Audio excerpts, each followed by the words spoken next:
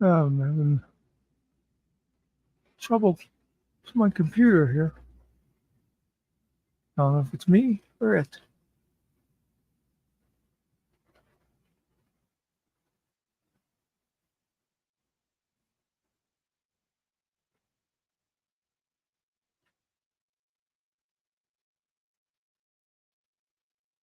No, let me do that.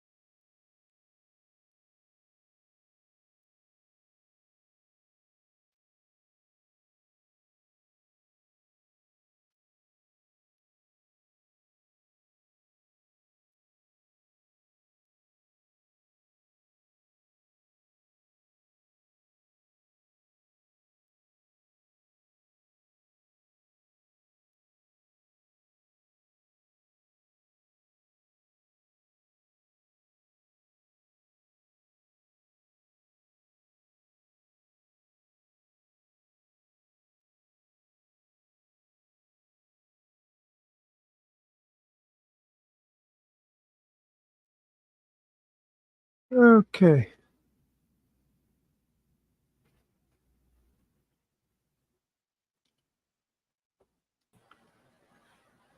Is this live or is this Memorex?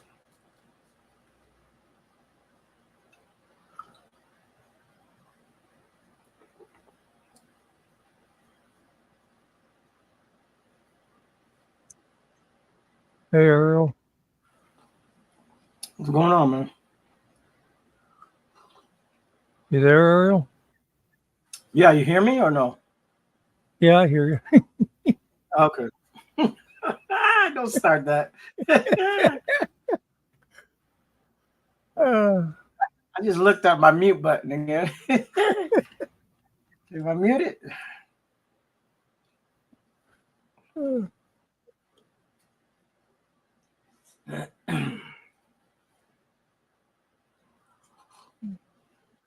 Did you get any rain, Muckster? Any storms? no, I don't think so. Oh, well, good for you.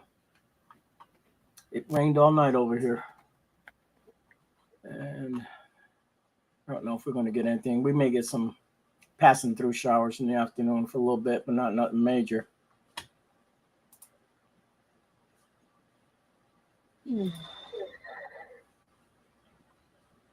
Killen said he had like bad storms where he was at.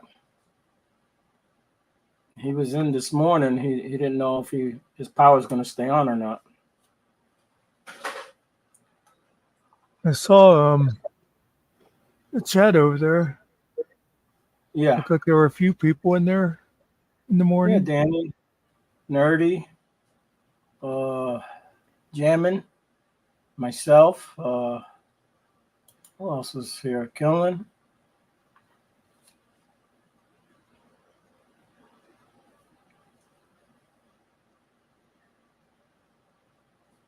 Is that you riding with Sarges? Uh,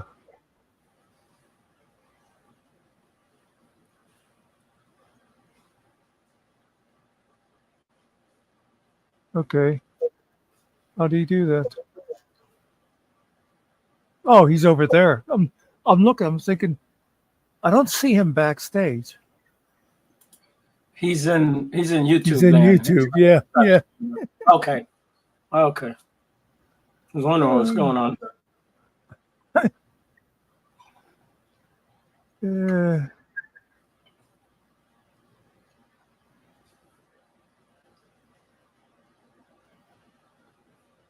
High standards. I know high standards for pirates.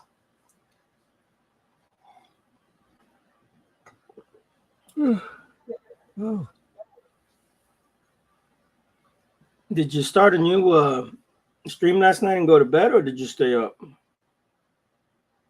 Um,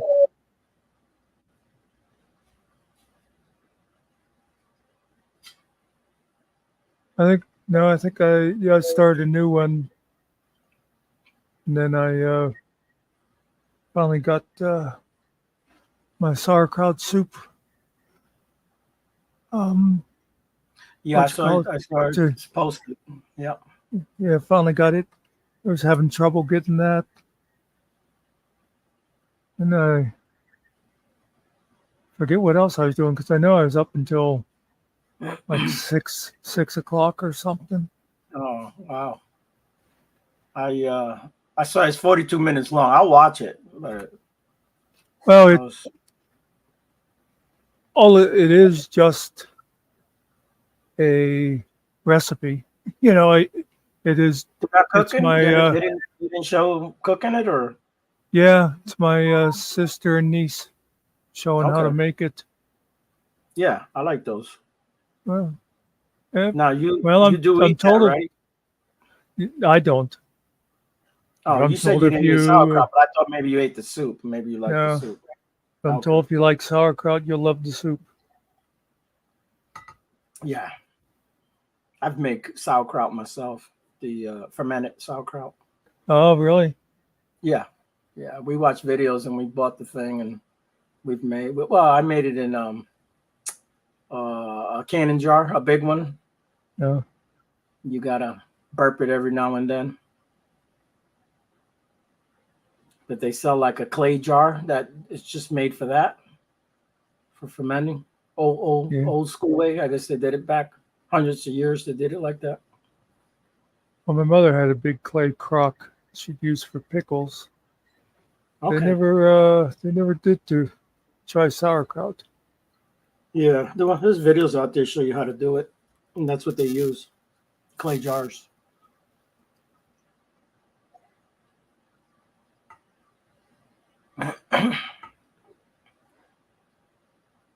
You call this silly. That's what I call my old lady. She doesn't understand that. She always asks me, "What does that word mean?" I say, "Well, I don't know how to explain it to you." Go get a mirror. Yeah.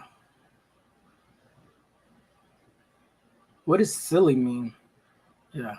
It is I one of don't know. those. It is one of those words you only hear it from like women and old gay Navy men. Yes. I heard that. Oh, hello, sailor. Yeah, shut up. Silly motherfuckers. How you guys doing today? All I'm right. Man. tired. Mm. Nerdy was picking on me before you guys came here. I just want to mention it. Yeah, she's keeping an eye on you guys. I'm like, what are you Yeah. doing listening to these clowns? And she made it clear she's babysitting.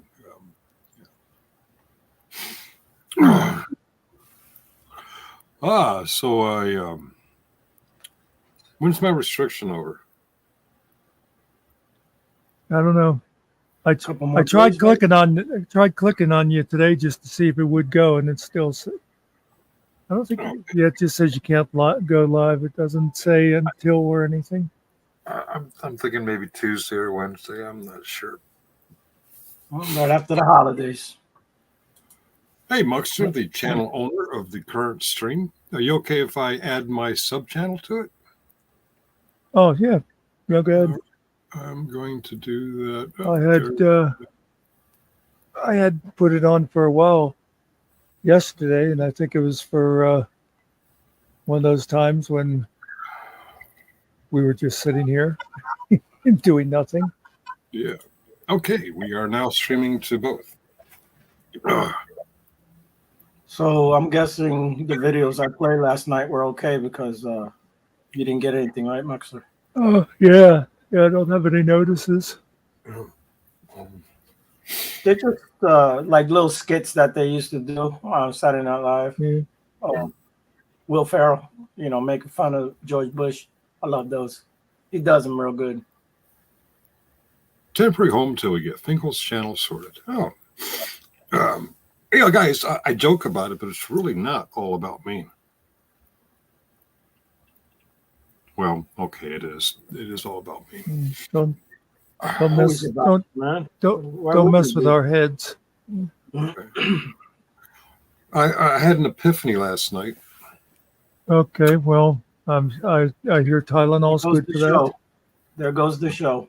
Yeah, maybe get some adult diapers. Did you have the epiphany in bed or? Uh, I was moving around between my work computer and the watch on TV and in bed, and you know, uh, Anyway, I guess we better let you say what it is before you forget. well, the epiphany is as we go deeper down the YouTube rabbit hole, I see weirder and weirder shit. I get it. Before I had a channel, and someone said, "Hey, did you see this on YouTube?" I'd go to whatever, and there's some silly shit. There's some creepy shit. There's some weird shit. I went down the rabbit hole about the Nibiru thing about 9 years ago. I thought any day now Nibiru is going to come crashing into the earth. Yeah, I don't It believe that didn't. crap. But yeah, so usually it's like something randomly happens, like that kid on the beach saying, "I'm going to take a nap right here." So Funny what did you stuff. say? Last night I saw the weirdest shit. It kind of it's kind of progressively getting weirder as far as live stuff with intentional. Hey, I'm doing this on YouTube so I can get clicks and views, and it kept getting weirder. First thing I noticed early on was, people, and we do it too. People will put up on their stream, shared with the panel, a video that's already out there, and we'll comment on it, we'll critique it. Be it a music video, or be it a First Amendment auditor video, or some I get it. Okay, you're watching another thing that's already on YouTube, and you're critiquing it. I thought that was weird, and it became normal for me because it was happening over and over and over again. And then it got weirder when I realized people were, I'm going to steal this from Stone Vet, people are watching other people doing that. So here we are on a panel, and we'll pull up, let's say, a Stone Vet video, and his video is him critiquing somebody else's video. So we're critiquing that. And then it got even weirder as I continued noticing this kind of behavior. Yeah, I remember we would say a dude watching a dude, watching a dude. Okay. It got weirder where we saw Kaiser do that. And there's other ones out there too. Kaiser just comes to mind because, he's the one I've watched the most. He will take a video of like Lucid Dream or Dummy Kruger or KFAR and watch them critique, say, a First Amendment auditor or somebody they feel did something stupid in their mind's eye on YouTube. Okay, the original video is already on YouTube, and you have a critiquer critiquing it, and now you have, in Kaiser's case, a critiquer following up on the already critiqued video that's already out there on the internet. That got weird, and as time went on, I got used to it. And one of the silliest ones was Stone Vet stream sharing Downgraded Valor, who was stream sharing Stone Vet. It was kind of I think it was one of their high moments. Where like, what the fuck are we doing? And I think that one or both of them were doing the same thing to Kaiser. Well, last night was the straw. I hope it can't be outdone, because if it gets weird in this, it's just too much for me. I go on to generally specific. I hang out in this chat for a while because I wanted to make an amends, a correction of some things that I said and did that I now, new data says I was wrong about. So I wanted to, following my program, make a 9-step amends and a 10-step when I'm wrong, admit it. I'm not saying everything I've ever said about general specific is wrong or unfair, but there were some things, and I wanted to clear the air on that. But as I'm waiting for the open panel, I get it. It's not always an open panel. We've recently discovered ourselves. It's not always an open panel. Sometimes it's a select panel. He did a select panel, and I'm like, I was a little butthurt, a little disappointed I didn't get a chance to do my my ninth and 10th step because it was a select panel. But it occurred to me as I'm watching it, the select panel was lucid dreams. You guys familiar with the white owl with the I clever? saw a clip of it on Stone Vet. It turns out she's a human being. She's a real live human being, and her voice is very similar to the white owl. But as I'm kind of watching this, I realized, okay, he pulled her up for her expert advice or expert second opinion on his expert advice on what he was streaming. What he was streaming was an old video of him critiquing Tyrants Beware. And I started listening to this. I'm thinking, wait a minute. He himself has already critiqued Tyrants Beware, and now he's invited somebody else to help him critique Tyrants Beware. And ignore that. I'll get to that in a minute. What you just saw pop up in the YouTube, in the street. He's probably coming in through my channel because I think you have him blocked, don't you? I'm not. I can see it in the StreamYard. I doubt he's in your channel, so he must be in mine because I think you have him blocked. Where was I? Oh yeah. Generally Specific is critiquing his critique. he's already critiqued this Tyrants Beware video, but now he's playing it, and he's like Stone Vet. He keeps pausing and commenting, but he's doing it live, and it's compounded with the if he was on my channel, I don't care if he's I prefer he's not banned because I'd like to see him comment on where I might go if I continue to go. But if you banned him on your side, then fine. Ban him. Yeah, I don't think I could ban him on your channel. Oh, okay. I'm looking at the StreamYard view. I can't really tell where people are coming in from. There's only 4, so I get this isn't a big. I'm not here for the clicks and views. Where was I? Oh yeah. Recap. He's critiquing a video on Tyrants Beware, and now last night he's re-critiquing that by playing his old critique, and he pulls up another expert, I guess, on the subject to help him critique that which he has already critiqued. And it turns out to be, I think it was like 5 hours. Don't quote me on that. I think it was about 5 hours of him not just yelling at the live audience, but he's yelling at the audience that previously, you see where I'm going with this? He's literally having positive and negative reactions to both audiences, the live audience and the audience that he previously already commented on. And Tyrants Beware, I apologize. I'm going to say this out loud. I don't mean to say it behind your back, because the truth is, I believe if I say something publicly on YouTube, I'm not saying it behind your back. You're just not here to see it now. You'll probably see it later. I love that you go after Kaiser. I love that you go after JJ, but Tyrants Beware. To further my point, I'm going to point out that these two experts are critiquing a previously self-expert critiquing you, who actually is probably unimpressive. Low caliber. I'm sorry, you do say some of the craziest shit about court systems and that stuff. Very easy to pick apart if somebody wants to pick you apart.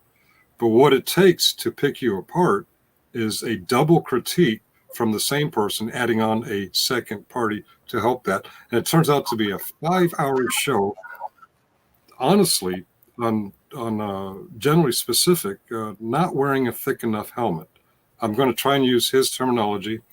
He hasn't been touching enough grass, and his helmet's not thick enough, because this guy is really, really, really butthurt about this low caliber, I'm sorry, Tyrants, but unintelligent YouTube, what would you call it, game player. He's playing the game of the court of public opinion. And wow, what kind of resources do we take to put that out? And to me, that was the craziest deliberate thing on YouTube I've seen. Yeah, we've all seen the dog chasing the the car and the car stopping and the dog runs into it. There's crazy shit on YouTube, but that was by far the craziest deliberate thing I've seen on YouTube yet. And that's my epiphany is it's like, we're all just spending too much. And to use the generally specifics, we're not touching grass enough. So I guess my point is that when my restriction is over, I think I'm going to get away from the 24/7 thing. I'm not opposed to you guys continuing. Is he breaking up for you, or is it just me? Yeah. I did not catch what you're. Hold on, Sarge. Say it again. You broke up. I'm not. Where did I lose you? About the Right when you 24 hours. started to say what the point was.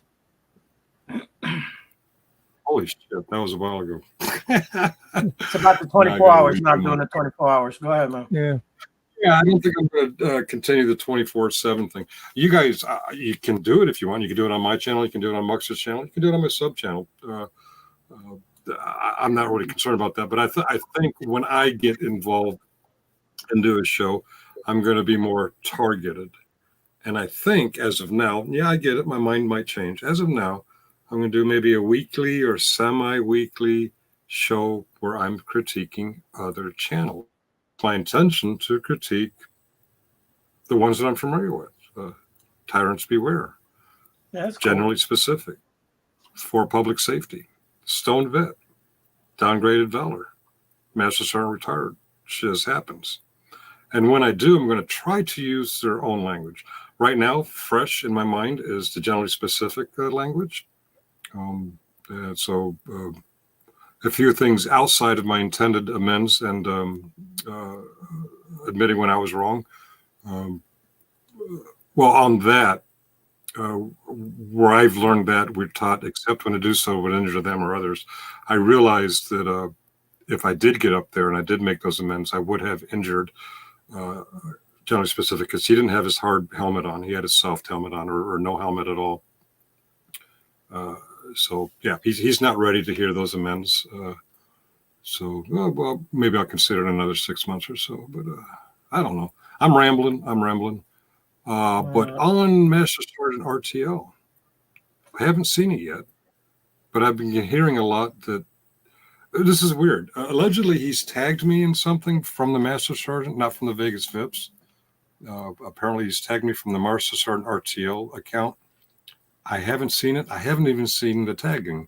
Usually when people tag my account, the little bell on the top right of the YouTube corner turns red. And if I had more than one comment, any comments or tags, it turns red and it has a 1, 2, 5, however many are out there. I don't see a notification that I've been tagged. But I have heard a lot about this. I'm wondering, should we review it and critique it, or should we ignore it? And I'm okay either way. I've heard a lot of weird stuff. I've given my response, and I'm done with the dumb motherfucker. I'm sorry, say that again. I said I have done my response, and I'm done with the dumb motherfucker. The only reason I did a video is because he decided to. Because I haven't even watched all of them either, yeah. But I skimmed the one that he was talking to Ronnie and going to spread her lies. And so that's the only reason I responded, because I didn't want people to have that shit hanging out there. Gotcha. With no response to it. I haven't seen it, but I did. Right. Now my only response to him, and I don't care if he's sitting in your channel listening to it, is I would love to meet him in person. The big fucking coward pussy. I'll tell you what I would like to do. I hope he's listening. This is Vegas. I will challenge you to go one-on-one on screen. If you would cam up, you little cowardly pussy. Because you're afraid to show your face. You want to be a goddamn big YouTube star, but you don't want anybody to know who you are. Why is that? Jeez. Okay, I'm done. I'm hearing that Guadalupe might know who he is, but I'll leave that between him, you, and Guadalupe. I don't know if it's accurate. I don't know who you guys talking about, but I did want to meet Muckster, but now I'm scared for my life. Just saying. You were away for the better part of a month, and I'm not sure how much before that. In the past, we had a Master Sergeant RTO come on. Yes, I remember. He looked like he was a Kaiser simp. And as playing the role of the Kaiser simp, he made a sock of someone called Ronnie News Network. And yours truly, one of the most naive characters on YouTube, saw the Ronnie News. And at the time, Ronnie News was in my good graces. So I gave Ronnie News. I remember. I gave the fake Ronnie News a wrench. Well, the fake Ronnie News was actually Master Sergeant RTO. Right. What we found out more recently by his own admittance is that Master Sergeant RTO is actually himself a suck of Vegas Phipps. Right. The other day, Vegas Phipps was up to his usual childish games. Sometimes I can't tell if he's playing a deep troll. I can't tell if he's playing childish games or what he's up to, if he's trying to get clicks and views. But one thing that consistently comes back, and you've heard me say it before, I hope he's listening, but if he's not, I'm not saying it behind his back. I'm saying it publicly for his consumption whenever he gets around to it. He's got a lot of puppy in him. He's very childish. He's clever. I'll give him that. He outsmarted everybody on the Master Sergeant RTL thing. He outsmarted the Stone Vet crowd. He outsmarted the Kaiser crowd. He outsmarted us. And but he was a Vegas sock who also put on from that point a Ronnie News Network sock. And you remember, that Ronnie News causes some problems. Well, the real Ronnie News also is a clickbait. I want attention. I need clicks and views. It turns out she is every much a part of that as Vegas, as Kaiser, as Stone Vet. People monetize. People want lots of views, lots of clicks. Hell, even those of us who aren't monetized, we like. I'm quite pleased that we have 7. That's how we haven't had 7 in a while. We've been hovering around 0 to 4. Cool, we got 7. Awesome. I'm excited about that. Remember, I don't get paid more. People. Yeah, I don't get paid more. But what I've heard, second and third hand, that the Master Sergeant sock is back, posting videos, making claims about the real Ronnie News Network and our co-panelist here, Muckster. Now, I shouldn't critique on what Vegas Phipps or Master Sergeant RTL is saying. Hold on a second. Hold on a second. Okay. I haven't really been listening to you anyway, but my nurse just got here, so I'm taking off. I will say one thing. I will say one thing about the stuff is on my video. I was happy to see the kind of people I care about said, "Muck, why are you even giving these people any attention?" Anyway, I'll be back later. All right. All right, man. Well, yeah, I get these. Yeah. Well, to catch you up, Ariel, the real Ronnie News Network made a claim about something that allegedly happened in backstage. Yeah, I remember that. Yeah. Well, the fake Ronnie made the same claim, but the real Ronnie also made that claim. The real Ronnie, when she made the claim, in that very same conversation, she contradicted herself, which the data I have, I'm going to use generally specific words, the data I have as of now and as of that night was that, in my opinion, she was full of shit, lying through her ass. And not just her own contradiction that night. She didn't just bust herself out, but later on, she annoyed Muckster to the point where he yelled at her, which he's done from time to time to various people, and he kicked them off stage immediately. Immediately. I mean, within the next 10 or 15 minutes, my email started getting flooded with regulars on her channel about how awful I was for allowing this to happen. To any of those who may hear this now or later, the idea of our open panel is it's not owned by David Finkel or Ariel or Killentime or Muckster. It is a shared venture. And if one of us decides to kick somebody out, tough titty, said the kitty when the milk went dry. If somebody doesn't want to hear or deal with you, they have the right to pull their veto card and veto your ass. Kick you down the hole and say, this is Sparta. Or another cute one I saw in generally specific was, you are the weakest link. Goodbye. Yeah, however, and we may change our minds later and bring you back, you know? Exactly. Yeah. Which is, even though we've kind of defined and redefined open panel, limited panel, no panel, we've always held true to that. It's a 4-person partnership, and any one of those 4 people, or in the chat, the people with the wrenches, can, if they choose, time them out or ban them or kick them out. And the funny thing about those emails is it had been a month, 2 months, I can't remember, when Ronnie made the accusation that she's never been over to back up about something Muckster allegedly did.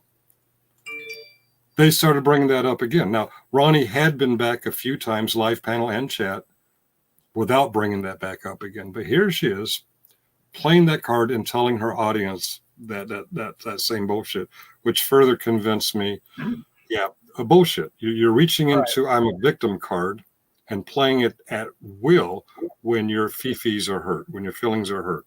And I think the reason Master Sergeant RTL, aka Vegas Phipps, appears to have his fifis hurt is, yes, recently he got yelled at by Muckster and kicked off. He got the "This is Sparta" routine, and that hurt his feelings.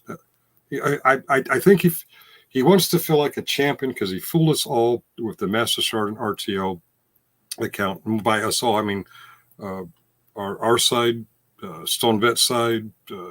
I think he fooled Shiz Happens for a while. That's a pretty hard one to fool. He fooled Kaiser. He fooled KFAR. Everyone was fooled, and that was pretty cool, pretty clever, pretty gamey. I don't know what to call it, but everyone was fooled, and I think he wants to milk that attention a little bit longer, and I think that's why he's pulling this Ronnie was a victim card now. And now I'm talking about a video I haven't seen yet, and I was about to watch it with you guys, but I'll respect Muckster if he doesn't want to go over it. Apparently, he's already responded to it. Hey, Miss Summer, how you doing? And I can't tell if she's coming in through my alternate channel or through Muckster's channel, but Hey, Summer. Summer is. I'm sorry. I just said hello to Summer. Sorry. Well, you know who Summer is, and we have 9 now. I don't know where the 9 are coming in through mine or Muckster's channel, but anyone who doesn't know, Summer is a person out in Kentucky who on Wednesdays goes into the mean streets of Louisville and helps out people who not always homeless, but people who may be struggling one way or another. She loves to. I'm on your channel, not Muck's. Oh, okay. We're streaming to both right now, and I'm doing a little rant vent about something I saw last night, and then we've kind of merged onto something Master Sergeant RTL's posted.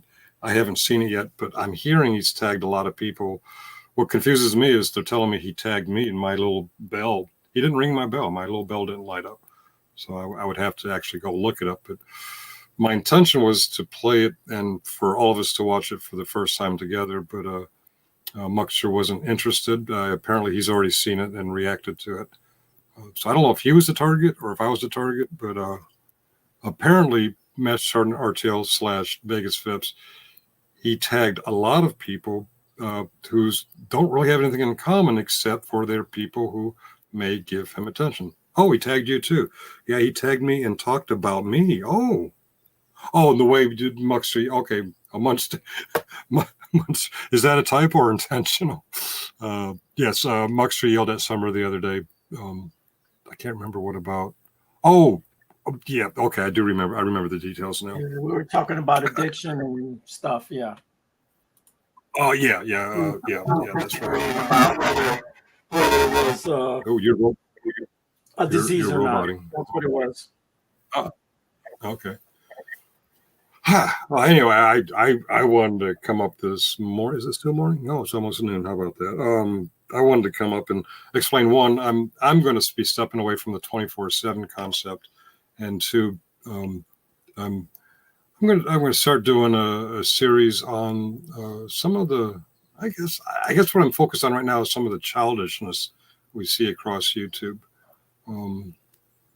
The putting on your helmet, the swing and a miss, the when I do Stone Vid, yes, Stone Vid, if you're out there, I'm sorry, I'm gonna hit you up on brush your teeth and was on pound for pound. I gotta say, for entertainment, Stone Vid is, in my opinion, with the data I have, the most entertaining. And it's not just because he goes after Kaiser. I kind of hitch my wagon to anyone who goes after Kaiser because, well, it's a good time to mention it. We are hitting Memorial Day weekend. And with the data I have, in my opinion, Michael Kaiser murdered a combat wounded veteran. Are there other combat wounded veterans that have been murdered? Sure. But who do we know about is Donald Atwater Cameron. I'm all tongue-tied. And yeah, a lot of people are going around YouTube with DAC next to their name. And how that pisses off some people, I don't get it. Generally Specific got all butthurt about that. Why are you honoring a dead veteran? You have a live veteran right here. Why don't you honor me? I'm like, dude, the living veterans have a day in November. This coming up Memorial Day is for the deceased veterans. Why you gotta make it all about you? What the fuck, man? Childish shit on YouTube. I see it all the time. I accept a lot of it. Yep, I do it too. I am fully aware that when I point my finger out, there are three fingers pointing back at me. And I guess that's part of what I saw last night. I saw Generally Specific doing exactly that and totally ignorant to the fact that he was doing it. And his audience, they were pretty stupid too. But that's enough of my rambling. How you doing, Ariel? How you doing, Summer? How you doing, Howard Dowling? How you doing? Who else we got? Nerdy? Oh, yeah, Nerdy was babysitting. I'm sorry? Hanging in there. I hear a click. Okay, I was inheriting things. So you're done with your 1 month vacation, I take it? For now. Okay, all right. You're back in Virginia, not in Connecticut anymore? Yes, sir. Yes, sir. I may go back in August. We'll see. Oh, okay. It's a thing I do every year. We every usually year. spend our birthdays over in Connecticut, mine and hers. My family has a weird thing, and you guys might not appreciate it, but we still laugh at it a million years later. When my mom was a child, her and her siblings, my aunts and actually this was before my uncle was born, if I remember correctly. Well, my grandfather had to take a job in, I want to say Gary, Indiana, and they were in, I want to say Crown Point, Indiana. He had to take a job in Gary, and in those days, that was a long ways away from Crown Point.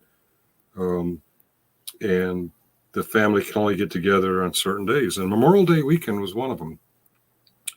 I'm sorry, my oldest aunt was in a third place. I can't remember where, but my aunt was coming from one direction, my grandfather from another, and my mom and grandmother and the other siblings. It was a pretty big family. A lot of aunts were coming from Crown Point, and they met somewhere in the middle for a picnic, and everyone was supposed to bring certain things, and they had everything. They had, deviled eggs. They had hot dog buns. They had all the goodies. I can't remember everything. The usual stuff you bring for a picnic. for Memorial Day. When they get all laid out, I realized nobody brought the hot dogs. No meat. They had the buns. They had the potato salad. You gotta have hot dogs. They had ketchup and mustard and chopped up onions. They had everything to go except for the hot dogs. So here we are. I don't know how many years. I'm going to guess 1,000,000 years later. It's a family tradition that the family member that texts or calls everyone else and says, "Don't forget the hot dogs," wins that year.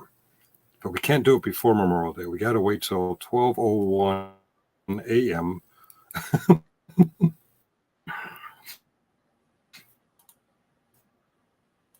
I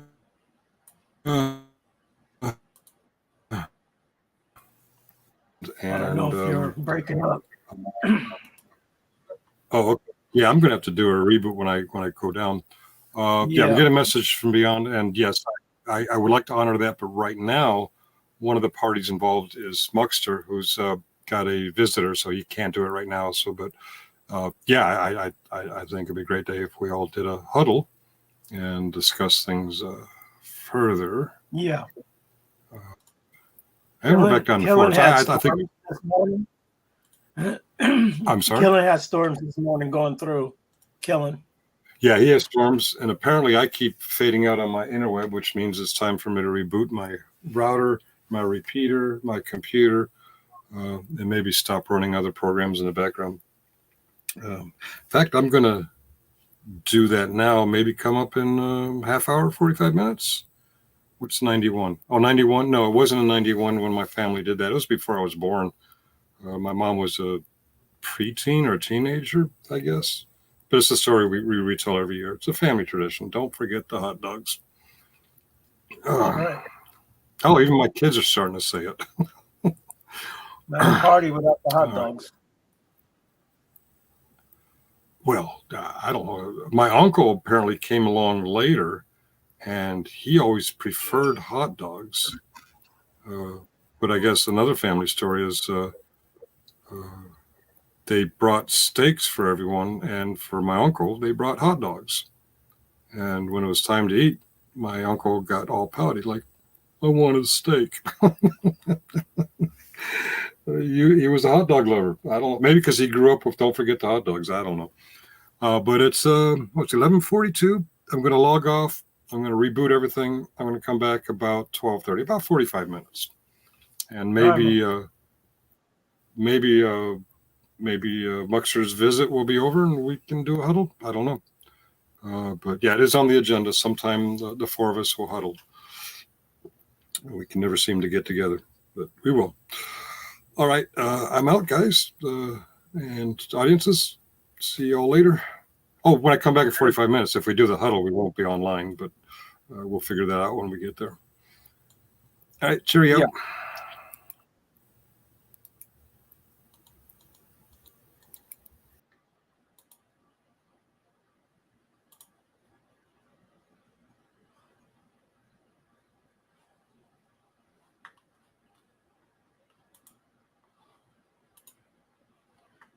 All righty.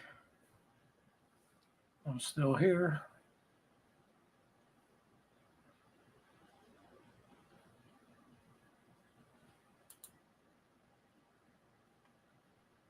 If anybody wants to come up, the link is on the top. Otherwise, I will be silent.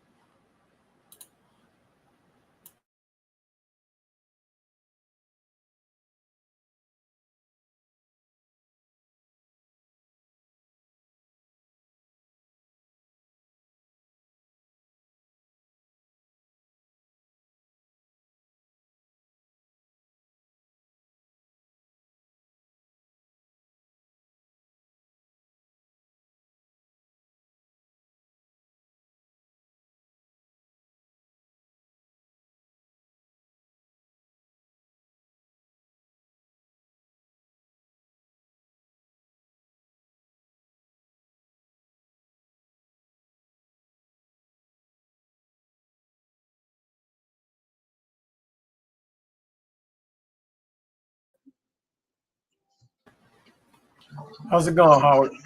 Oh, not bad. How about yourself, man? Doing okay? Good, good. I wanted to ask before I come in, is everybody cool? Yeah, man. All right, all right. Um, hell, I'm kind of babysitting the doggies. My other dog had to go to the vet today. Well, my son and daughter-in-law's dog. Yeah. He may actually have to go to New York City next week for work. Oh, wow. Yeah, that's what I said. I said, you poor bastard. Yeah. It's not too bad. He's not gonna stay there, so it'll be all right. No. It's work related. Yeah. You know, he's basically going to go do what he needs to do and come on home, I guess. But yeah, I just wanted to say, hey, tell Muckster and Finkel and Hot Mess, what's up? Yeah. They'll be back later. All right, well, I'm going to go ahead and bounce, man, and I'm going to take my dogs outside. Just get on with my day. All right, man. Good seeing you. Good talking to you. Have a good day, man. You too, dude. Bye. All right. Yep.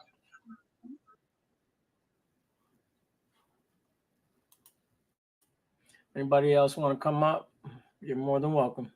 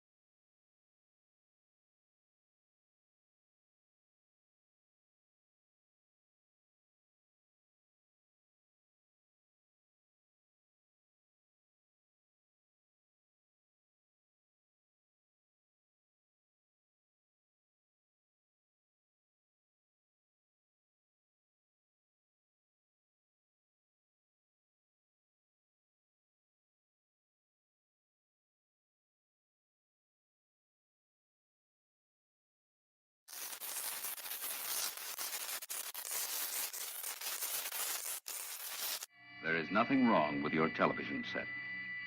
Do not attempt to adjust the picture. We are controlling transmission.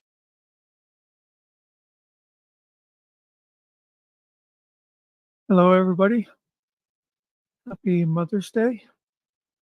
So I was looking through some old comments, and I had seen where somebody had made a song request one time I never got around to. They said, how about some Dolly Parton? And I thought Dolly has a song that would be just perfect for today. I want to send this out there to all the mothers. Dolly Parton, Coat of Many Colors.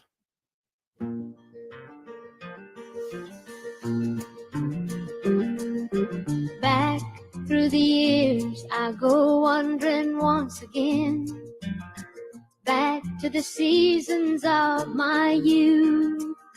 I recall a box of rags that someone gave us, and how my mama put the rags to use. There were rags of many colors, every piece was small, and I didn't have a coat, and it was away down in the fall. Mama sewed the rags together, so in every piece we loved, she made my coat of many colors that I was so proud of. As she sewed, she told a story from the Bible she had read about a coat of many colors Joseph wore, and then she said, perhaps this coat will bring you good luck and happiness. And I just couldn't wait to wear it, and Mama blessed it with a kiss.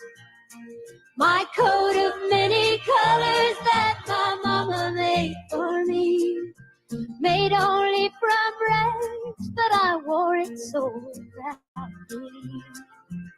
Although we had no money, I was rich as I could be, in my coat of many colors my mama made for me. So with patches on my breeches and holes in both my shoes, in my coat of many colors I hurried off to school, just to find the others laughing and making fun of me, and my coat of many colors my mama made for me.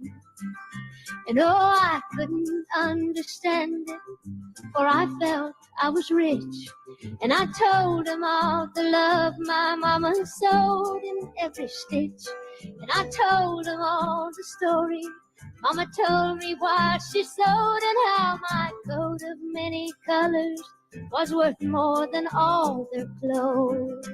But they didn't understand it, and I tried to make them see that one is only poor only if they choose to be. Now I know we had no money, but I was rich as I could be, in my coat of many colors my mama made for me, made just for me. Yeah, there's Coat of Many Colors by Dolly Parton. I think, I would hope everybody can think back about their mothers and realize there were things they did for us that a lot of times when we're kids, we don't appreciate it at the time. We just take it for granted that she does these things for us. If you don't have memories like that, I am sorry for you. I know not everybody had good mothers, and that is a shame. But hopefully the majority of you have good mothers now and good memories of them. And that's it for today. Remember, love them while you got them. Peace out.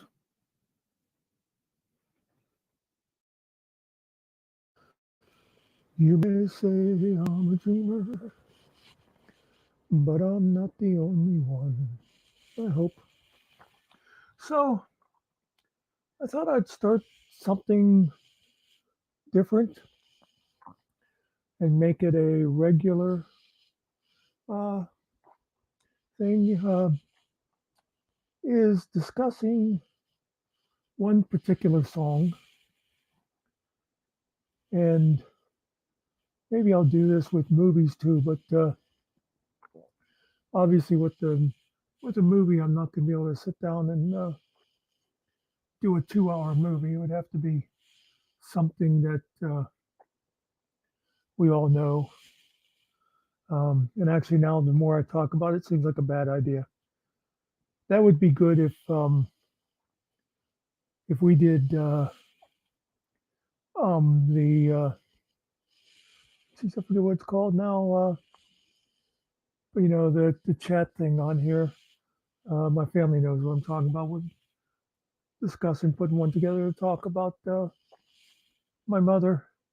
But that would be a discussion group. Would be good for like talking about a movie or something like that. Sit down and examine Shawshank Redemption or The Godfather, or maybe something that's not violent.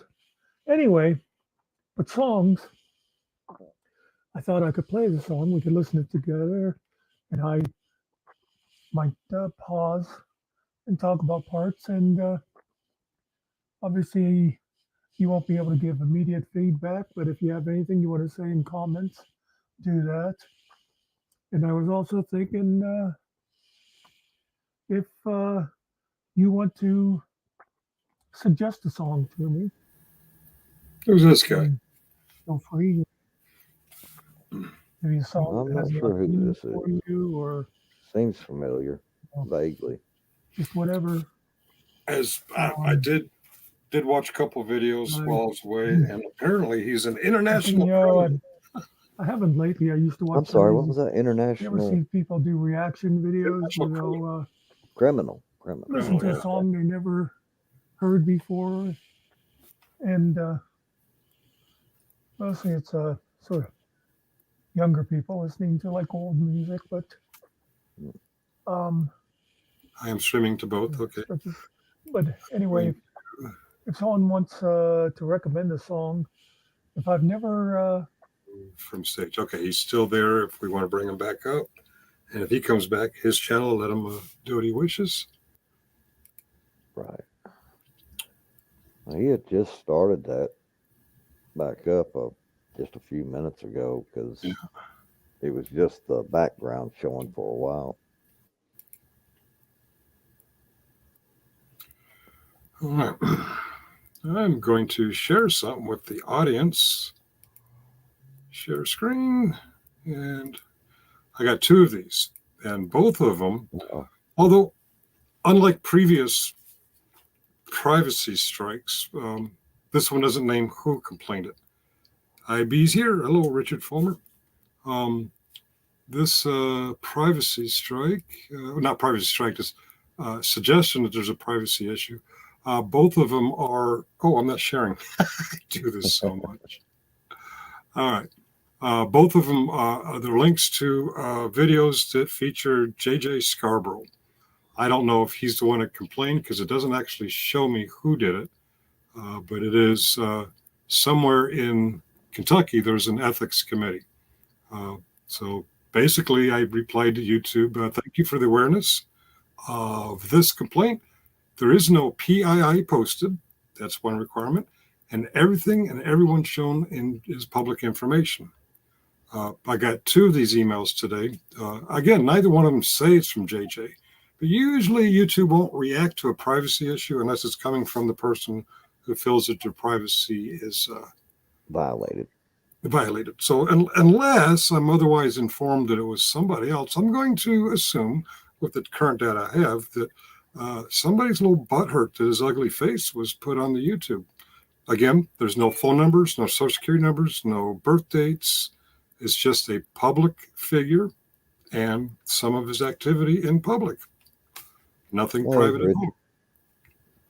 Yeah, I think my thumbs have a mind of their own. All right. Anyway, I got two of those. If I go back to, yeah, there are two. This one is this the same one I just said? Oh, yeah, it's the same one. So that was, okay. Let me go to this. Oops. This one. I hope I didn't just stock Muckster. Okay, this one is Meade County unanswered questions. It's just questions. Again, no PII, no, I can't remember which channel. Is this on my main channel or my sub channel? I don't know. But I'm going to stop sharing because I saw another email that might have my interests.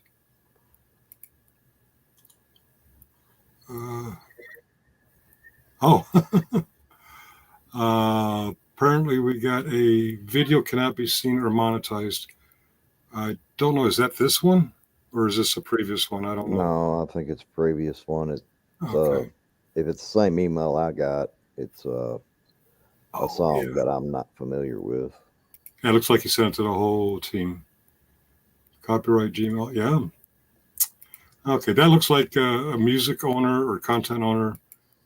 They want to keep it for themselves. I get that. We run into that all the time. West Wing, different songs. But sorry, my brother's keeper, and sorry, JJ. I didn't violate anybody's privacy. A swing and a miss. And yeah, JJ, you're a public figure. We can show your face all we want. And as far as anything else in there, there's nothing private in there. Welcome, Ariel. What's up, guys? Put a poop emoji over the complainers. Yeah. And in all fairness, it doesn't say that it was from JJ or the previous one was from my brother's. Actually, my brother's creeper, Greg, yes, that he did actually send that a copyright strike, which is funny. The only thing I posted that concerned him was his camera walking around following people. Is that a copyright issue? Or he did, but he did a hard copyright strike, which means in order for me to respond to Greg, who gave all his personal information, I'd have to give my real information, my real name, my real birth date, my real social security number, and all that, and he would see it. So another swing and a miss. People seem to be concerned that I'm concerned about my non-monetized channels. I have two. Well, okay, I have three. I'm not monetized. What happens if old Sarge Finkel or other Finkel get taken off the YouTube? I get a new Gmail address and create a new account. No big fucking deal. The reason these people are so concerned because they are or they support monetized channels whose real goal is to make money, which is feeds into my earlier rant. I don't care. I watched two videos on Master Sword and RTL's channel, and Ronnie, swing and a miss. Vegas, a swing, a swing, a swing. You keep missing. That's like 20 strikes. You guys are fucking clowns. No, regardless of what that bullshit is, you can't extradite Muckster or anybody else to Canada to face bullshit crimes. Hey, they tried it between states, Kentucky, Virginia. Swing and a miss, JJ. Ronnie dug herself deeper as into being a liar about the issue she keeps bringing up, or actually in this case, Vegas brought back up. She said in her interview with Vegas that I brought up pictures that I only show people I know and trust. And she also said that was her second meeting encounter with Muckster. So this guy on the internet she meets the second time, she shows pictures that she only shows to people she knows and trusts. When you hear me say gesture behind an avatar, I'm making this gesture.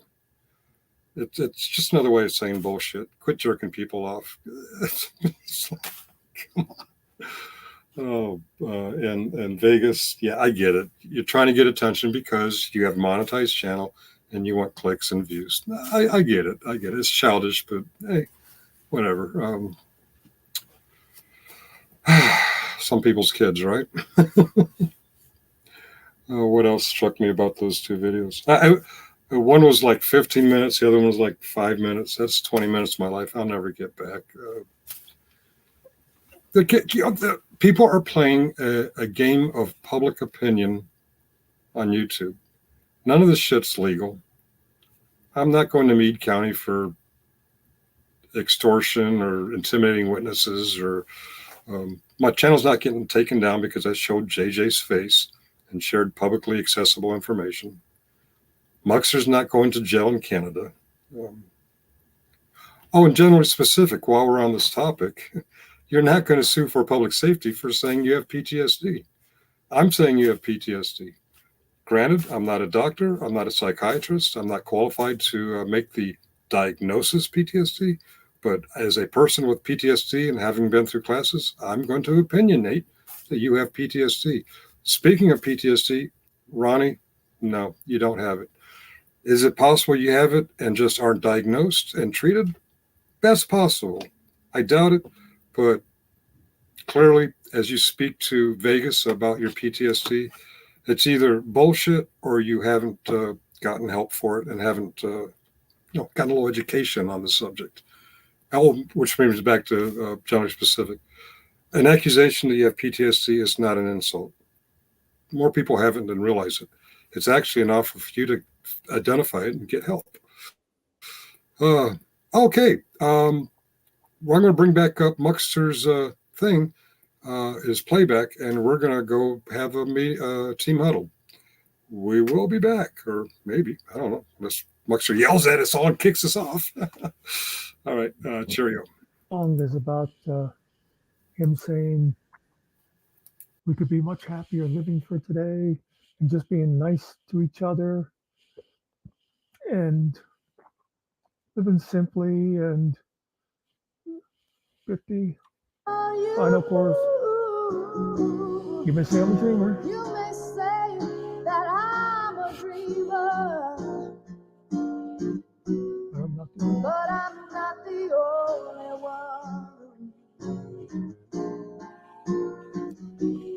I hope someday you'll join us in the world. Those who went from the world being as one to live as one. You may say that I'm a dreamer, but I'm not the only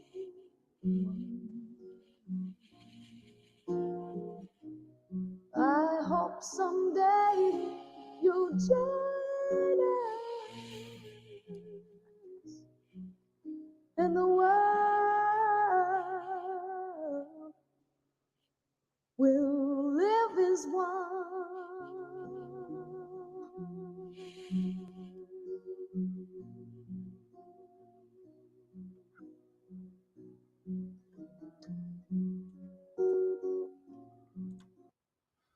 So again, that was Eva Cassidy.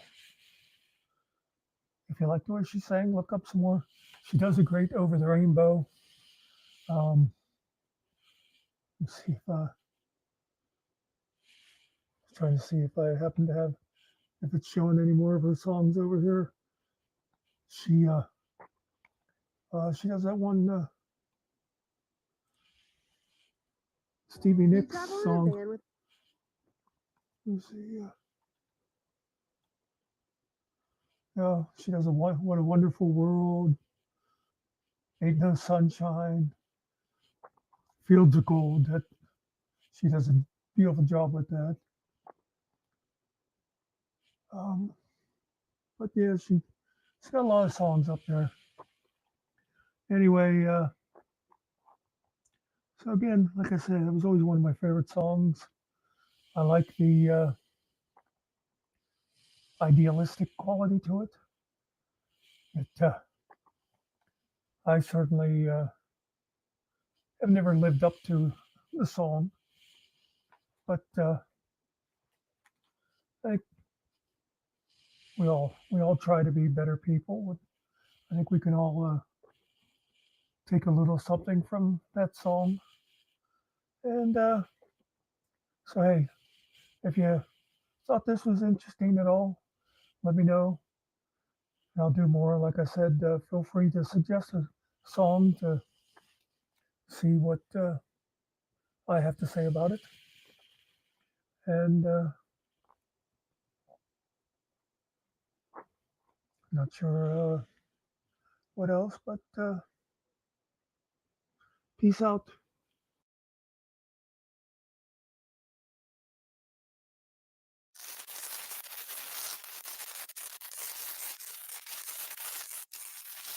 There is nothing wrong with your television set.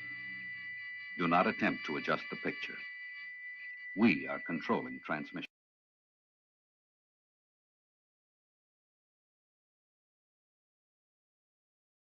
So, I had actually meant to make a video out of this. I just wanted to see if it gets a copyright strike. But I thought, what the heck, might as well put it out there for other people to see while I'm doing it. This is the great Roy Orbison crying. Yeah, there we go.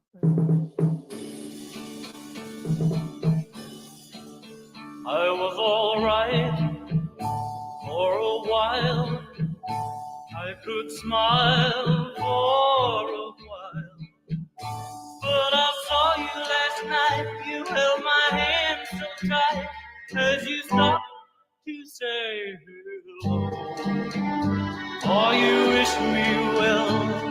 You couldn't tell that I've been crying over you, crying over you, and you said so long, left me standing all alone, alone and crying, crying, crying, crying. It's hard to understand, but the touch of your hand can start me crying. I thought that I was over you, but it's true, so true. I love you even more than I did before, but darling, what can I do? For you don't love me, and I'll always be.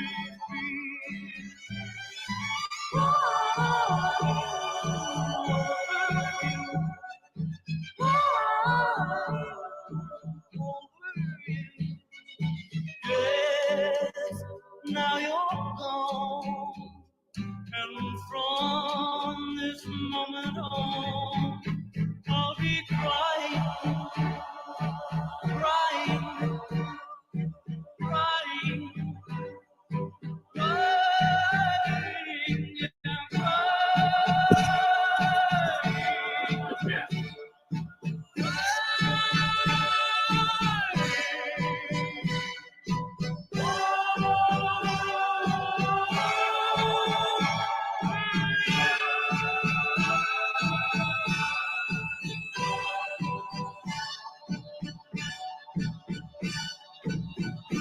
And I'm out of here. Hope you're doing well. Peace out, Juns.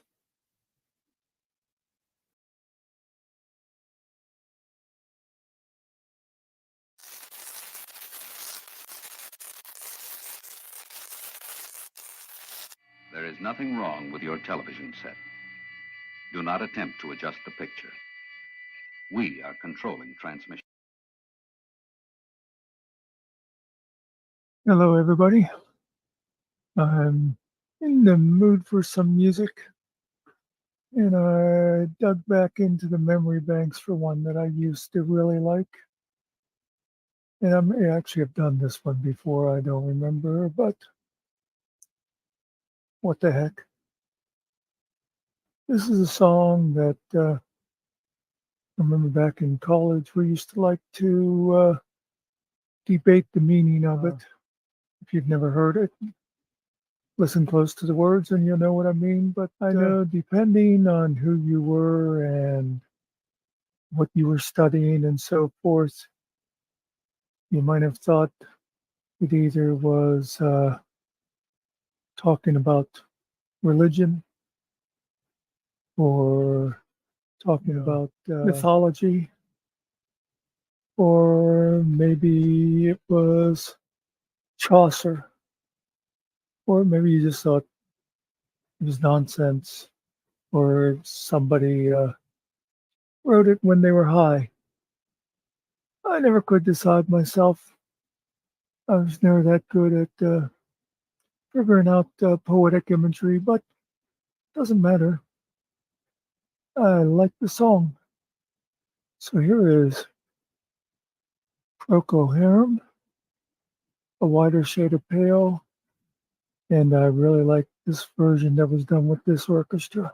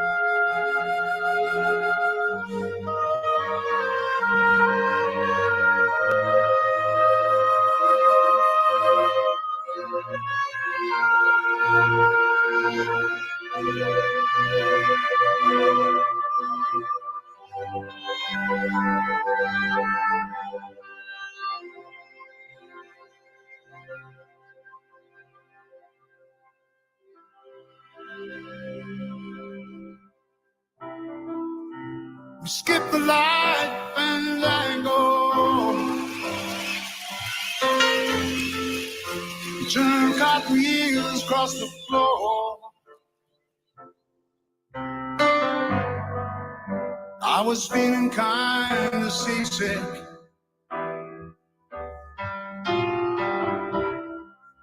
but the crowd called out for more.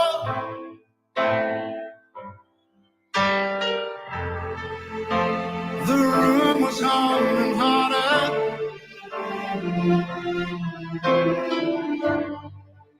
as the ceiling flew away.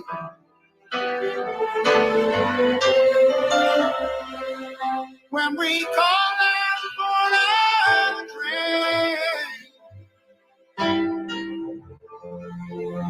the waiter brought a tray, and so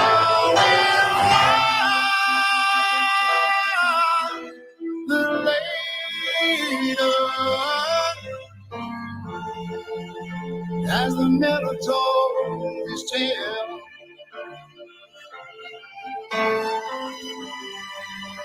that her face at first just ghostly turned to wild shade of pale.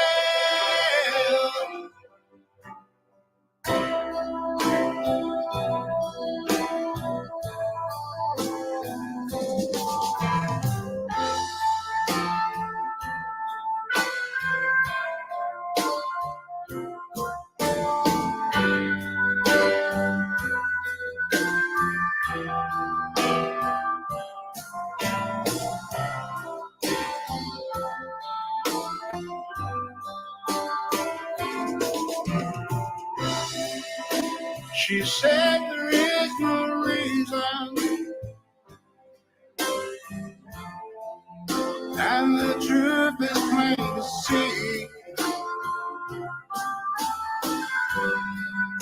but I want to through my playing cards. Would now let it be. 2016, that's for the virgin.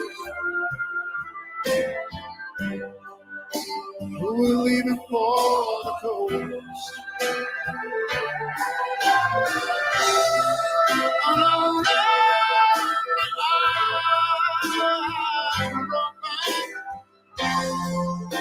they might just as well been gone. And so it was little later, and the miller told his tale. That her face at first just ghosted, turned wild, straight on pale.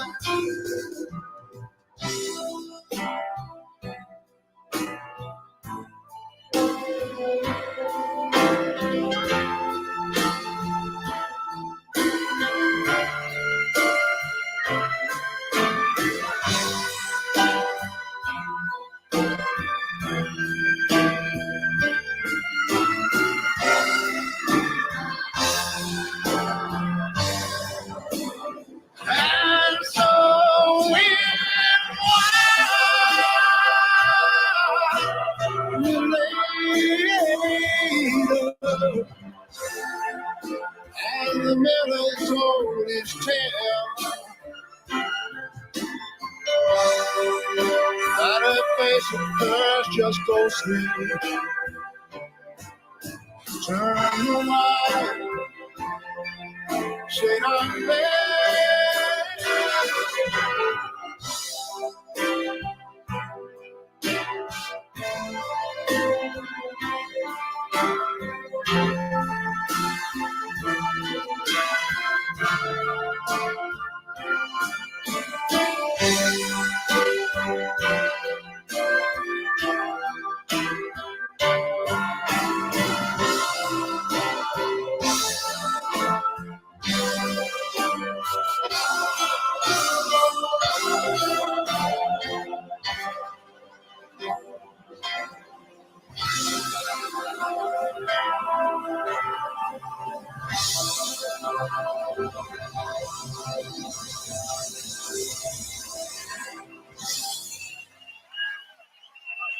Thank you so much. Thank you for having us. Okay, so there you go. There's a Whiter Shade of Pale by Procol Harum, performed with a full orchestra in Denmark. If you know what the guy was singing about, let me know. That's it for me right now. I just may feel like doing another song later on today. Peace out.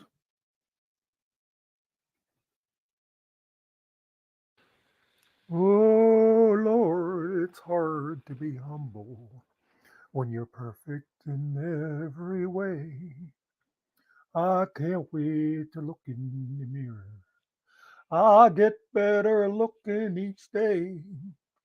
To know me is to love me. I must be a hell of a man. Oh, Lord. Oh, you're here. Hello, everybody.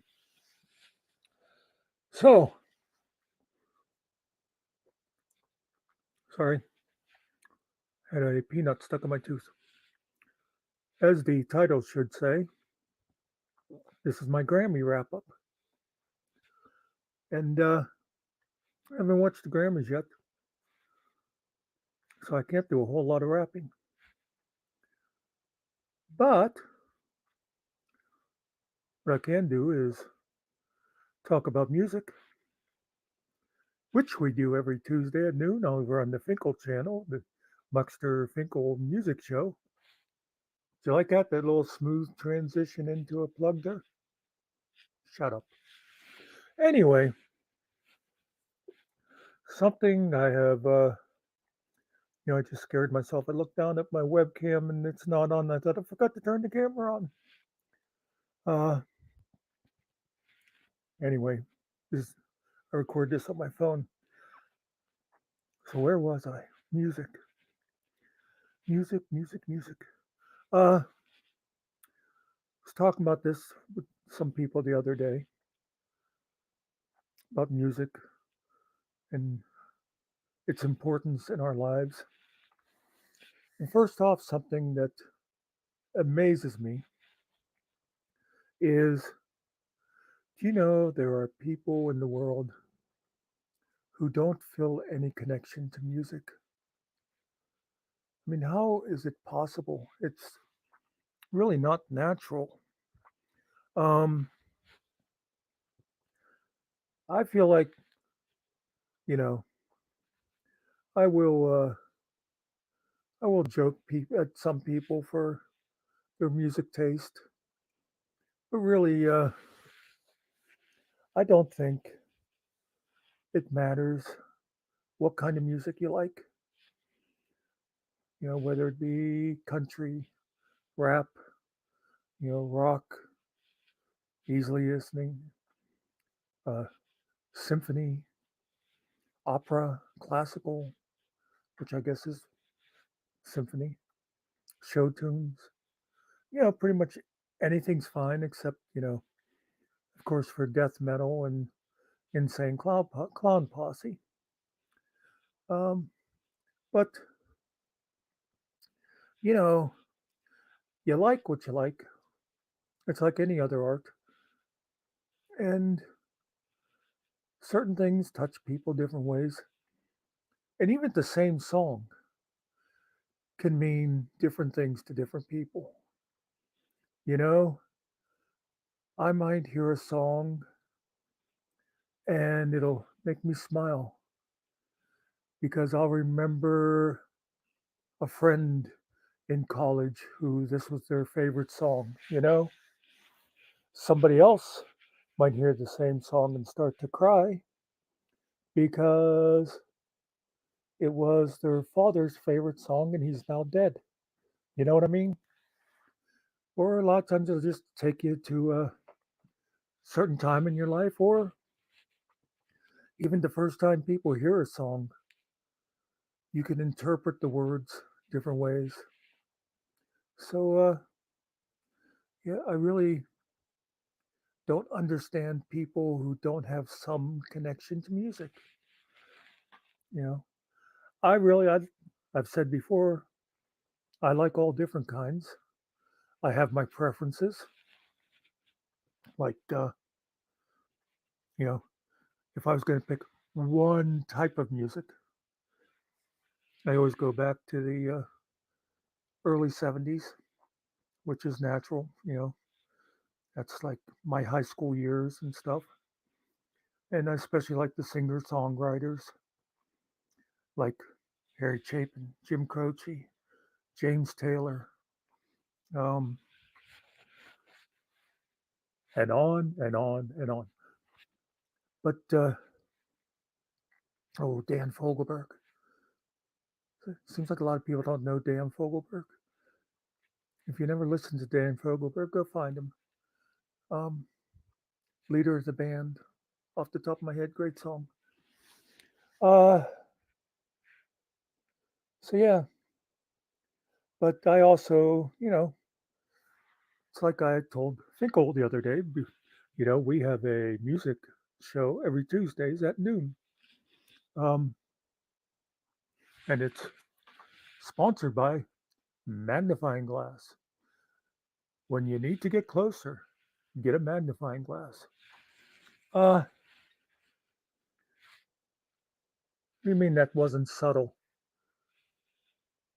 Shut up. If they cared about you, you'd be in front of the camera. Um, where was I? Oh, I like all kinds. I like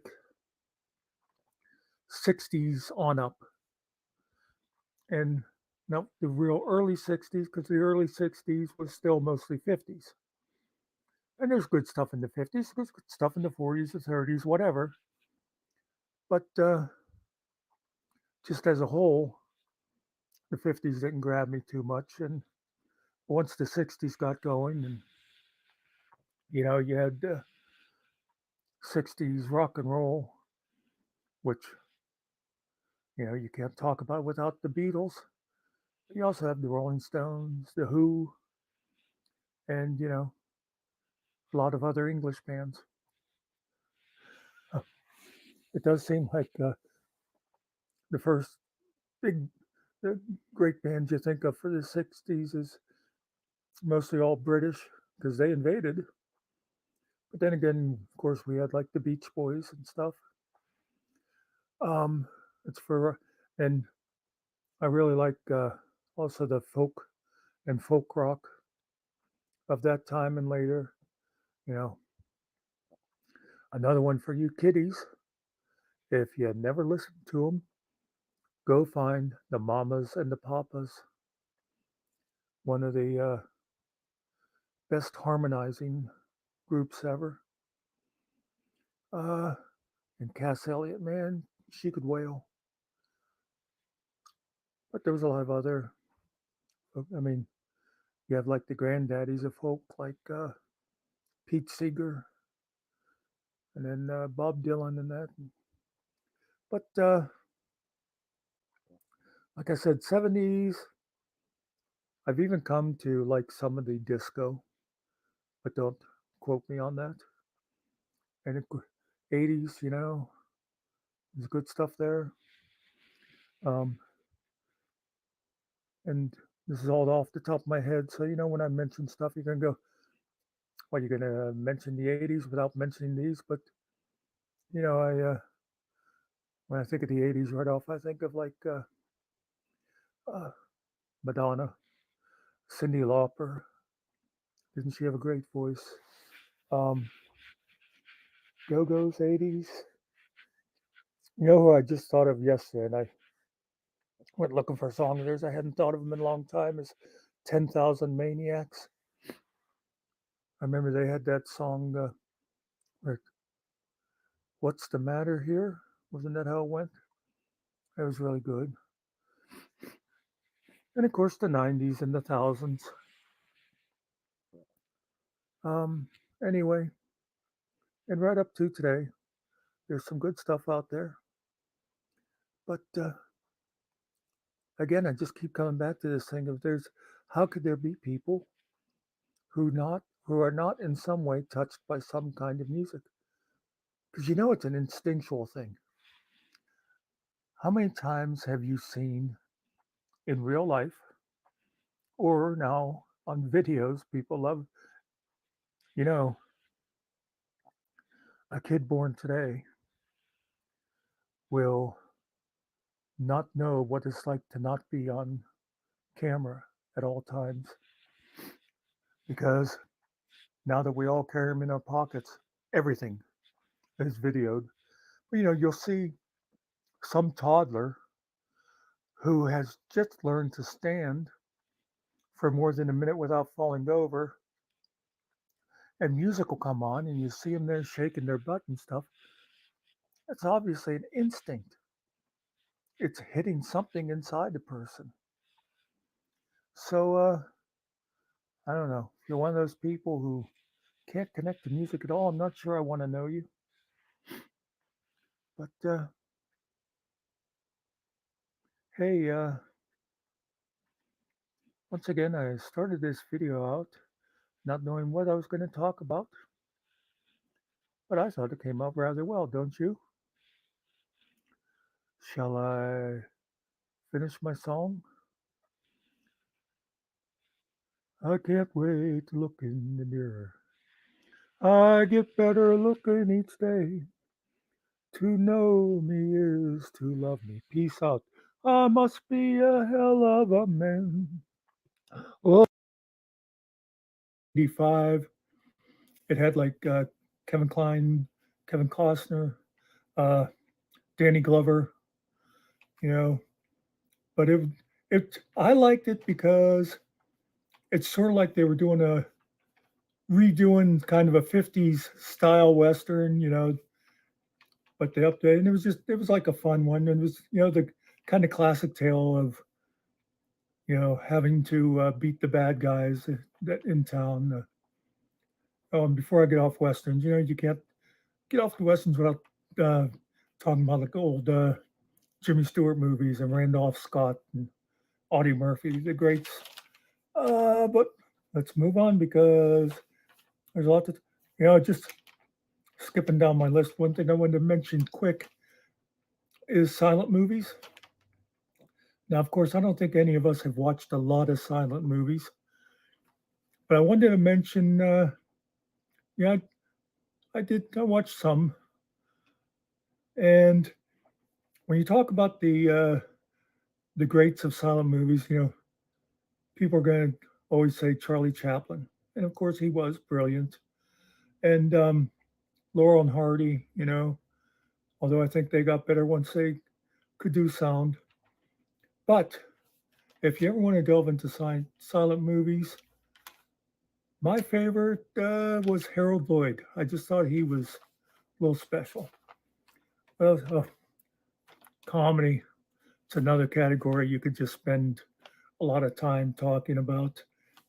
And I just like wrote stuff down off the top of my head, but I loved Abbott and Costello movies. And I think my favorite might have been Abbott and Costello Meet Frankenstein. But those guys were, and whenever any of their movies, when they do Who's on First, or I always like there's that one where Costello plays the vacuum salesman, and he, I forget exactly how it is now, but it's like 7 times 17 equals 21 or something, but that kind of, also Mel Brooks. I think my favorite Mel Brooks is Blazing Saddles, because I always liked the way Mel would put social satire. He would like hide it in comedy.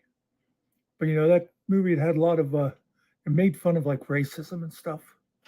But and then of course like you had Young Frankenstein, and that he had like, I did not like Spaceballs. I'm sorry guys, I did not like Spaceballs. Also in comedy, always like somebody like Cary Grant. He did some great old screwball comedy types in that. And I wrote down Coming to America, Eddie Murphy, that was hilarious. Airplane, you gotta love Airplane because it was just so ridiculous. But the one I wrote down that I thought of the best when you talk about ridiculous, Monty Python and the Holy Grail. I mean, what is better than knights pretending to ride a horse across the field while a guy's walking behind them, clicking coconut shells together to make the horse noise? And then, of course, the whole thing, where'd you get the coconuts? Was that an African sparrow or an European sparrow, and all that? So they were. Let's see, I hit westerns, right? Oh, musicals, another good genre. I'm not real big on the old, 50s musicals and stuff. Even though I was in Oklahoma when I was in college, the musical, not the state. But the ones I like is I think two of them with the best music. They both have Hugh Jackman. Is Les Mis, that has his real stirring songs, and The Greatest Showman. I mean, I think one of the greatest songs in a musical ever is "This Is Me." That's a great one. I always like. I'm almost not sure if we should call Across the Universe a musical, but I like the way they took the Beatles songs and they reworked some of them, but it was great because the songs were of the era of the story, and they told the story. And if you've never seen it, the very end part, where all you need is love. That scene will get you. But my favorite musical, of course, it has good music, but I love the story of it, is Fiddler on the Roof, because it tells the journey of this guy. Like, well, the first song he does is If I Were a Rich Man. It's a little fantasy of him thinking. But early on, he does song Tradition. And that's like what he's all about and what his people are all about. Tradition, tradition. And in the whole movie, it goes on to where tradition is being chipped away by his three daughters. First, you got the oldest daughter, who is now of marriageable age, and the matchmaker is setting her up with this butcher who's like 3 times her age, but they figure it's a good match, because she'll never starve in that. And meanwhile, she wants to marry the guy she's in love with, and it's like, oh my God, she wants to make her own connect, and that's like a little break from tradition. And then the second daughter is marrying this guy who's like a radical. He is fighting against, the Stalinist regime and that, not with weapons, but, he's out there talking out in that. And it took a bit for him to let the middle daughter go with this guy. But then finally, the youngest daughter, his baby, she falls in love with a Christian. And that's just like too much for poor Tevye. It's like, no, he cannot accept that until at the very end of the movie, he does. He forgives her and accepts her, even though he doesn't quite say it to her directly, but lets her know that she's still his daughter. So that takes care of this. I wrote a couple down. Some more extensive notes here. You can see that very well organized. Sci-fi. Another category you could go on with ever. Now, I always enjoyed those old sci-fi. They're just fun to watch. It's like the ones like in the 50s. You had all the ones that, because of the atomic bomb thing and you had like giant ants and giant bees and giant crabs. Those were always fun. You had another good one. Like after The Thing was good, but for I don't know, what was I? Did I say sci-fi? I kind of slipped into horror here, I think. Yeah, I'm on horror now because that's what I was thinking with the giant. Although those were science fiction with the giant bees and all that, but actually, I was thinking of them more in the horror category. And you have all the old classic Frankensteins and stuff. But for the best horror of what I found really scary, of course, Alfred Hitchcock's always good. Although, they usually call him suspense. But, I mean, when you got birds attacking people, that's horror. And Psycho is just classic, The one, Stephen King, especially The Shining. Anytime you have like little killer kids, they always get me. And of course, Jack Nicholson, he's really good as a psycho because it's kind of typecasting. And two, though, that I put down, there's the ones that scared me the most: Jaws and The Exorcist. Man, that movie really creeped me out. Okay, let's move into sci-fi, which is related. That, again, those old ones from the 50s and that, where they had those cardboard sets and stuff, and a lot of their science was really off, but they were fun to watch, and with the rubber masked aliens and all that. Um, one of my early favorites for sci-fi would be The Day the Earth Stood Still, because that's one that a lot of social commentary in that, and hey, Klaatu Barada Nikto, dudes.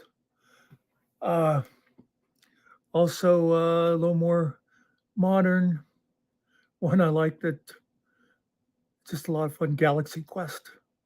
You know, it was such a good send up of Star Trek, and you could recognize the characters. I mean, you knew Tim Allen was William Shatner.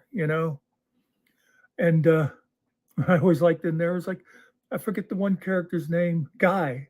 It was Guy who was he was just there because he had been like some old bit player on the show, and he was their red shirt, and they went down on that one planet, and they they were running away from some kind of creatures. And I remember, I think it was Sigourney Weaver said, "Come on, we better get out of here before Guy gets killed," because it's like, you know, he was the sacrificial lamb of the party.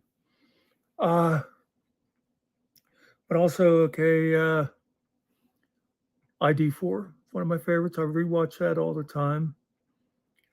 But if we're going to talk best science fiction movies, got to go Star Wars, right? And of course, the first Star Wars, you got to give it credit because it started the whole thing. But I think the best of them was probably Empire Strikes Back. I think it had all the elements to it. Hey, speaking of elements, Fifth Element, that was a good one. So that's the last category I wrote down. I know there's like other categories I could do. I put Mafia, it was like a good Mafia movie. And I don't know, like the old criminal ones with, Cagney and stuff were okay, but not my favorites. The top for them, Goodfellas, was of course a good one. And it's one that really was taken from true story because it came from a book written by the guy who was the Ray Liotta character.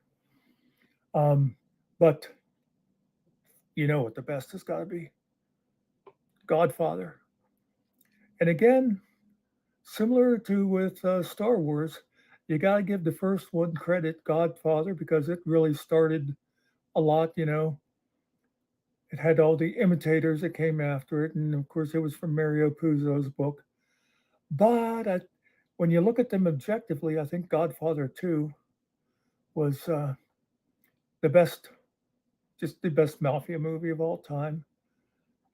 But one thing about those mafia movies too, if you get Robert De Niro in there, half the work is done. You've already got. It's going to be a good movie from there. Then once you add in good writing and that, then you get a great movie. Of course, one of the best scenes of all time of any mafia movie is got to be Joe Pesci's with "You think I'm funny? What? You think I'm funny? I make you laugh." That was a good one. But anyway, this is getting awful long. I think I hit the basics of everything I wanted to talk about. I could do, part 2, 3, 4, 5 of movies, but that would get boring. But, this is the kind of thing could talk about all night. And you're certainly welcome to throw anything in the comments you want about movies you love, movies you think I should have talked about, or any of that stuff. Why you think Jar Jar Binks was a better character than Darth Vader, just so everybody could laugh at you and call you an idiot. That's about it. I mean, this is way too long, so I'll just say two things. One, to make Toby happy. Remember to like and subscribe. And the other thing is peace out.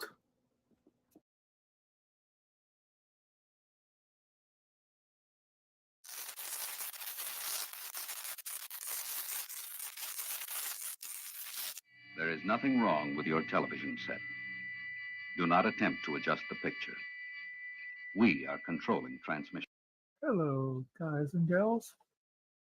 So it's interesting. A couple of days ago at the Finkelday, we were talking about music, and I played a song that I liked. And just today, now, Specs, my buddy Specs, did a live, and she mentioned, you guys will think I'm strange, but I like music by this person. And it was the same person I just played on Finkel's channel. So, in honor of today, Specs has finally reached the 1K subscriber mark. I'm going to dedicate this song to her. It's one I always liked, and well, there's a little story with this performer. When I was in college, I had heard of him, but the impression I had of him was that he was basically, what would you call it? A chick singer, you know. It seemed like all the girls liked him, and at the time I thought, oh, that meant, you know, it wasn't for us manly men.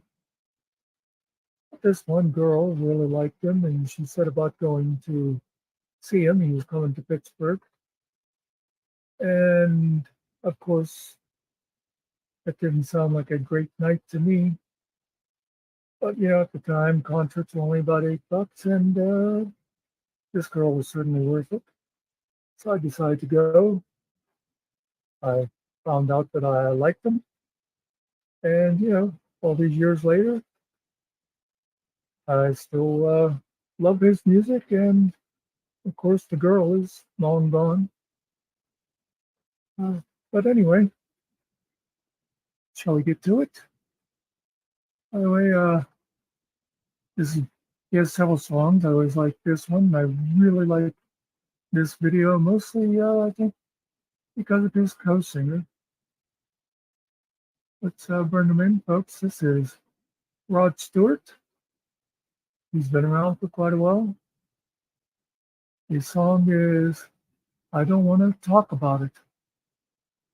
Let's go hit play, shall we?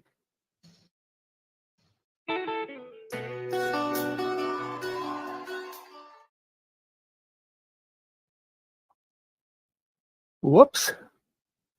So I uploaded a video dedicated to my friend Specs, as you probably heard. And I attempted to play Rod Stewart's song for her. I don't want to talk about it. And I noticed when I went back to check on it, there's a copyright thing on it. Now, a lot of times, I mean, I get these copyright notices all the time, and it'll say no effect. Or sometimes it'll say may not be viewable in all areas, and you'll look and it's like they can't see it in Russian. It's like, okay, who cares? So this time I saw it there, and it said something like 80 or 90% of the people may not be able to see it. So I looked, and there was a list this long of countries.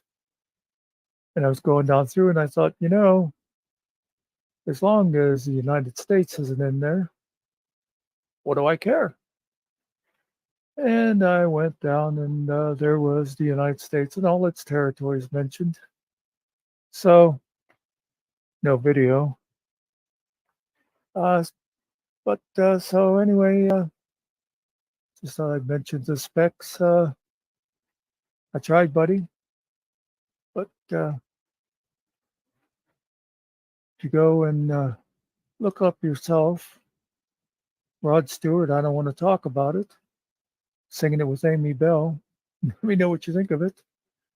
Anybody else likewise. And that's it. I'm still going to put up this video just as a point of information, huh?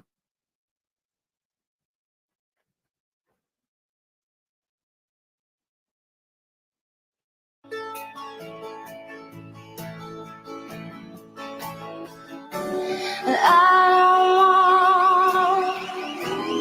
talk about it, how you broke my heart. Anyway, yeah, it was Rod Stewart and Amy Bell. I forget exactly what happened to Amy Bell. She kind of disappeared off the scene. Seemed like she had some kind of difficulties. But again, as I've said before, folks, feel free to recommend some music to me. I may or may not listen to it. I may or may not like it when I do. But I'm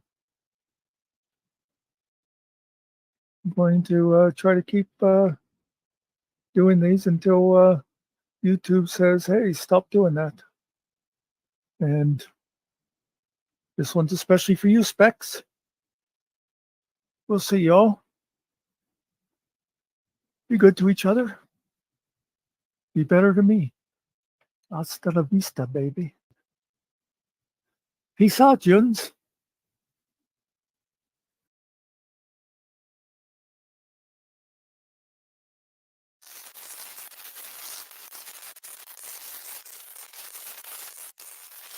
There is nothing wrong with your television set. Do not attempt to adjust the picture. We are controlling transmission. Hey, guys.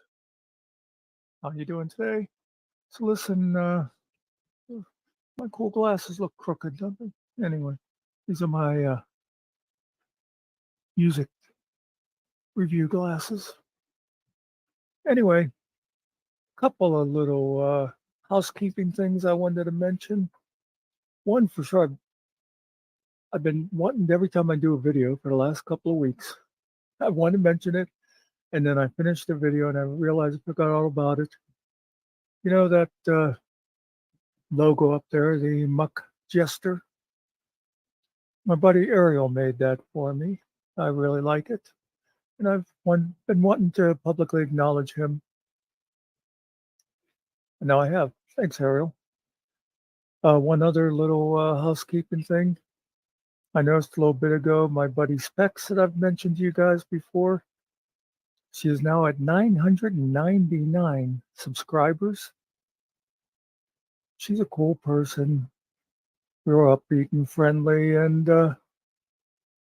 I'd just like to get her over 1,000 just for the heck of it. So if you guys, if you haven't already, if you can help me out and go over and subscribe to her. Her channel is at Specs Appeal, SPECSAPPEAL, all is one word. Thanks, I appreciate that too. But today, we're here about somebody else. You'll notice the name up in the title. He goes by Lar. His YouTube channel is Lar NCM. I first became aware of him back upon a time when he came into the People's Broadcast. Why shouldn't we mention him? Anyway, he came in, and I'd never seen him before, and he was kind of funny. And he was running for president, Lar for president.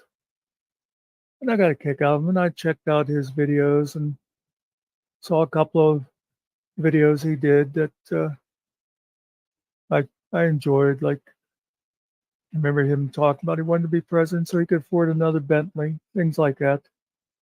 And then I checked out, saw him going on live, and he goes live from his place of employment a lot at nights. And he talks about all kinds of issues. He's really a deep thinker, you know, even though he's a bit of a clown, but he has a lot to say, talks about a lot of issues. he's been hammering hard on that crazy mayor from Illinois, from Dalton. I forget what her name is, Tiffany Hendry or something like that. But yeah, I said I like his videos, and today I was watching one of his lives, and at one point he sang a couple of lines from a song, and he reminded me of a singer I always liked, and so I thought we'd do that singer today. His name is Leon Redbone. A lot of you probably never heard of him, so I'll introduce him to you. And he's a little unusual, just like Laura. And if you notice here, you'll see I've got it queued up a little ways. It had a long instrumental introduction. I thought I'd spare you that. Let's go on over there and hit the play button and see what you think.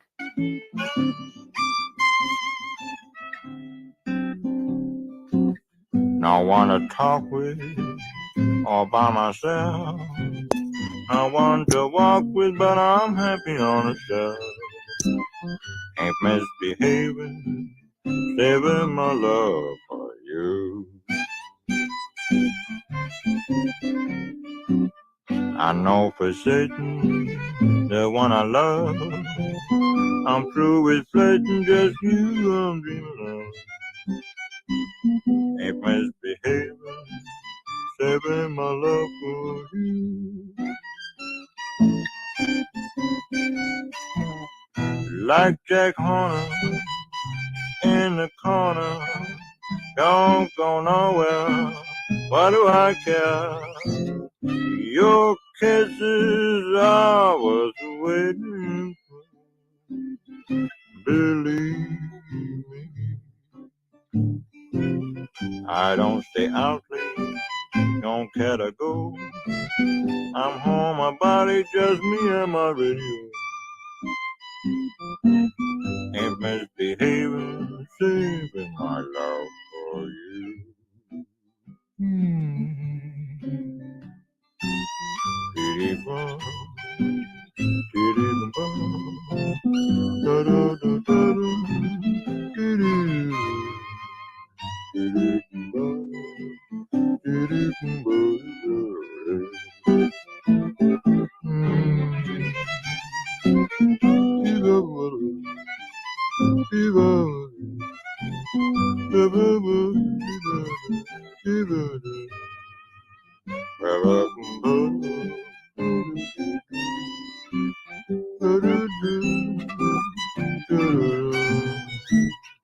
Like Jack Horner in the corner, don't go nowhere.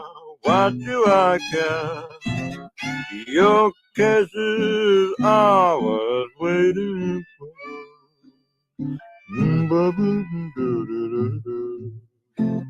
I don't stay out late, don't care to go. I'm home, my body, just me and my radio. Ain't misbehaving, saving my love for you.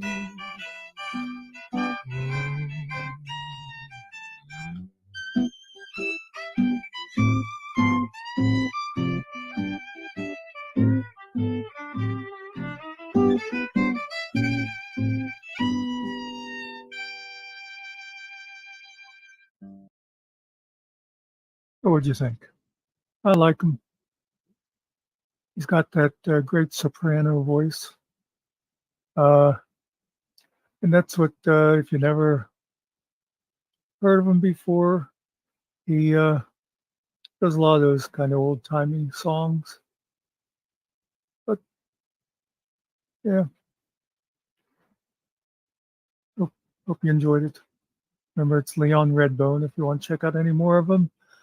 And, hey, remember to vote for Laura. You could do worse, and we have done worse. So, yeah. Laura for president, Laura, if you watch this, I hope you enjoy the song, and everybody else also. Hey, let me know what you're thinking. I want to get back to doing more songs. Copyrights be damned, and I'm glad to take requests. You know,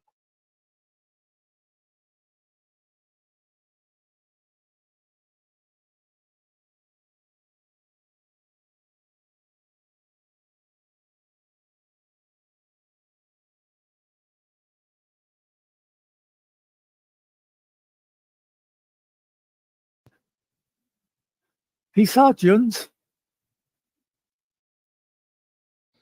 Let me entertain you. Let me make you smile. I could have played Gypsy. Or maybe Mama Rose. So anyway, it is just about 5 a.m. Monday night, as I like to think. It stays night until you actually go to sleep.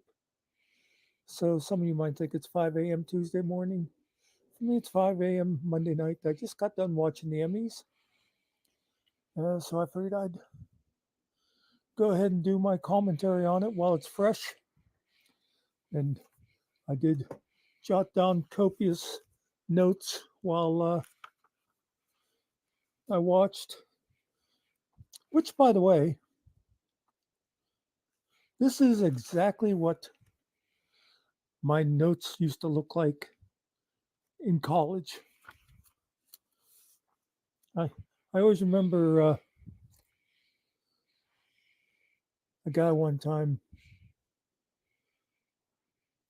he didn't go to history class. I don't even remember what the class was. Like one of those American History 305 or something, whatever. In fact, I know it was American history because it was about the Constitution. Anyway, the point is the guy didn't go to class and he asked to borrow my notes because he knew I always did good in those classes. So I said, yeah, sure. And I handed him my notebook and it kind of looked like this.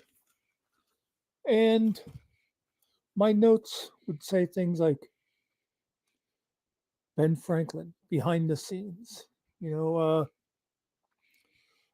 Washington, barrel of rum, or whatever. And because basically what I was doing was little, there's hair back there that's like driving me nuts.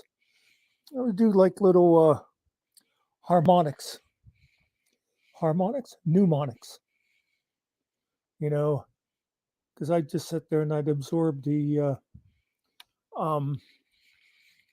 lecture basically. And then I'd write down little things to remind me of what the teacher had said. And now that's going to be a surprise to people who know me because they know that in normal conversations, you're lucky if I hear half of what you said. But somehow I used to absorb stuff in class. Well, I guess classes that I was interested in anyway. But what does that have to do with the Emmys? Not a damn thing. So, tonight, well, first of all, let me say this about the Emmys. I, of course, recorded them. That's why I just got done watching them at 5 a.m. And I was happy to see that, unlike the Golden Globes, I was able to skip by the commercials. But so anyway, this was the 75th annual Emmy Awards. So throughout the night, they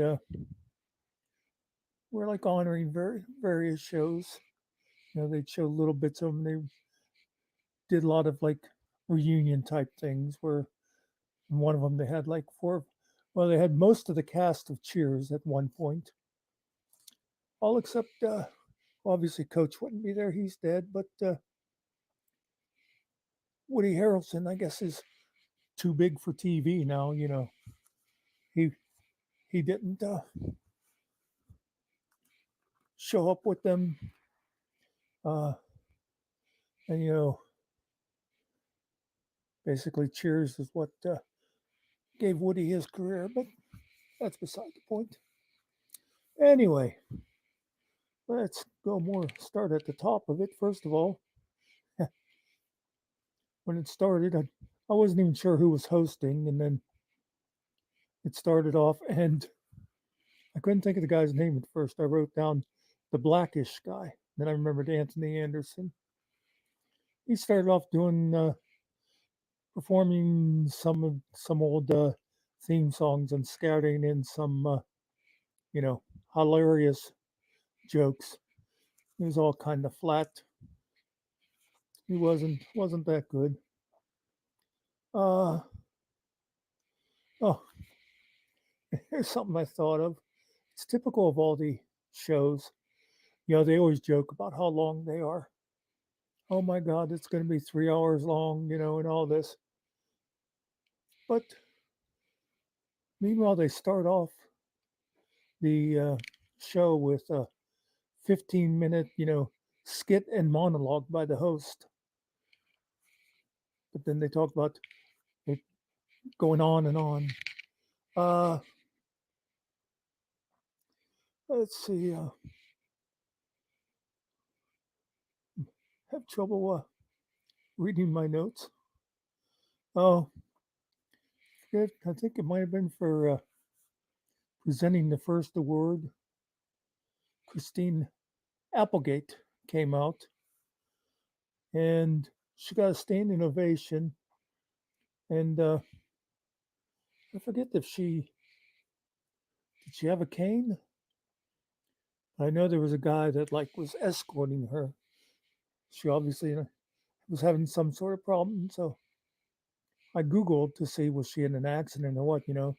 That mentioned she got a standing ovation. You could tell everybody was like, "Oh, it's wonderful that she came out." So I looked it up, and apparently she has MS, which of course is a terrible thing, and I could see why they were all glad to see her. But I also couldn't help thinking, I know people with MS, and they rarely get standing ovations when they go anywhere. But somehow diseases and car accidents and all that are so much more serious when it happens to a celebrity. Um, yeah, and then Carol Burnett made an appearance. That was cool. She still was very with it. Um, yeah. Oh, another cast thing they did was 2.5 Men, but of course they didn't have Charlie Sheen there. Because hey, what did he have to do with the show, really? La la la la.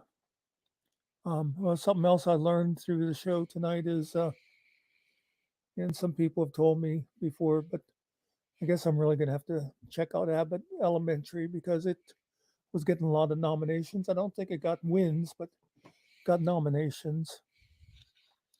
There was a deal. Pedro Pascal came out, and his arm is in a sling, and so he told everybody what happened. He said that Kieran Culkin beat the crap out of me, which was because whenever the Golden Globes, when Kieran Culkin won, he said he got up there and he went, "Suck it, Pascal," because they were up for the same award. Let's see what else. I have a feeling this isn't going to be a real long thing. Oh, I made a note when RuPaul's drag race won, and then later on, they gave the governor's award to GLAAD, And I thought, isn't it nice that Hollywood is finally being accepting of the gays, you know? And of course, I'm being a little sarcastic because Hollywood has always been, you know, hey, look how they kept Jim Neighbors secret for so many years. I mean, they kept Liberace secret. And I mean, he should have been pretty obvious, right? And of course, you had anybody who watched The Odd Couple back in the 60s. I mean, come on. Tony Randall and Jack Klugman, you know, showing them going to the two different bedrooms was all just a fake. But yeah, it was that. Oh, one of the things too I found interesting when you know, someone would be accepting the word and they'd get up from their seat and you'd see people around them. And it's like, you know, this is the Emmys, this is TV. And it's like, oh my God, there's Harrison Ford. What's he doing there? You know, oh, hey, there's Brad Pitt. Why would Brad Pitt be at the Emmys? Oh, hey, look, Carson Daly. I mean, yeah, Carson Daly does TV, but what the hell's he doing at the Emmys? You know, he's not going to win anything. Let's see. Oh, you had best writing for whatever the category is called. Um, last week tonight with John Oliver, they won for their 8th straight year, and it's deserved. I love that show.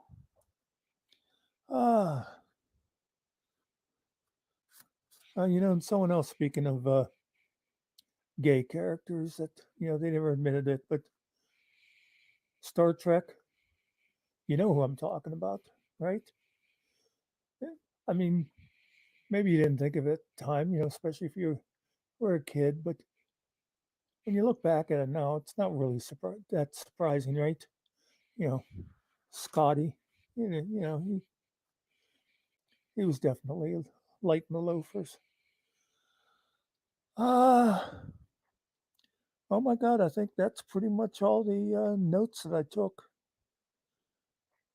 Mostly, oh, I'll tell you, I didn't even mark it down, but one thing they did was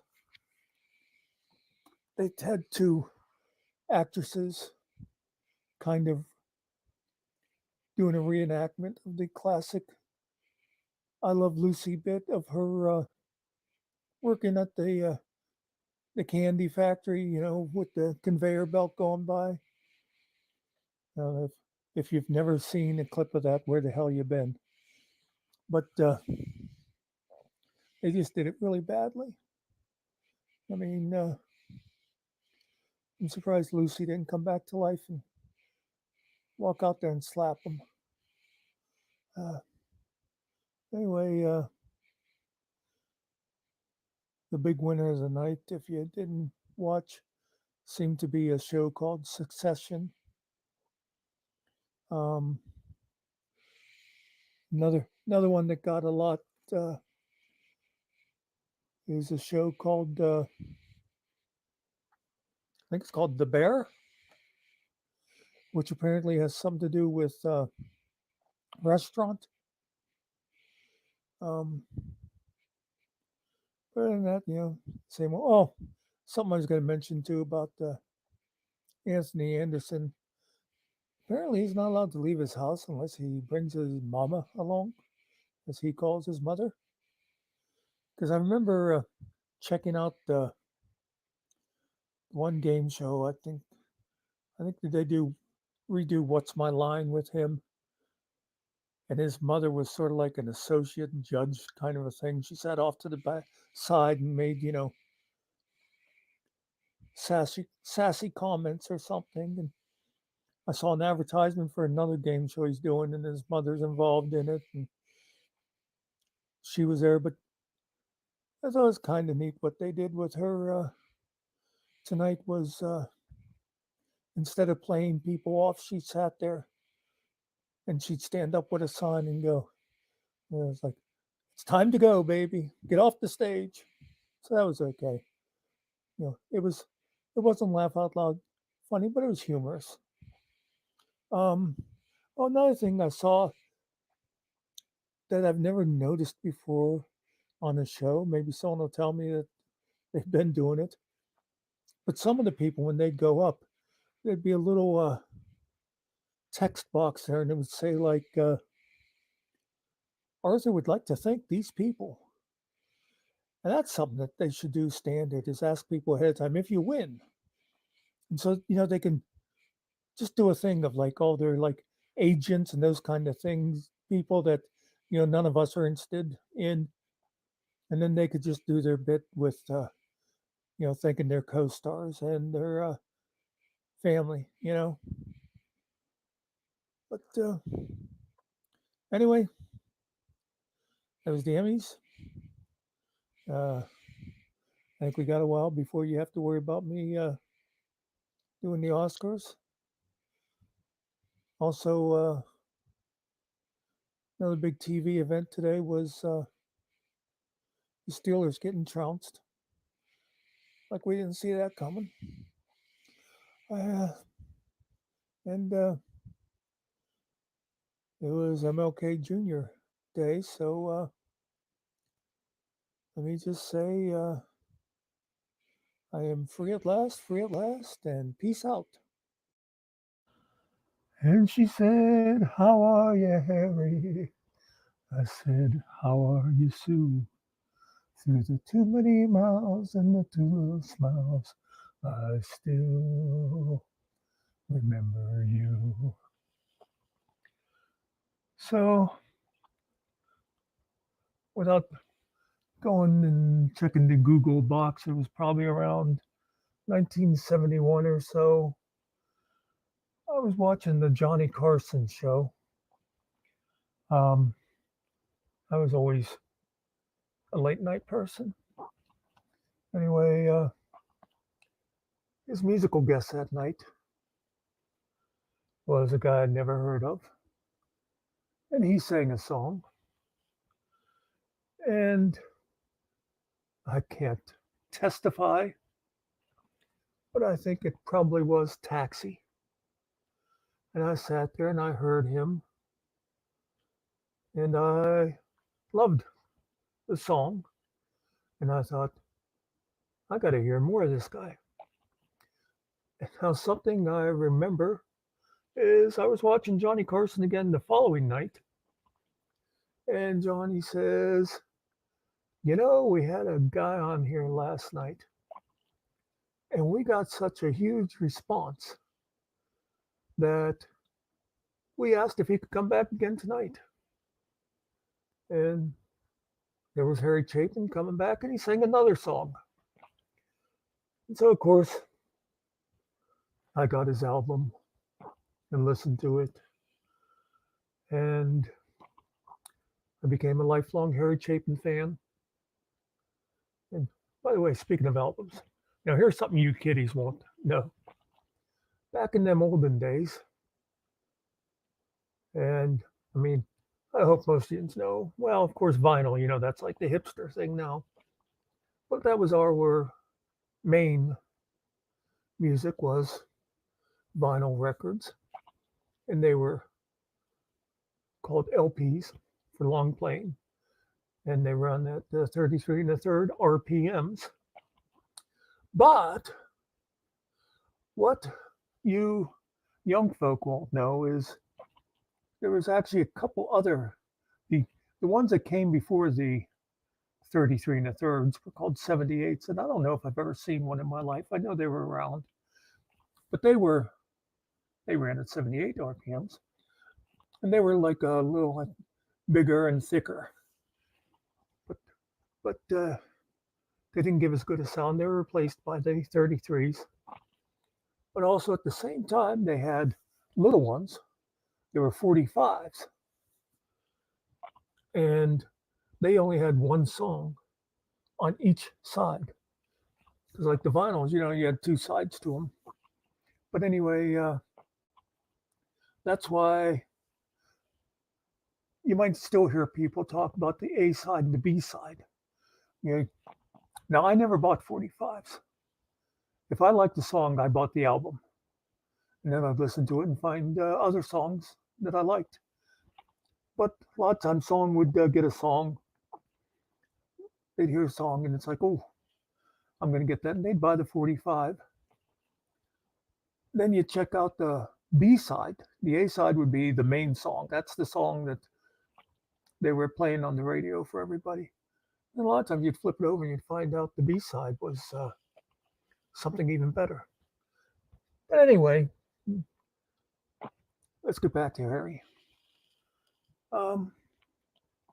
So I became a Harry Chapin fan, got his albums, would watch for him. And let me just throw one other thing in here, by the way, a little housekeeping thing. I talked about before, and I think I am going to make this music thing sort of a regular deal. I actually, this is still Friday night, and I'll be putting this for Monday, just because this has been on my mind. I've been trying to do things just like a day ahead, but just on my mind, I thought, what would I start with if I do this? And even though, I've obviously showed a couple, but if I'm going to make this a regular thing, so I thought what's one of my favorites? It also has a lot of meaning to it and stuff. So I am going to try to make this like a weekly thing. And if you guys don't give me recommendations, I'll just go through some of my old favorites and that. And for those of you who already know the songs, maybe it'll be a pleasant memory for you. And for others, maybe I'll introduce you to something new that you'll like too. And also, if you already know the song, maybe you'll have seen something different in it than what I will talk about. Because that's what's always interesting too. That's like pretty much any kind of art. A lot of times you look at a painting and one person might see, death, and another person sees rebirth, that kind of thing. And there's definitely songs like that. And I will start talking about them now. Let's stick with Harry Chapin. Anyway, so when I was living out in Pittsburgh,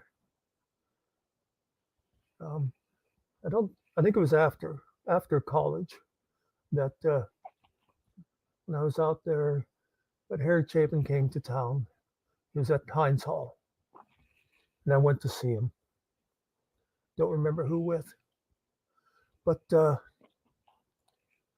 and now, of course, I mentioned Taxi. That's the first song a lot of people think of with him. And another song that I know a lot of people, it's very meaning for them, is called Cats in the Cradle. I have a cousin who said that song really changed his life, basically, because it pointed out to him how he was living and how he wanted to live.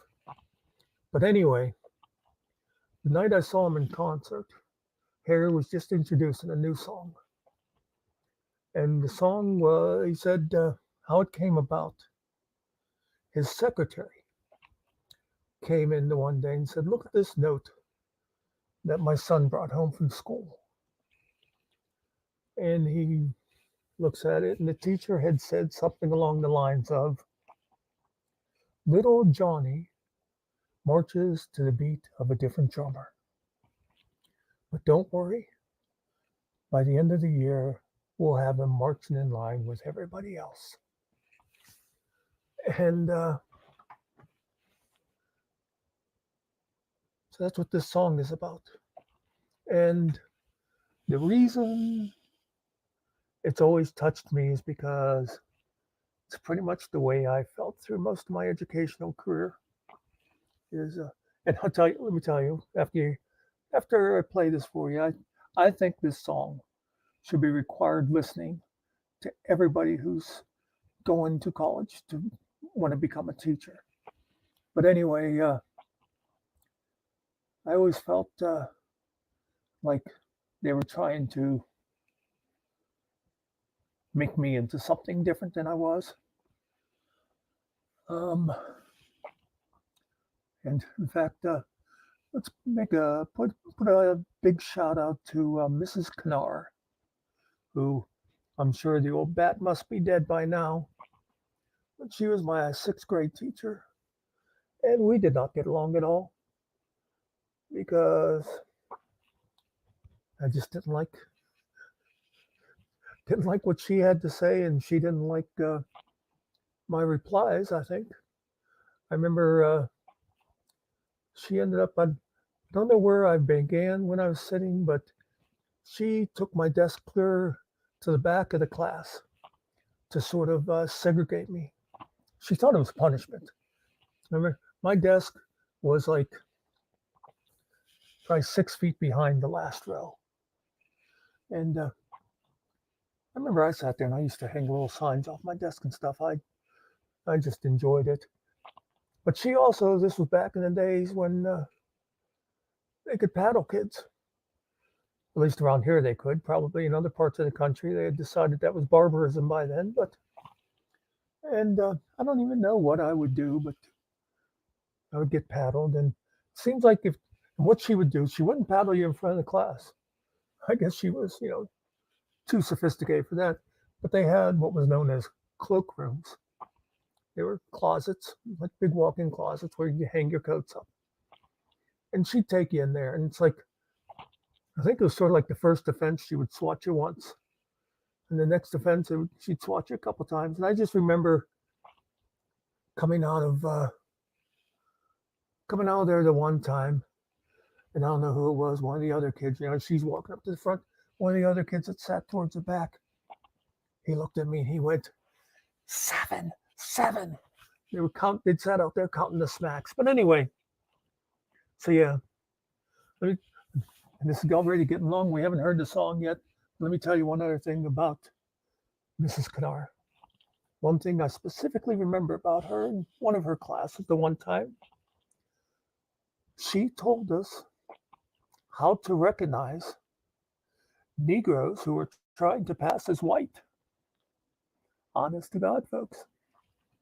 I just always remember she said, some of them are very light skinned and they look just like us. But you can tell, she said, if you look at their hands, this down here, that little white part on your fingernails, well, theirs is really white. Now, I've often thought back on that. And I thought, like me, I was always skeptical of authority, my parents were always, respect your elders. And I was always kind of like, but they're a drunk. Why should I respect this guy? He's an idiot. But anyway, but I just wonder how many other kids had her in class and kind of accepted the indoctrination. And they grew up, and whenever they'd meet somebody, they'd stare at their hands and not remember why. It would be a habit to look at their hands. But anyway, that just tells you something about what she was like. But anyway, like I said, this is a song that Harry wrote because of his secretary bringing home that note, and the song that I thought a lot of it really suited me. So let's start. It's called Flowers Are Red. And of course, I'm going to have to make a couple breaks and, insert my comitude in here, but let's go. But notice it starts off nice and bouncy.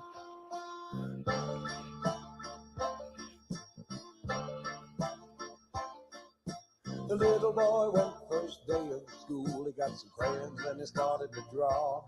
He put colors all over the paper. I'll remember to put lyrics down there for you. He saw. And the teacher said, "What you doing, young man?" "I'm painting flowers," he said. She said, it's not the time for art, young man.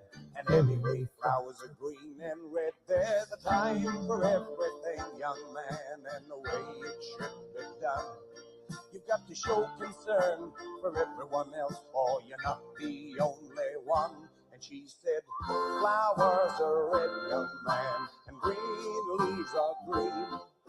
There's no need to see flowers any other way than the way they always have been seen. But the little boy said, there are so many colors in the rainbow, so many colors in the morning sun, so many colors in a flower, and I see everyone. So there you go. I'll throw a big word out there for you, folks. Metaphor. It's not necessarily about art, but yeah, this is the part that I felt related to me and probably to a lot of other folks, where you feel like you want to do the painting your way, and they are like, nope, the flowers are red, leaves are green, and you don't do it this way. So let's get back to it, Sally. And of course, the boy says, no. I like all the colors, and I'm going to put them my way.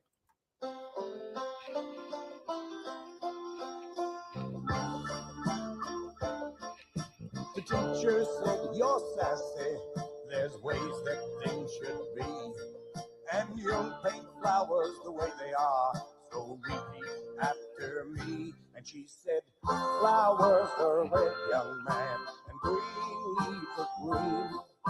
There's no need to see flowers any other way than the way they always have been seen. But the little boy said, there are so many colors in the rainbow, so many colors in the morning sun, so many colors in the flower, and I see everyone. See, the kid has spirit. Not going to beat me down, he says. And of course, he's sassy because he wants to stand up for himself. Teacher put him in the corner. She said, it's for your own good, and you won't come out till you get it right, and are responding like you should. Well, finally he got lonely, frightened thoughts filled his head, and he went up to the teacher, and this is what he said. And he said, flowers are red, and green leaves are green. There's no need to see flowers any other way than the way they always have been seen. Now, do you see why I brought up Mrs. Kennard and dragged me to the back of the class to be by myself? Isn't that what this teacher did?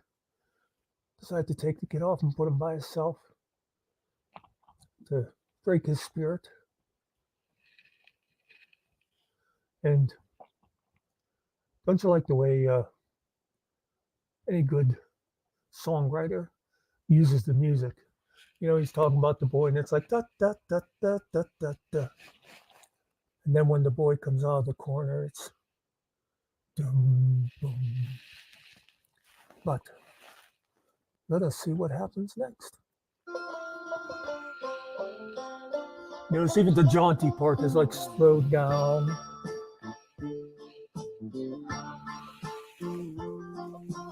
Time went by like it always does, and they moved to another town. And the little boy went to another school, and this is what he found. The teacher there was smiling. She said painting should be fun, and there were so many colors in the flower, so let's use every one. But that little boy painted flowers in each rose of green and red. And when the teacher asked him why, this is what he said. And he said, Flowers are red and green leaves are green. There's no need to see flowers any other way than the way they always have been seen.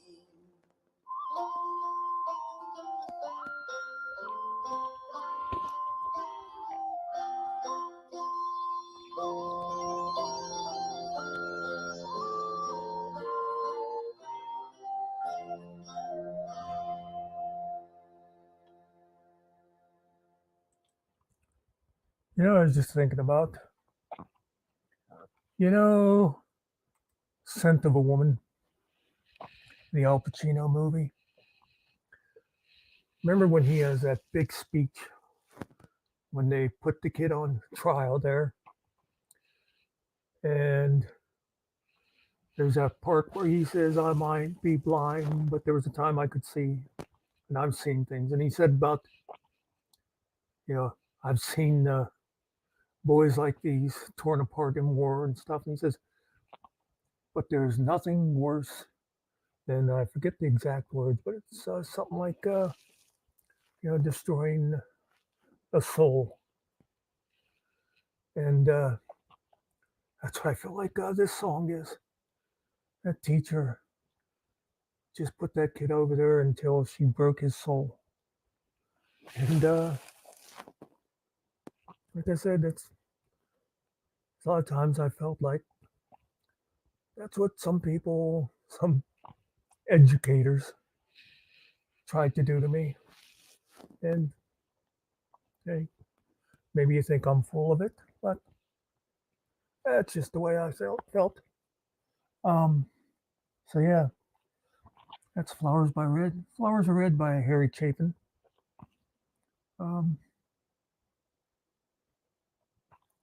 It'll be very easy to find on YouTube if you want to re-listen to it.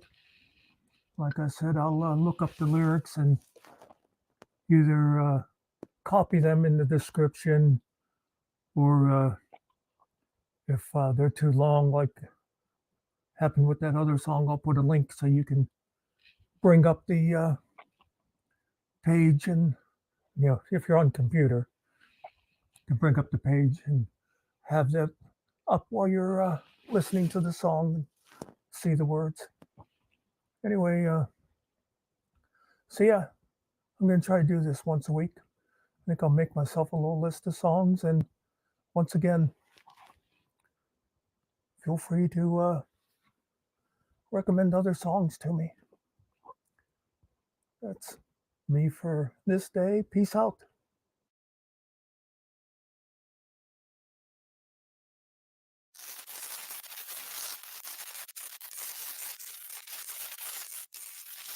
There is nothing wrong with your television set. Do not attempt to adjust the picture. We are controlling transmission. Hello all. We got another song request. This one's coming from Howard, and it is Uriah Heep. Now, I remember Uriah Heep as far as remembering there was a band, Uriah Heep, but I don't really remember listening to them. I know they're rock. I could not name you any of their songs. So I'm sure I've heard them before, but this will be kind of like we're listening to them for the first time together. Well, for those of you who don't know them. And this song is called Magician's Birthday, and unless YouTube has any objections, it's like 10 minutes long. And of course, I got the version with the lyrics. So let's check it out.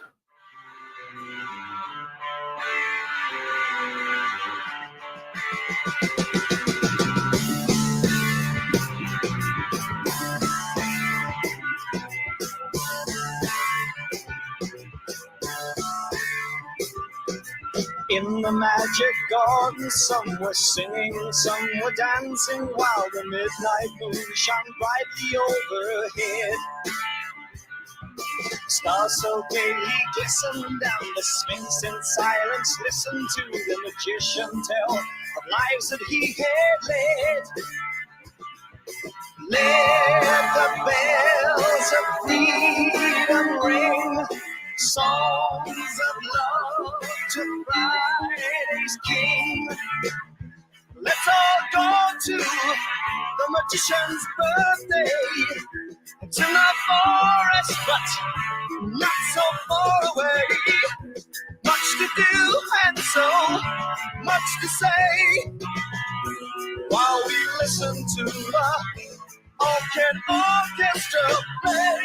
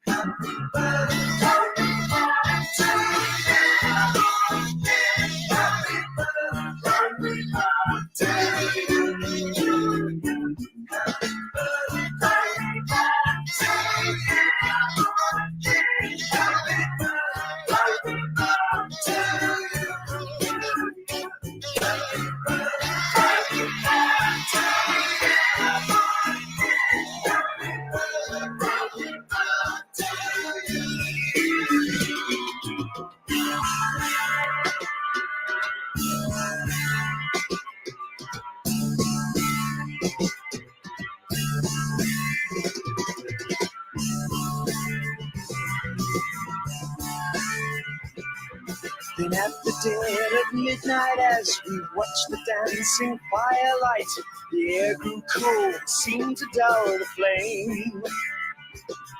The fire died, the music faded, filled with fear of death we waited, for now we knew some evil was to blame.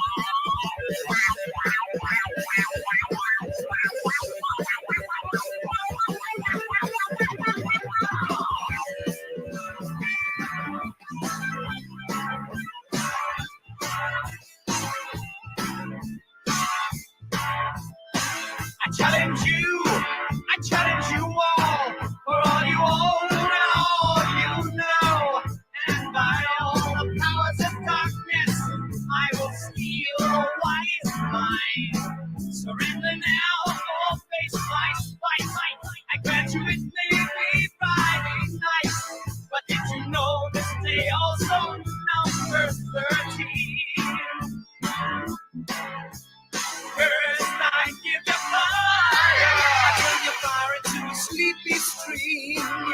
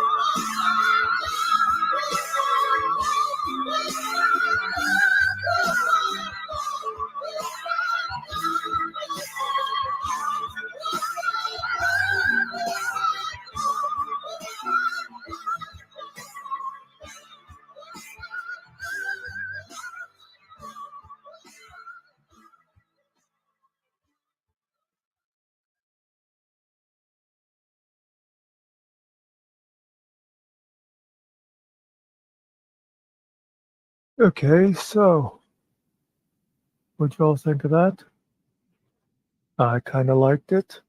First of all, my apologies to Howard, but when you watch this, you'll have seen that I trimmed the huge instrumental interlude in the middle.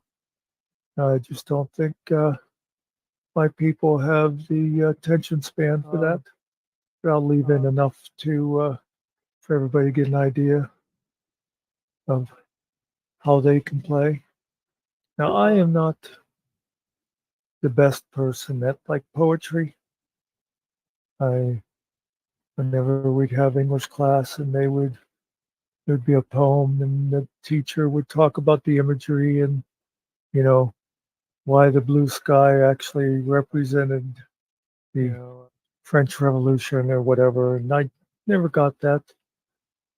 But, so yeah, I'd have to go through the lyrics of this one a couple of times to get totally what they were talking about. Whatever it kind of reminded me of like Procol Harum, Whiter Shade of Pale, you know, where you really have to check out the words and figure out where they're going with it. But overall, I liked it, and I hope you guys did too. And I'll see you on the next one. Peace out, Juns. Just give me that old-fashioned rock and roll. Kind of music just soothe your soul. Oh, hi. So, in case you're slower than I think you are, today's subject is music. I love music, actually. I'm not a music expert. I often forget the names of bands and songs, but I know what I like. And actually, I like a wide variety of music. I've always been kind of eclectic, as they say in the biz. I have my favorite.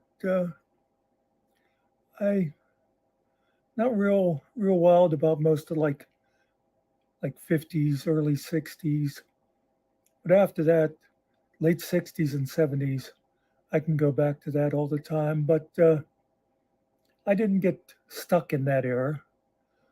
I like stuff from the 80s, the 90s, right up to today. And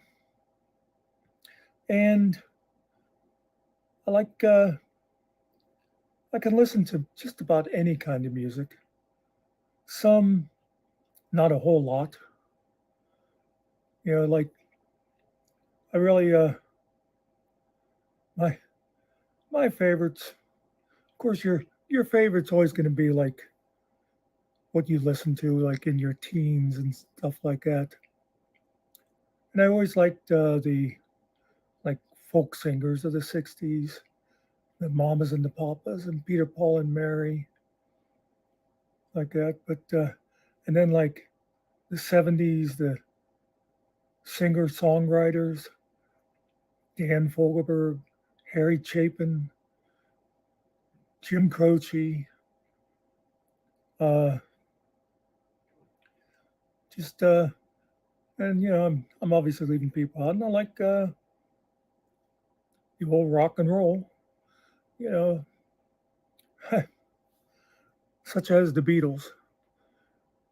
I just saw some kind of video where they were talking about the Beatles when, of course, they made their big appearance on Ed Sullivan.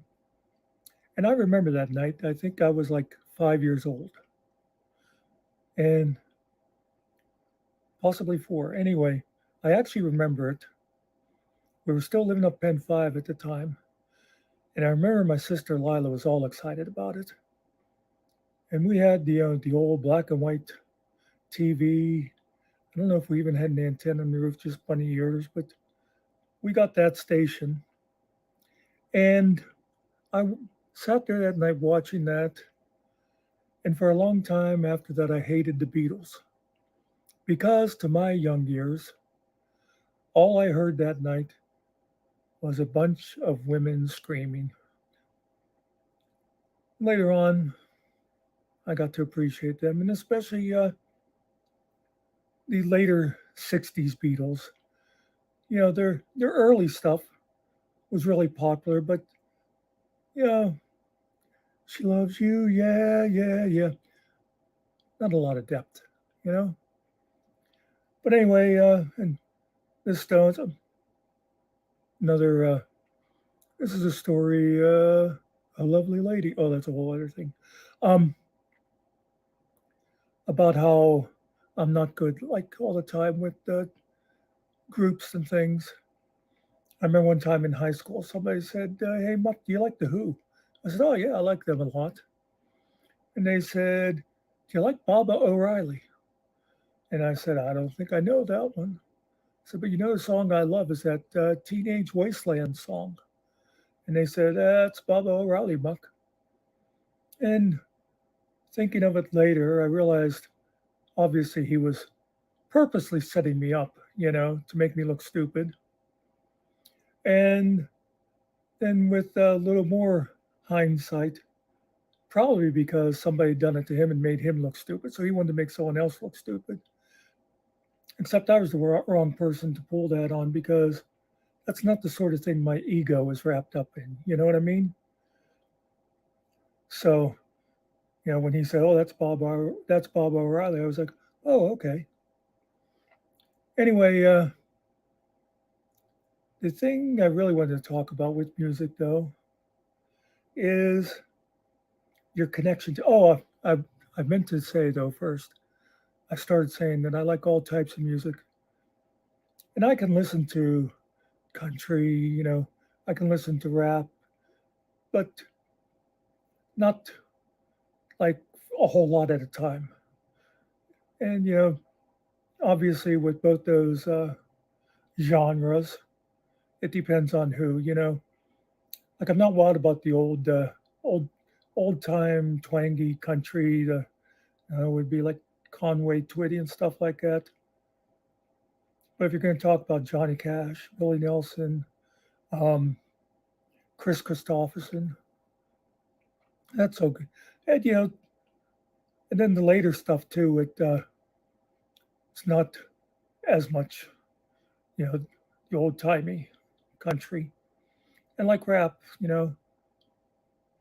there's some rappers I like and that, but I can't like just sit down for an afternoon and listen to rap, whereas I can with some of the other stuff. Um, but anyway, oh, and like classical was fun to have as background music for periods of time. Trying to think,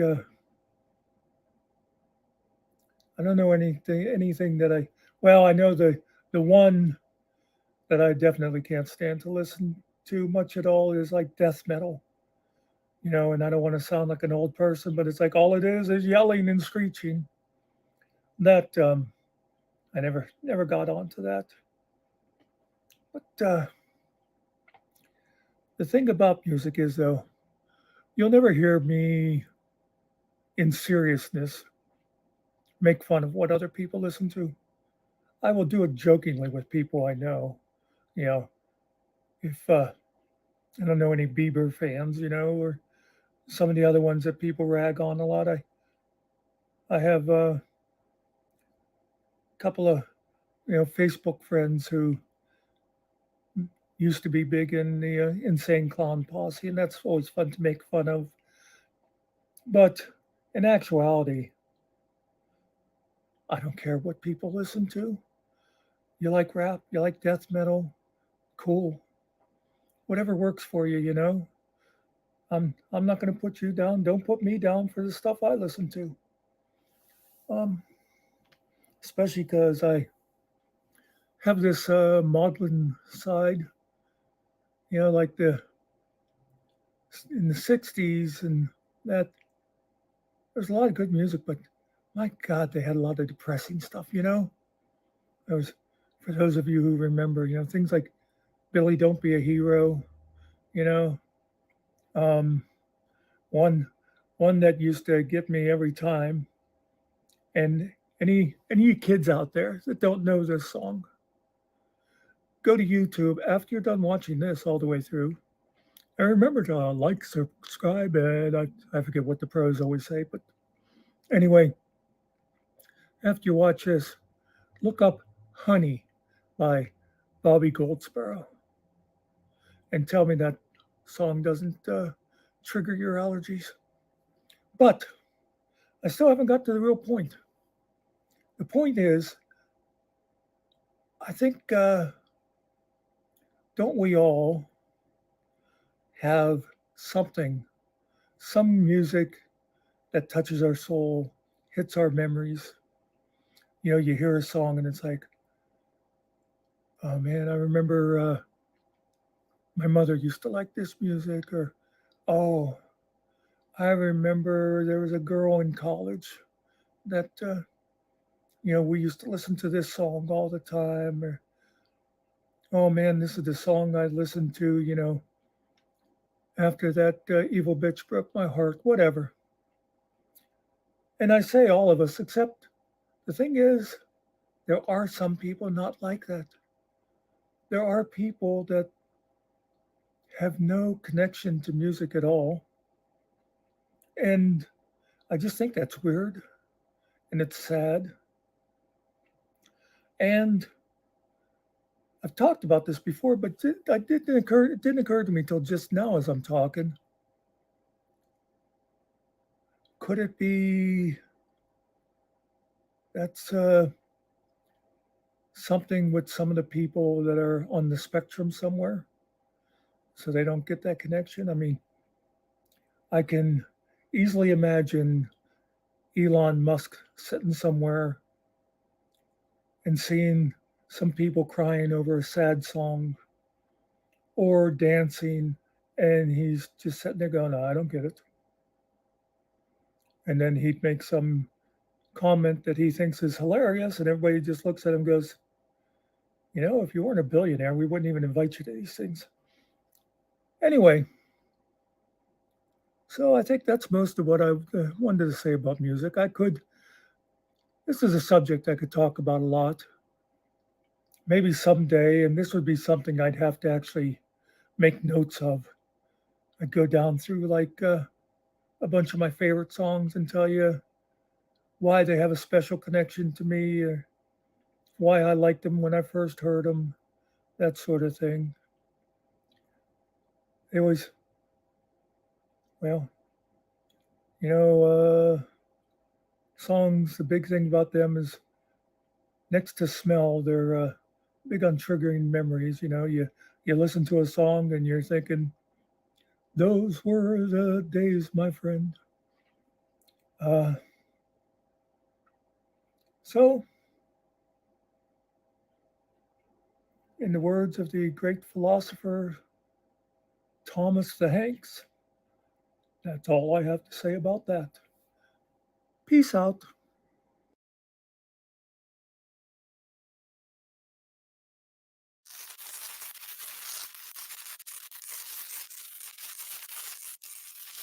There is nothing wrong with your television set. Do not attempt to adjust the picture. We are controlling transmission.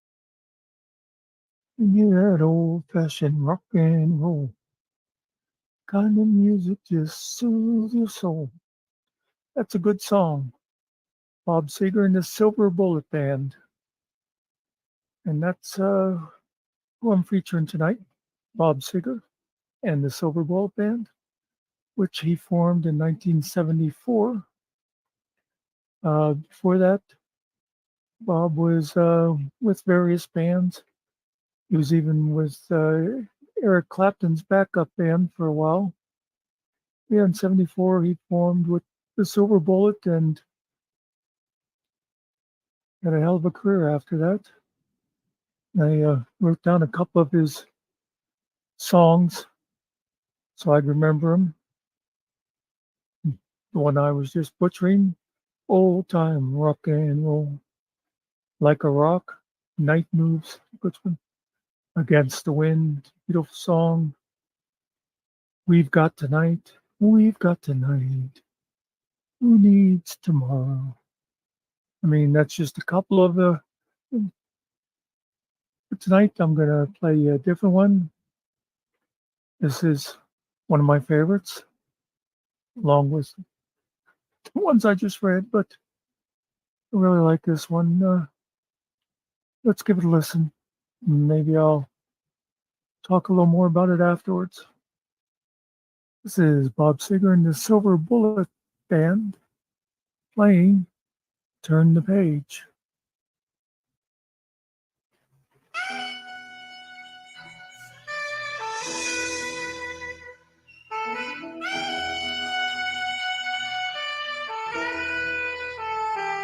On a long and lonesome highway east of Omaha, you can listen to the engine moaning out his one-note song. You can think about the woman or the girl you knew the night before. But your thoughts will soon be wandering the way they always do when you're riding 16 hours and there's nothing much to do. And you don't feel much like riding, you just wish the trip was through.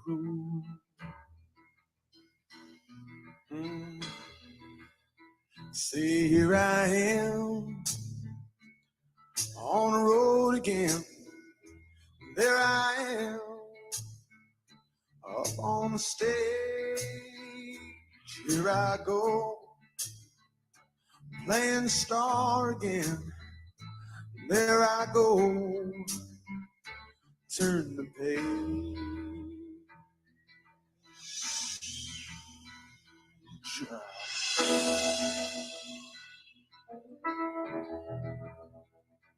Well, you walk into a restaurant, strung out from the road, and you feel the eyes upon you as you're shaking off the cold. You pretend it doesn't bother you, but you just want to explode.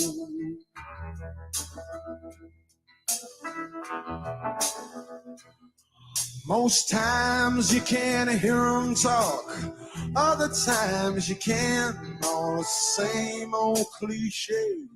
Is that a woman or a man? And you always seem outnumbered. You don't dare make a stand.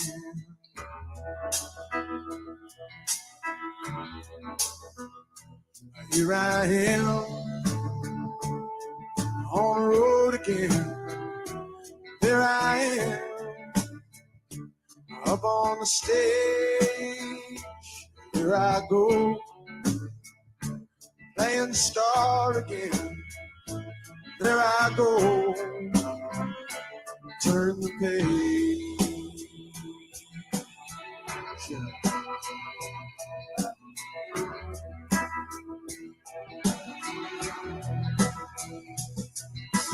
Out there in the spotlight, you're a million miles away. Every ounce of energy you try to give away as the sweat pours out your body like the music that you play.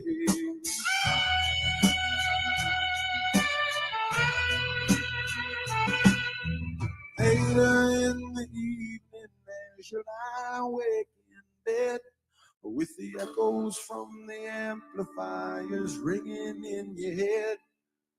You smoke the day's last cigarette, remembering what she said.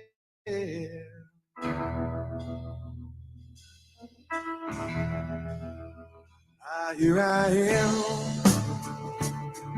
on the road again. There I am up on the stage. Here I go, playing the star again. There I go, turn the page. Here I am on the road again. There I am up on the stage. Here I go, playing star again. There I go, there I go.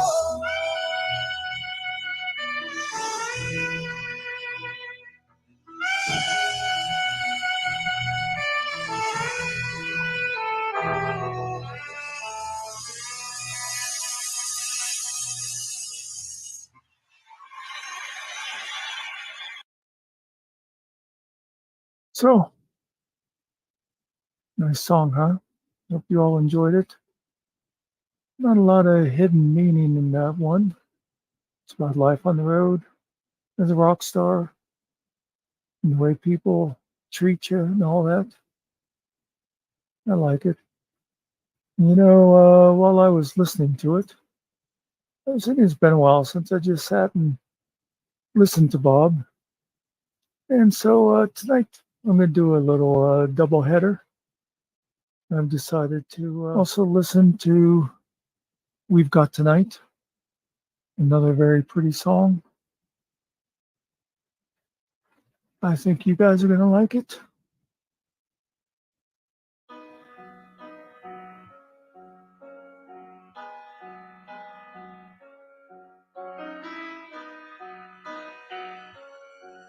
Nice simple little piano entry. I know it's late. I know you're weary. I know your plans don't include me. Still here we are, both of us lonely, longing for shelter from all that we see. Why should we worry?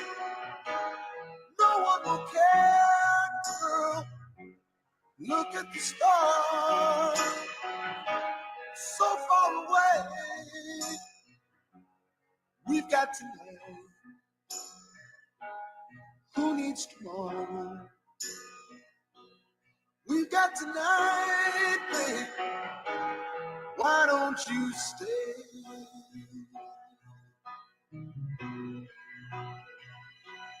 Deep in my soul, I've been so lonely. All of my hopes fading away. I've longed for love like everyone else does. I know I'll keep searching even after today. So there it is, girl. I'll sit it all down. And here we are, babe. What do you say? We've got to know. Who needs tomorrow? We've got tonight, babe. Why don't you stay?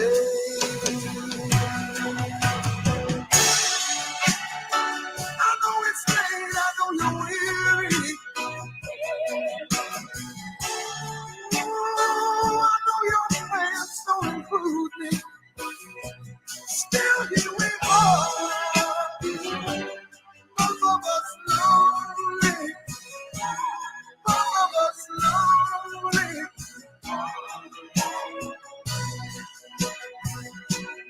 we got tonight. Who needs tomorrow? Let's make it last. Let's find a way. Turn out the light. Come take my hand now. We got tonight, babe. Why don't you stay?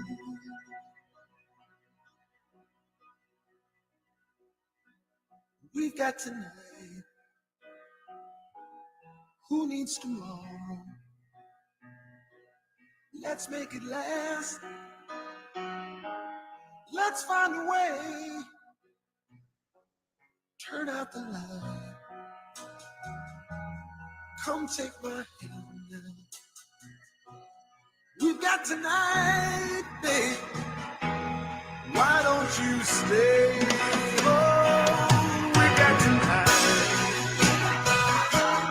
Who needs tomorrow?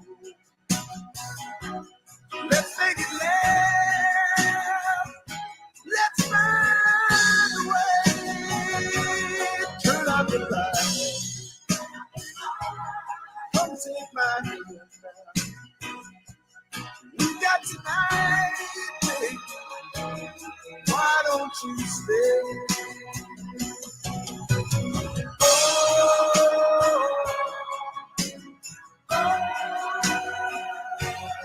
why don't you stay?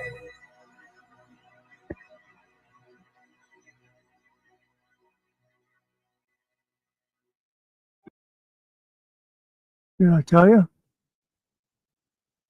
Hell of a singer. So yeah, it was Bob Seger.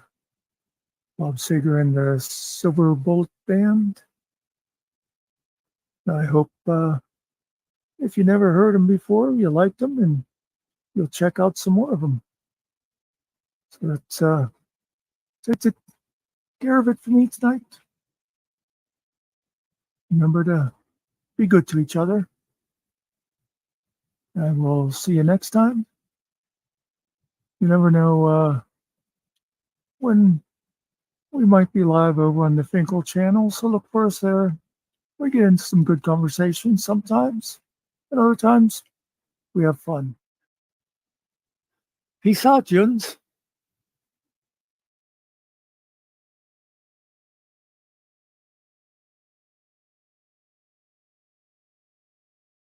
Hello, friends, family, strangers.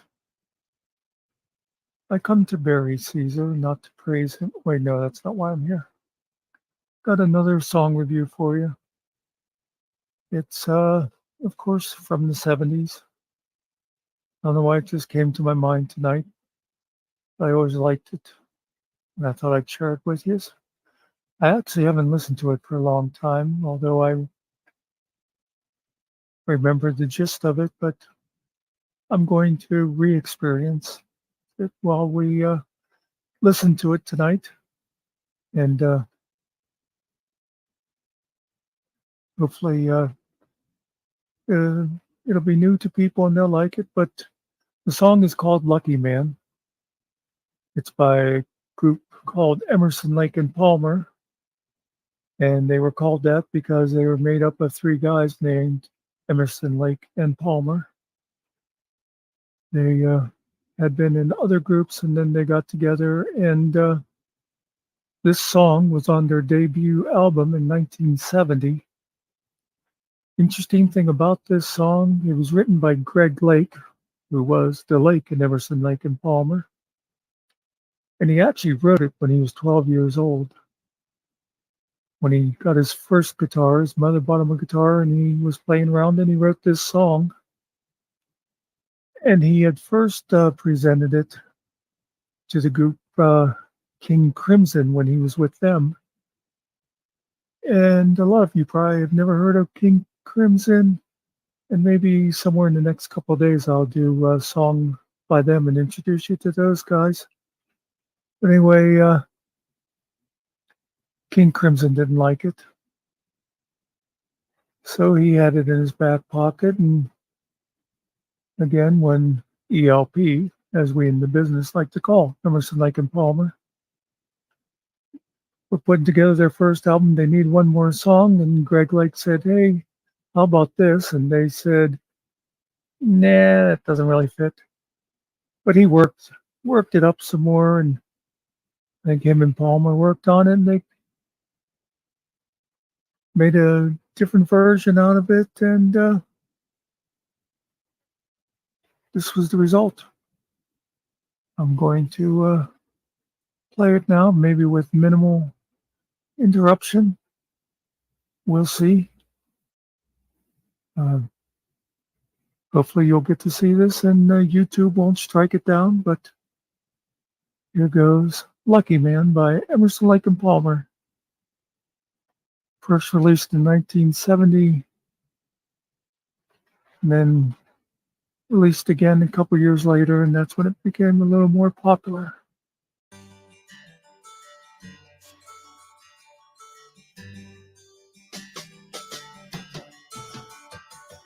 He had white horses and ladies by the score, all dressed in satin and waiting by the door.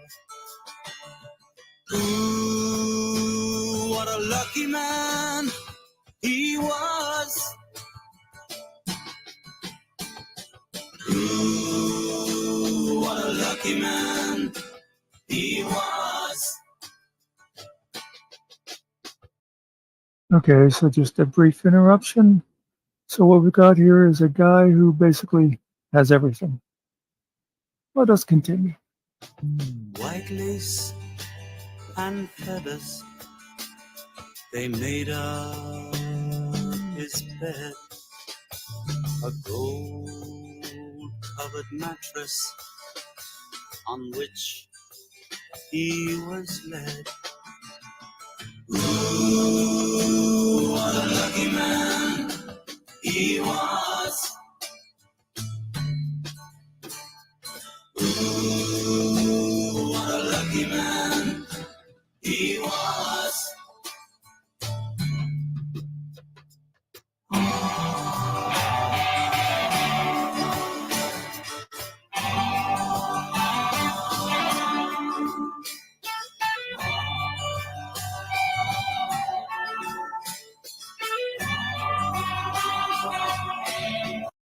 One thing I love about them is their soaring harmonies.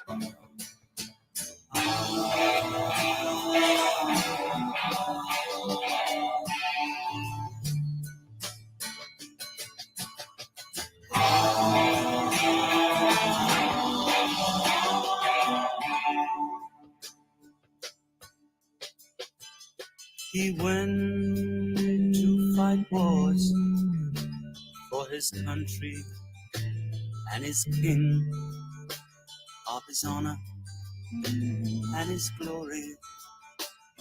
The people would sing. Ooh, what a lucky man he was. Ooh, what a lucky man he was. A bullet that found him, his blood ran as he cried. No money could save him, so he lay down and he died. Ooh, what a lucky man he was. Ooh, what a lucky man he was. So basically, all his money and fame and all that did him no good once he went to war. I guess there's no really hidden meanings in this. It's pretty obvious, but it's my job to interrupt once in a while and tell you these things.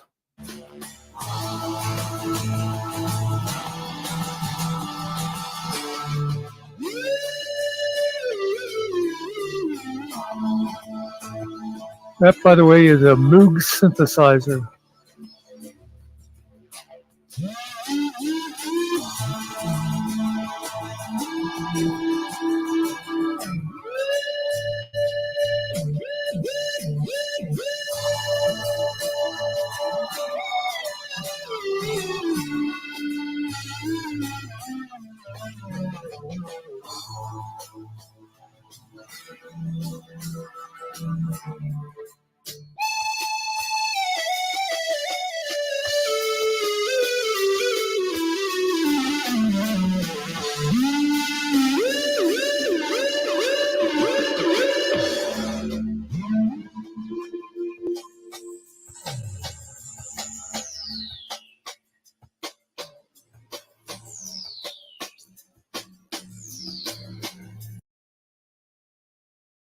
Yep.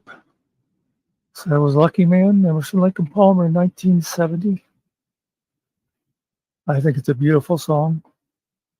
Like I said, I really like the way they had those soaring harmonies and the bringing in the Moog there at the end was pretty cool. I think they were one of the first ones to use the Moog synthesizer. And of course, it died out after a few years when other instruments came along. But I hope you enjoyed it. And like I said, now that I'm reminded of King Crimson, I think somewhere in the next couple of days, I'll give you some of that. And then maybe next time I do a song, we'll do something a decade or two newer. But hey, you never know what you're going to get in the land of Muckster. So what can I say? Remember, justice for the gerbils.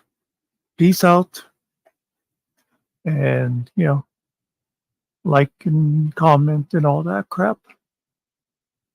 What a lucky man he was.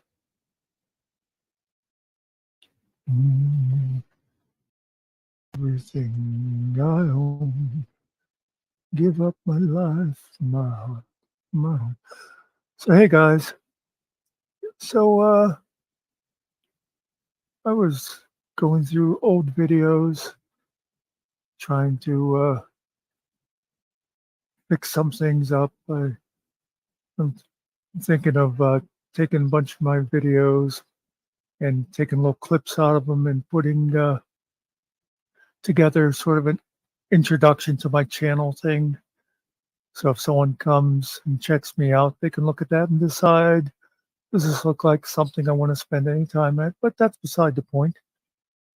While I was doing that, I saw a video that I did, and I wasn't quite sure what it was about, so I clicked on it, and then I mentioned I was going to start trying to do something like maybe a weekly song or maybe a movie review, something like that, and I noticed I never really did it.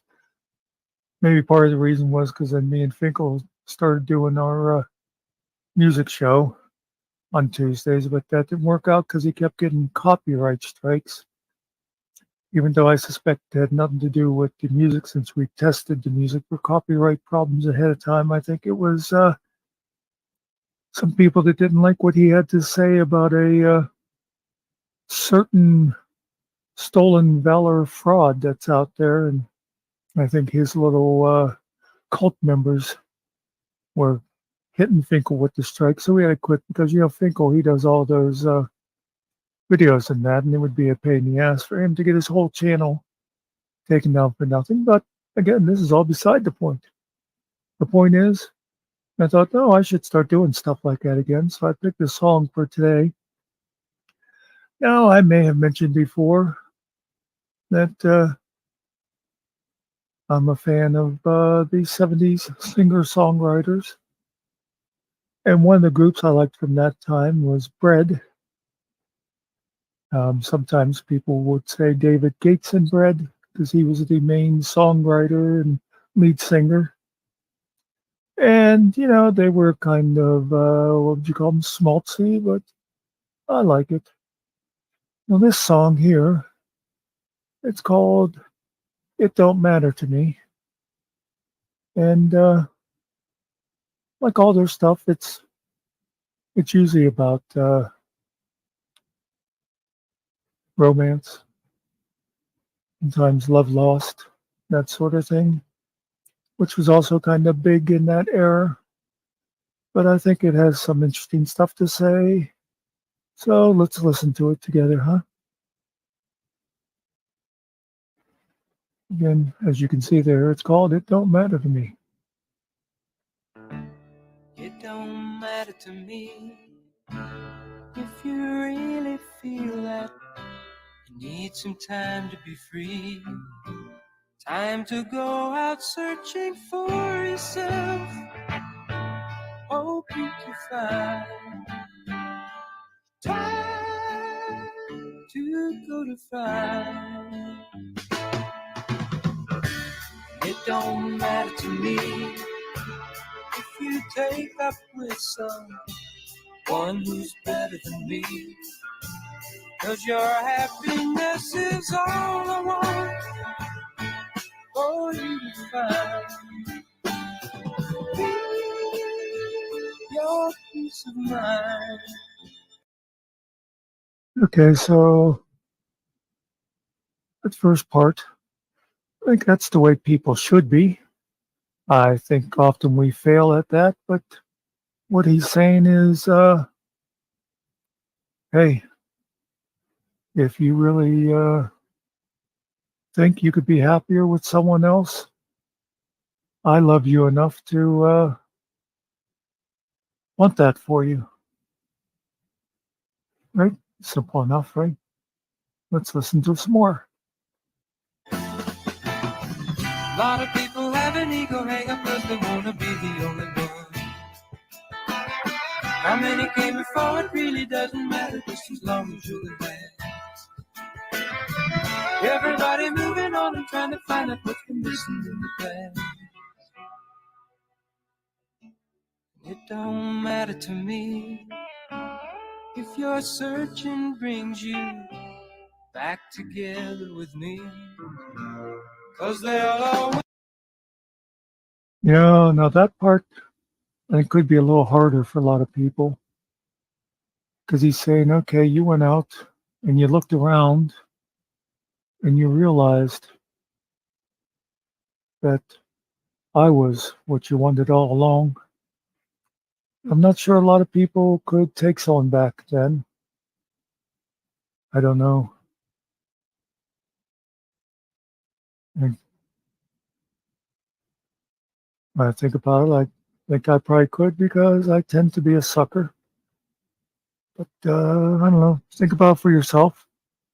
Whether you would do it or you think others should do that.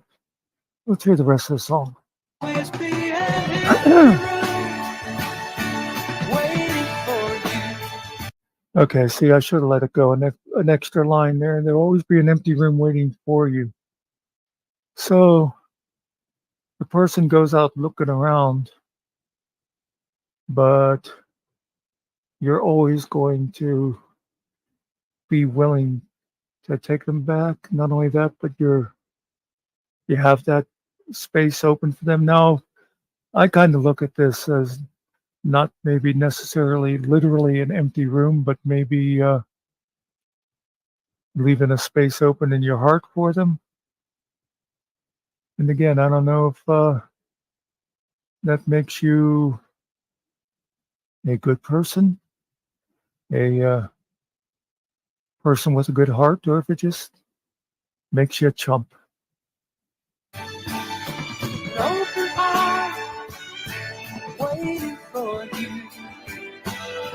Time is on my side. 'Cause it don't matter to me.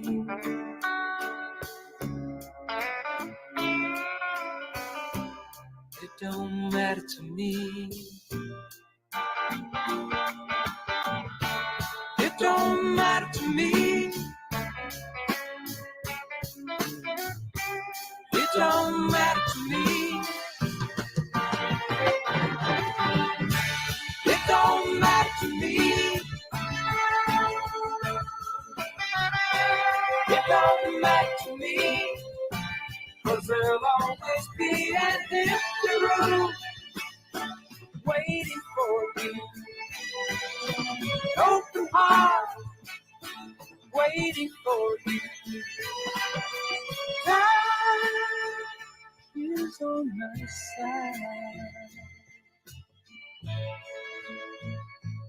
'cause it don't matter to me.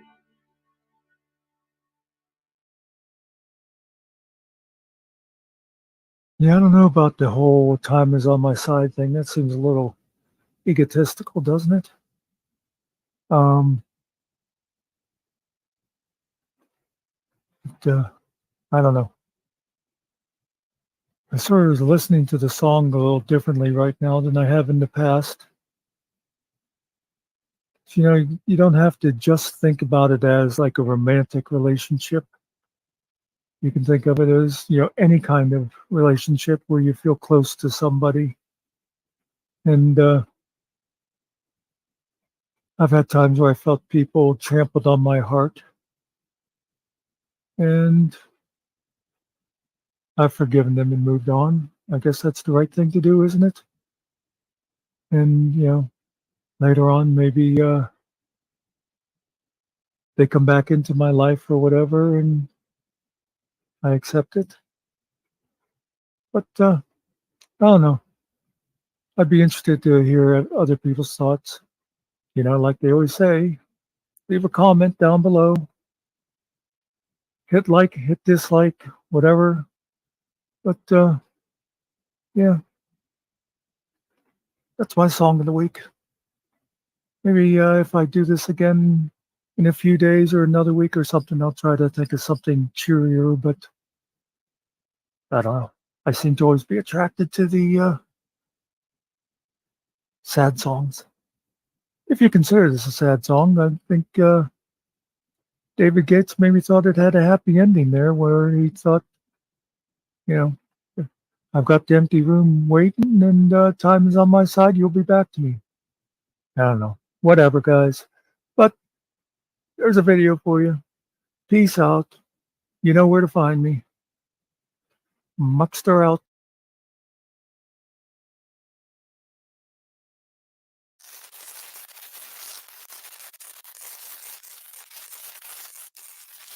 There is nothing wrong with your television set. Do not attempt to adjust the picture. We are controlling transmission. Stand by me. I'm back again with another song. This one is not a request unless you figure that I requested it. But I was just playing some music. This one came on, and I realized that it reminded me so much of summer. Not summer the season, but summer the person. And so I'm going to throw this out there and dedicate it to her. I hope she sees it, and I hope she likes it. The song is called Stand By You by Rachel Platten. And, you know, I always try to find one that has the lyrics on, and it's the lyrics that makes me think of summer. So here we go.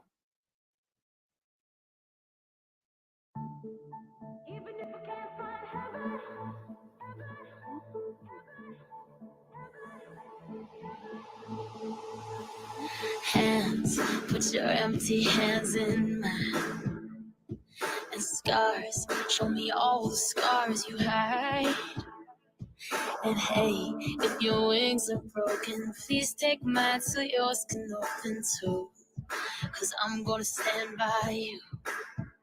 Oh, tears make a lot of scopes in your eyes. It hurt, I know you're hurting, but so am I. And love, if your wings are broken, borrow mine so yours can open too. 'Cause I'm gonna stand by you, even if we break it down. We can find a way to break through, even if we can't find heaven. I'll walk through hell with you. Love, you're not alone. 'Cause I'm gonna stand by you, even if we can't find heaven. I'm gonna stand by you, even if we can't find heaven. I'll walk through hell with you. Love, you're not alone.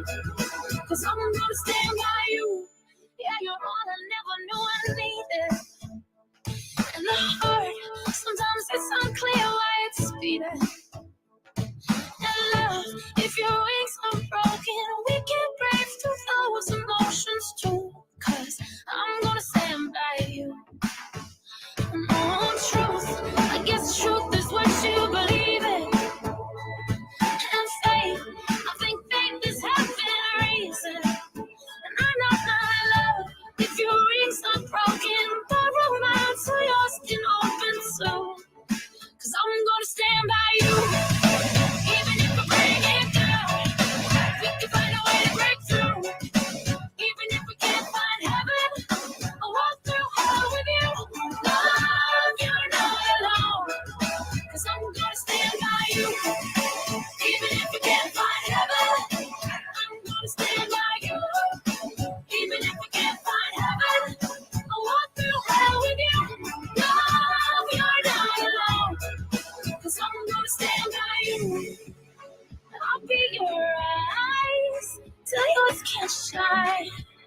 And I'll be your arms, I'll be your steady satellite. And when you can't rise, well, I'll cry with you on hands and knees. 'Cause I'm gonna stand by you, even if I break it down. We can find a way to break through. Come on, even if we can't find heaven, I'll walk through hell with you. Love, you're not alone. 'Cause I'm gonna stand by you, even if we can't find heaven. I'm gonna stand by you, even if we can't find heaven. I'll walk through hell with you. Love, you're not alone. 'Cause I'm gonna stand by you. Love, you're not alone. I'm gonna stand by you, even if we can't find heaven. Yeah, I'm gonna stand by you.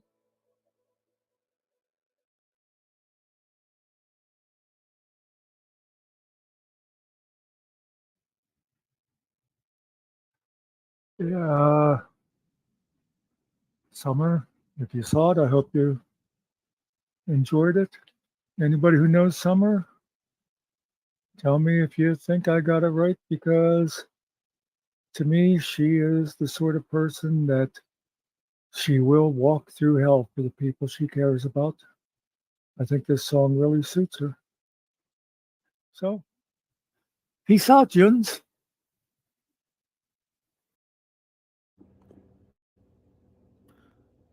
She put the lime in the coconut, she drank it all up.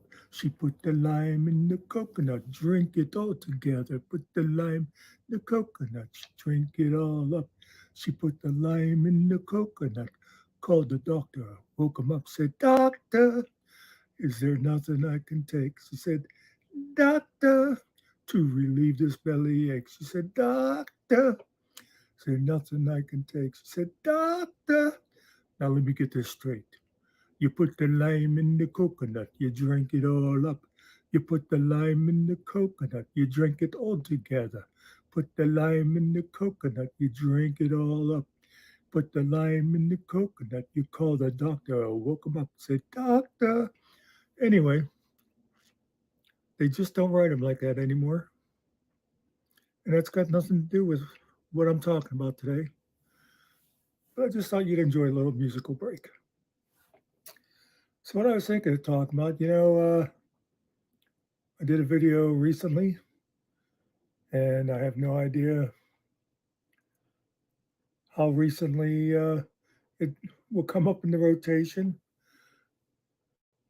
because I was doing videos and then decided, oh, I'm going to put this one in here and move this one, and I decided I'm going to pretty much anything I do now, I'm going to just have them come out in the order that I do them, unless something really important should come up and I have to make it like a next day thing.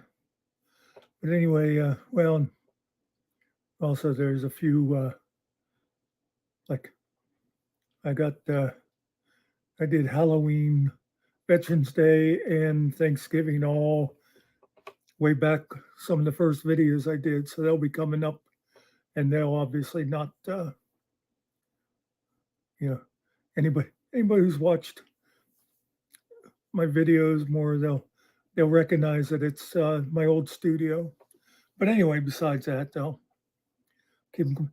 And the other thing, like I said, I did a video recently, and I was forget if I was talking about movies or something, and I said gonna try to kind of narrow the subjects down when I do stuff like this from now on. And so today I was thinking of like comedy movies.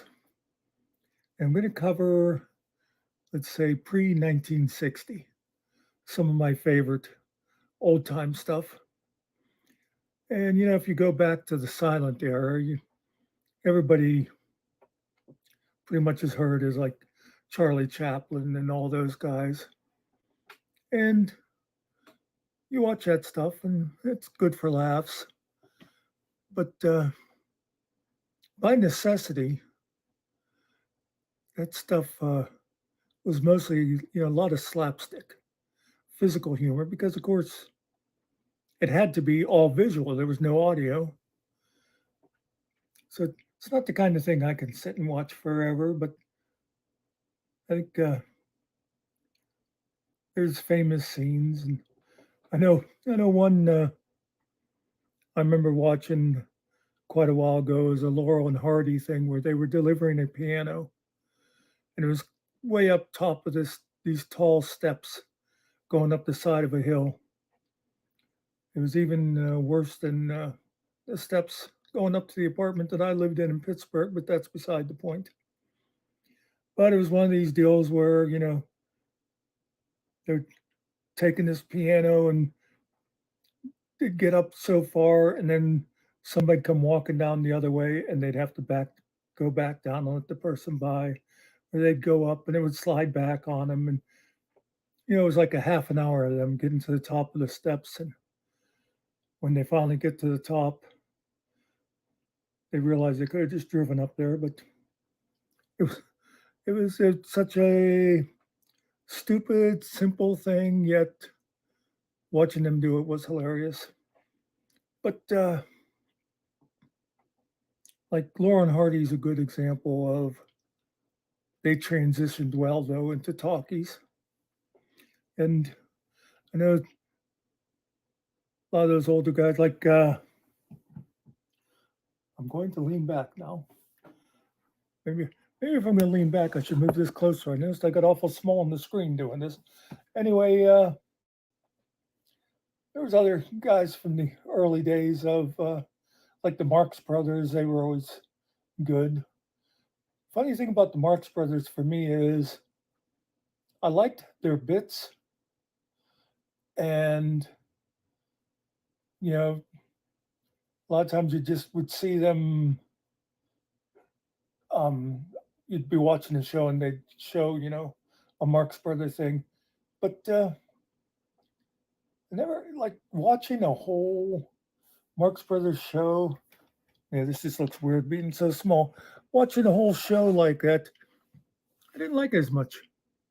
You know, I guess maybe it was just like too much wackiness for, you know, an hour and a half or 2 hours. But it's funny, though, I just mentioned to someone just today, was talking about another subject of, but as an example for what we were talking about, I mentioned an old Groucho line where he said he'd gone on safari and he was awoken one night by a noise, and he came out of his tent and says, I shot an elephant in my pajamas. How he got in my pajamas, I'll never know. I always like that kind of stuff, you know, where the little play on words. I know for a long time as a signature on something, I used a Groucho quote that I always liked that said, outside of a dog, a book is man's best friend. Inside of a dog, it's too dark to read. But anyway, yeah, the Marx Brothers, I like them. You know, there was another team around the same time called the Rich Brothers, but I've like seen them on things, but I don't know, they sort of seem like a knockoff Marx Brothers. I know a lot of people, biggies from the early days of that kind of stuff was the Stooges. And I remember watching them a lot as I was when I was a kid, but they were never my favorite because again they were mostly just slapstick, you know.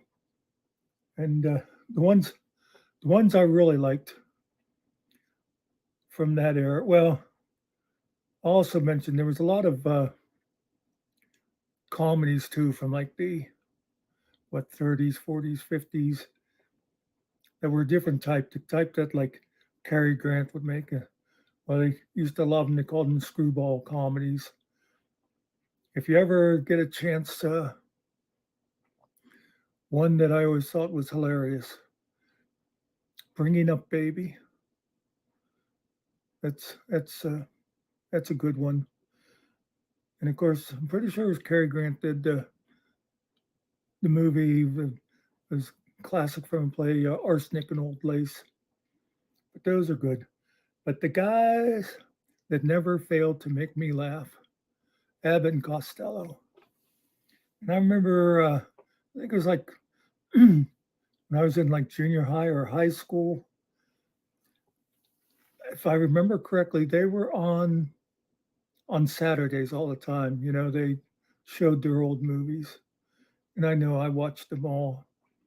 And I'm sure you've all seen Who's on First. And one of the things with that, anytime I've searched for it on YouTube, the version I always see is from their TV show.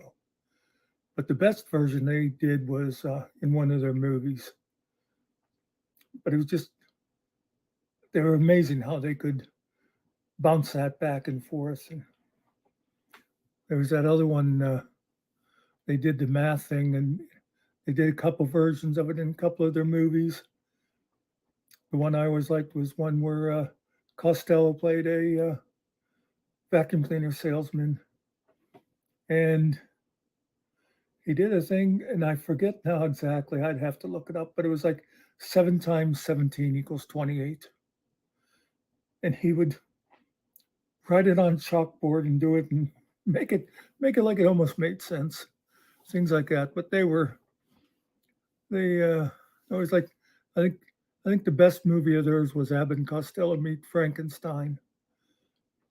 And it was cool because they used all the guys who were famous for making horror movies at the time instead of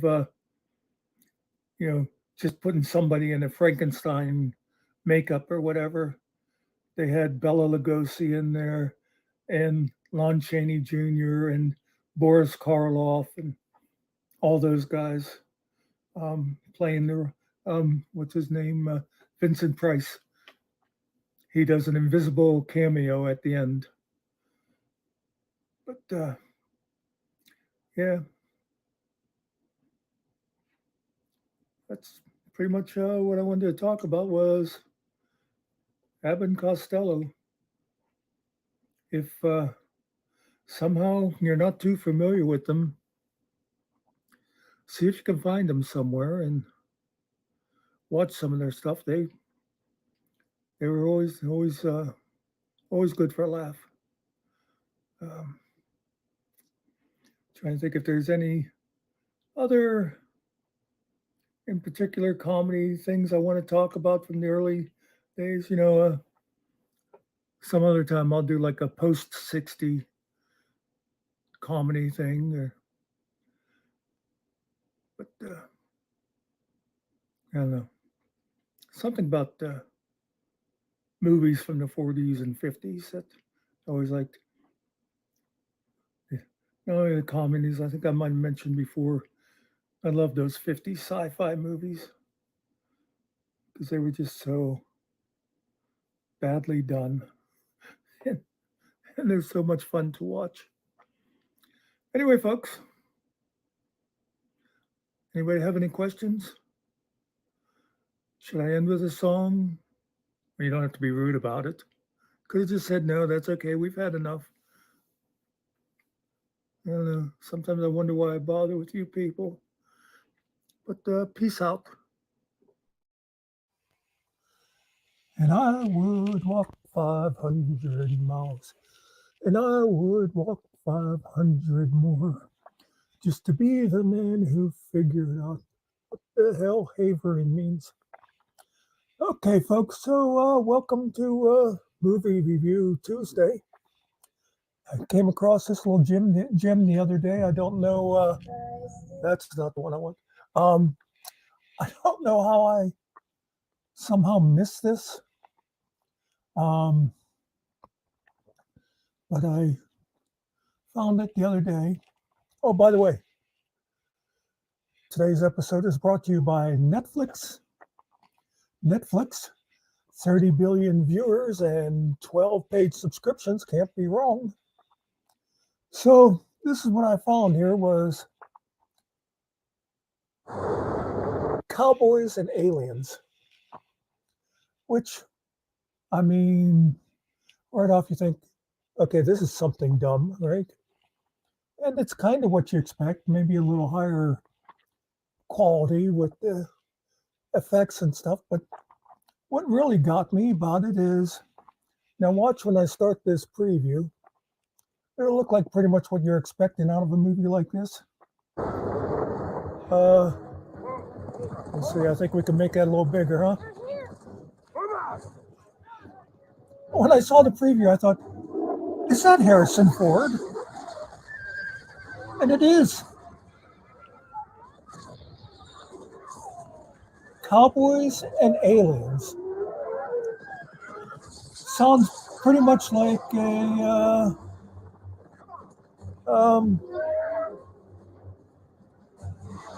sci-fi channel special. Guess there's no volume control on there. Anyway,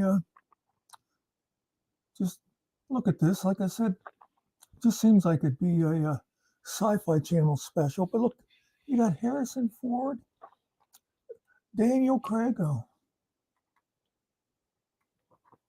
Oh, it's directed by Jon Favreau, Harrison Ford, Olivia Wilde, Sam Rockwell, Paul Dano, Keith Carradine, Clancy Brown, and Daniel Craig. I mean, telling you, if you haven't seen it, it's a hidden gem. Anyway, I just had to share that with you. You know, one of these days I'll learn to just like edit this stuff. And actually, I think if I'd tried, I could have figured out how to actually get that clip and add it. You know, the one day I did try and finally figure out how to take, the one day my camera cut off and I was like 17 minutes into a 20-minute video. And I just decided to pick it up where I left off, and I did manage to stitch the two together. So that's a start, you know. But I'd really like to. I just got to play around with that stuff more. So there's things I could do to make some more interesting videos. Anyway, Cowboys and Aliens is the name of that movie. And like I said, it's like a B movie with an A cast, and I'm sure all those people knew what they were getting into. I can't imagine they all did it just for the money. I don't know. But the basic plot is Daniel Craig wakes up out in the desert and doesn't remember a thing. And he's got this strange bracelet on his arm. And it takes place, I think it was around like 1890, because it was post-Civil War. Harrison Ford was a Civil War colonel. And now he's a big-time rancher, you know, and it's the typical thing with the rich guy who like runs the whole territory. Everybody does whatever he says. But anyway, so Daniel Craig wakes up, doesn't remember who he is. He has this thing on his arm. And later on, when the aliens attack, the thing comes to life, and he can. It's obviously one of their weapons. But the aliens are kidnapping people, and we get the good guys, the bad guys, and the Indians all have to join forces to go try to save their people. And I won't ruin the end for you because,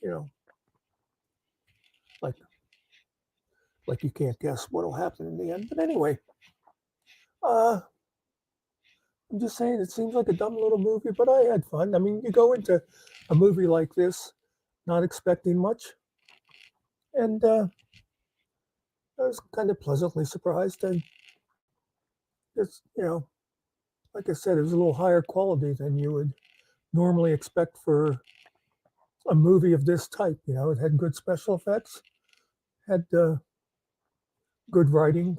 I guess, I hesitate to say that just because, as far as I'm concerned, the plot was pretty predictable. But I don't know, maybe you can't always go by me with that because, I've been watching movies for like 75 years now, and it gets to be where I'm sure a lot of you are the same. You see the opening scene and you pretty much know where the whole movie's going. You'll sit there and you'll see who's in it, and it's like, okay, he's going to be the good guy, he's going to be the bad guy, who's pretending to be a good guy, and this detective is going to fall in love with that lady, and all that. And you always know it's going to come down to the fight scene at the end between the two head guys that somehow have been marksmen through a 2-hour movie, and then when they face each other, the bullets are just flying all over the place. Or anything. But on the other hand, let's give a shout out to The Sixth Sense, one of the few movies that I got to the end of and went, oh my God, is that what was going on? No, I'll throw this out there too, on a similar vein, but with books. If any of you like reading like suspense novels, mysteries, a guy I was reading quite a bit for a while, Harlan Coben. He was he would write those kind of novels, and once again, with books, a lot of times you know where they're going, but he was one that I'd get to the last chapter and be like, wait a minute, the butler did it, whatever. And he didn't use tricks.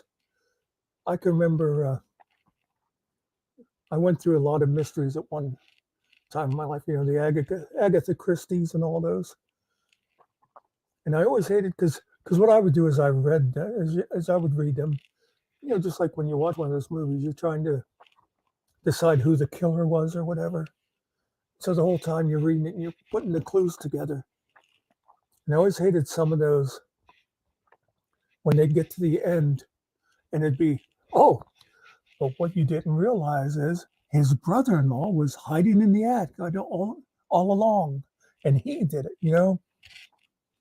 I always felt that was just sort of a cheap way to not, figure out a good way to do the story. But anyway, Cowboys and Aliens is what I was talking about. If you have Netflix, check it out. If you don't have Netflix, ask around, and I'm sure somebody will say, oh yeah, well, I have my brother-in-law's account information. You can just join in there. I don't know how Netflix does it. Oh, I guess they've started cracking down on that, but I guess there's some people they haven't caught up with, allegedly. Anyway, folks, if you see this before noon on Tuesday, one more reminder of the live stream with Finkel about the our West Wing discussion, which hopefully if we get a few people, we're going to make that like a weekly thing for a while. But anyway, check that out. Hopefully that'll be interesting to more than just us. And peace out. My grandma and your grandma sitting by the fire. My grandma said to your grandma, gonna set your flag on fire. Talk, hey now, hey now, hey now. I go. Anyway, made no sense whatsoever. So I just got done doing a video. You may have seen it. It will have been released yesterday. And it was about comedy movies, mostly from like the 50s.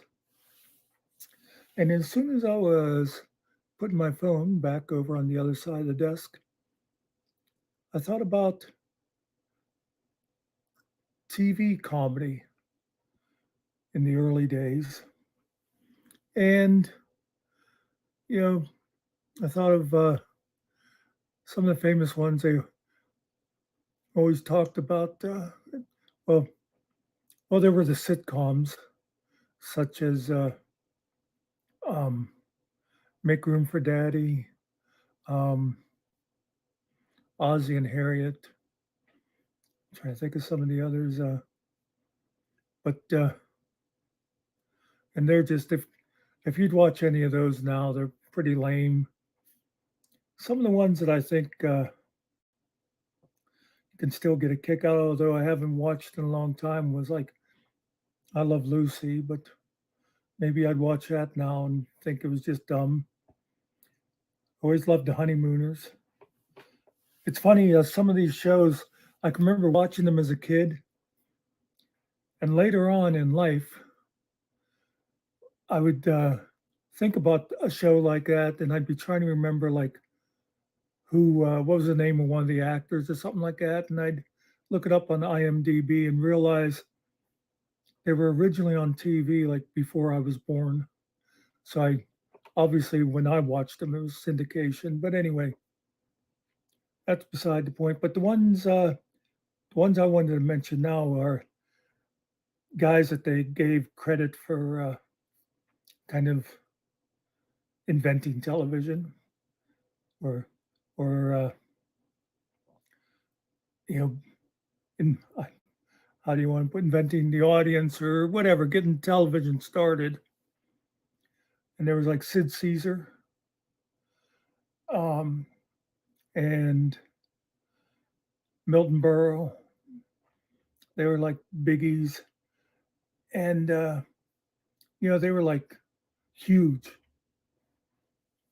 just unimaginably big. Probably bigger than like Carson, even when he was at his height. But if you watch any of that stuff now, it just isn't funny. I mean, I don't know. The jokes just do not age well. Milton Berle, I don't know. He just, yeah. Mostly, I think he was dumb. No, again, something I haven't watched for a while, but I think possibly he might still be funny was Jack Benny. Although people would be probably offended now by his relationship with Rochester, who I guess was supposed to be his butler or something. But he was a black guy and he spoke in that same way as like if you watch any old movies where the black people were always like, well, yes, Mr. Benny, that kind of thing. And, this is veering off topic a little bit, which, is rare for me. But I remember seeing an old interview. I'm almost sure it was with Joe Green, you know, the mean Joe Green of Pittsburgh Steeler fame. But he was on a talk show and they were talking about like the old movies from like the 30s and that, and the way black people were portrayed. And I remember him saying that, like his parents, they hated, there was like I call them a comedy team or whatever called Step and Fetch It. It was two black guys, and there was a lot of other black actors at the time who, you know, would talk like that, you know, yassa, yassa, I'll take care of that, yassa, sir.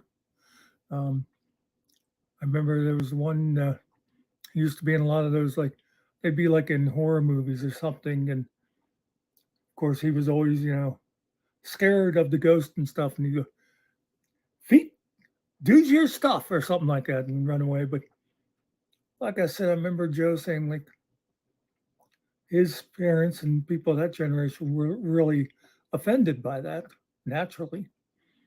But he said all the guys of his generation, they loved those guys because they felt like they were getting over on the man, you know? They didn't see it as them selling out or whatever. They were basically taking the white guy's money. And the whole time it's like the actors doing it and the younger people watching the movies, they knew that basically those guys were laughing all the way to the bank. It was, it was one of those things of ain't white people stupid, you know? Anyway, that really got me off of what I wanted to talk about. I think mostly it was just that these people who are revered for being the early TV geniuses, most of them, if you go back and watch any of that stuff now, you just sit there going, why did anybody think it was funny? You know, I think Milton Berle was like always putting on a dress and thinking that was hilarious. Um,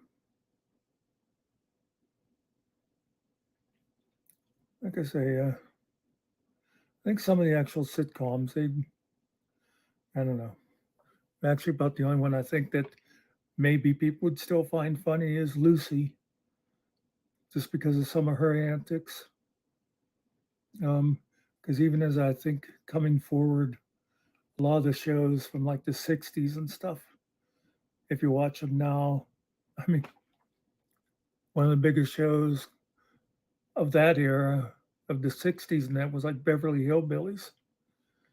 And I'm sure if I watched that now, I'd be thinking, this was just terrible. It reminds me of watching an old movie, and this had nothing to do with comedy. It was an old horror movie.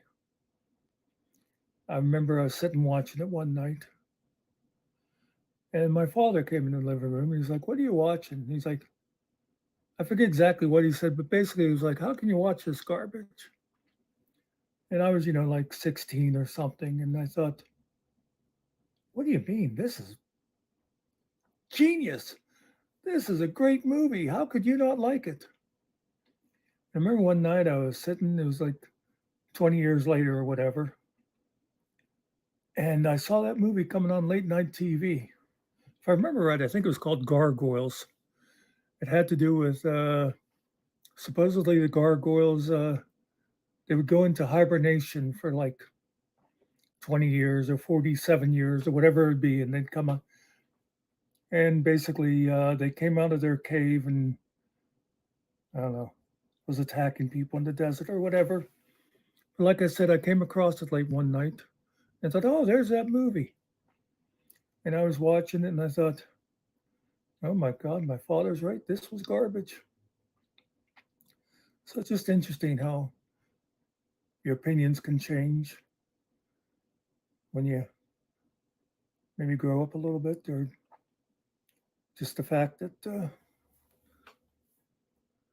yeah, especially when once you've seen a couple thousand movies and you know what's going to happen next. So, guys, have anything else to talk about? I just after doing that last video, like I said, that had to do with movie comedies, early movie comedies. I thought about the early TV guys and how they were so admired in that, but I don't know, just really, like I said, their comedy doesn't hold up. Not like you know, some comics you see that they're funny 30 and 40 years later. So maybe I'll do a video on comics one of these days too. Do a whole history of comedy. I don't know, but peace out. Hello again. It's me. Oh, I forgot something. There. See, now this makes me look official. I don't know why. So yesterday I watched The Masked Singer. I recorded it last Tuesday or whenever it was on. Just got around to watching it. Actually, I didn't record it. I downloaded it. Even though I could watch it on my DVR, I like downloading stuff and all the commercials are already cut out and stuff. Not picking, just scratching. Anyway, a couple of things about The Masked Singer I was going to mention, but first, let me say that the reason I ever started watching The Masked Singer was I don't know if it was the first season or the second season. One of the Fuse mentioned it. You know what the Fuse are, right? That's what we kids today call nephews. You know, kind of like fam and the rents. It's just a cool way to talk. So my Caleb said, "Hey, you watching this show?" I said, "No, it didn't really look like something I'd like." He said, "Oh, it's fun, you know." He says, "Ken Jeong is funny," or whatever he said about him. So I started watching it and got into it, and now I'm pretty sure he doesn't watch it anymore, which is something that's happened to me other times in my life, especially from the sis Barb. She would say things like, "Do you watch this show, The Fosters?" And I'd go, "No, I don't think I've ever heard of it." "Oh, I think you'd like it. You should watch it." So I'd check it out. I'd start watching it, and then sometime later, maybe the next season, I'd go, "Hey, did you see what happened on The Fosters?" And she'd go, "Oh, we don't watch that anymore." So they sucked me into watching this stuff, and then they go off and abandon me. Anyway, it's one of the things as I was watching The Masked Singer, and like I said, it's basically a dumb show, but I enjoy it. Every once in a while, I'll actually guess one of the people. But one of the things that annoys me is the false reaction by the judges. Like when they'll say, "Now for our first singer of the night, the astronaut."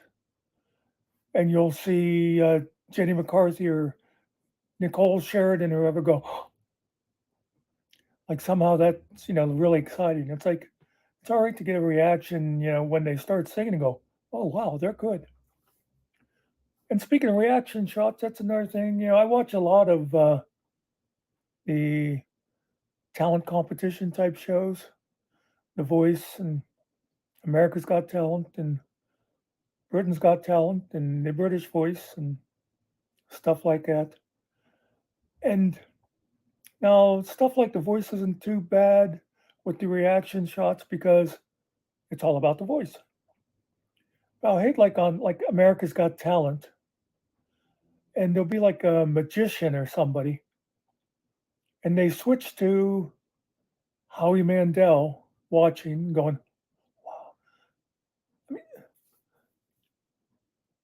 I'm not there to watch them watch it. I want to watch what the person's doing.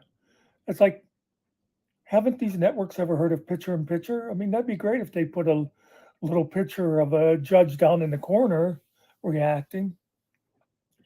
But yeah, it's a whole other thing. And as I'm sitting here now thinking, I don't really remember what I was going to say about the Masked Singer, uh, except for the part of people telling me to start watching shows and then they quit watching, or the dumb reaction shots, or I don't know. I am totally befuddled. I have fuddled myself. But I don't know. What do you think? With or without the headphones? Because they don't really mean anything. I'm talking on my phone. The headphones are connected to my computer. The computer is connected to the internet. The internet's connected to the something. Oh, those wires, those long wires. Yeah, that's an old song by Danny and the Tone Deafs. Anyway,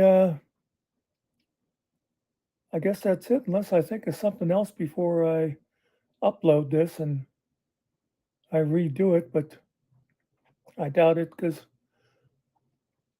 one of the things I decided when I thought to start doing these is I just want to be one take Dan.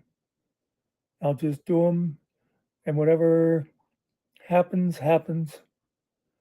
And every once in a while, after I'm done, I'll think, oh, I forgot I was going to say this about it or that, but hey, that's me. I keep thinking I should, when I'll think of what I'm going to make a subject out of, and write down some notes, put like some bullet points and have them sitting here. But then I'd forget to look at the notes anyway, so it doesn't matter. Uh, so anyway, let me know what you think of the fake headphones, and I'll see you next time.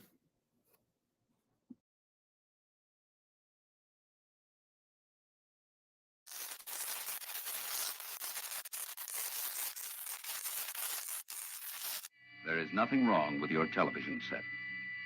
Do not attempt to adjust the picture. We are controlling transmission. Well, I gotta tell you, I've been having some bad luck with YouTube tonight. Those YouTube copyright cops have been after me. First, I uploaded a video dedicated to my buddy Specs. And when I went to look, it had a copyright strike on it. And it was, a lot of times they don't mean much. This one meant nobody would actually see the song. So I downloaded that and edited it. And meanwhile, while the Specs one was uploading, I did another song that I was going to schedule for a day later. One that actually means a lot to me and to another person.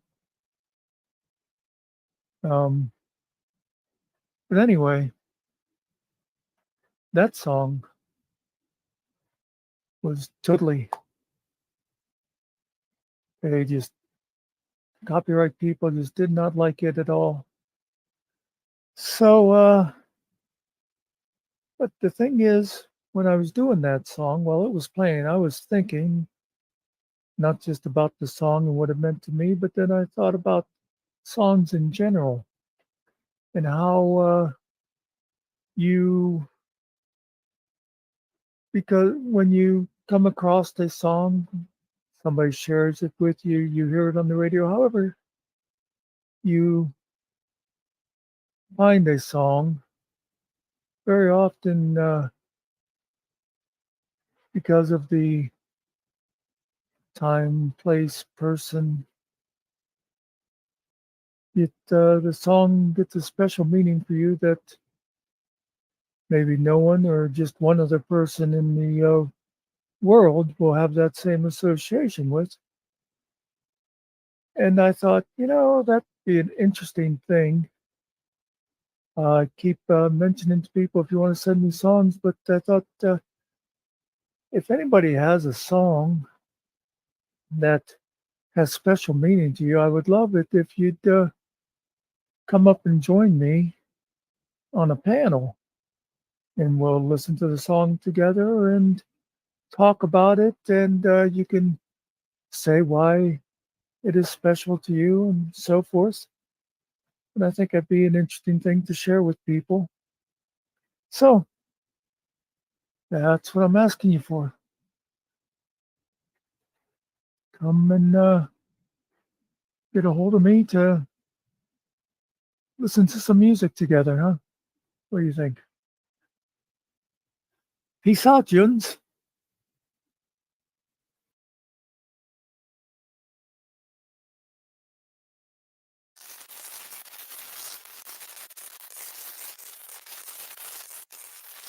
There is nothing wrong with your television set.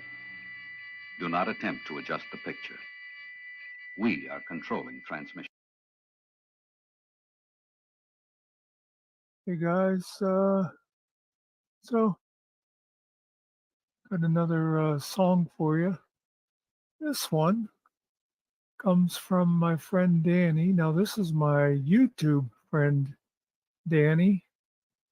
I have another good friend Danny, who I guess we'll call her for now, or my Facebook friend Danny. We actually met a couple of years ago on a game forum and got to talking, and I think we're pretty good friends. Uh, she's one of those online people that I consider a real friend. But this isn't that Danny. This is YouTube Danny, who is the master moderator for I think one of my channels. And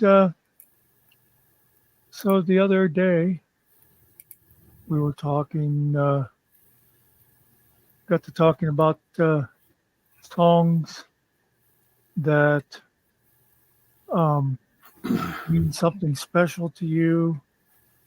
And that led into us talking about people's father dying in that, because the one song that was special to him was one that his father used to play on the guitar all the time. And I said like I have songs that are special to me. And a lot of times those songs are special to you for a reason that nobody else would know, because they're special because of the person you were with when you heard it, or the time, the place, whatever. And this I've talked on one of my other videos. I wanted people to, if they wanted to come and discuss their favorite song, and this is what I meant for them. We interrupt this show to say, if you think it's okay to say fuck lives matter, fuck Black Lives Matter, well, fuck you. If you want to come onto your stream or my stream or anyone else's stream and say fuck Black Lives Matter, fuck you. Black Lives Matter is not an organization. Black Lives Matter is a decentralized and social movement. And if you oppose a social movement that wants to further try to give Black people equality, and you say, fuck Black Lives Matter, fuck you.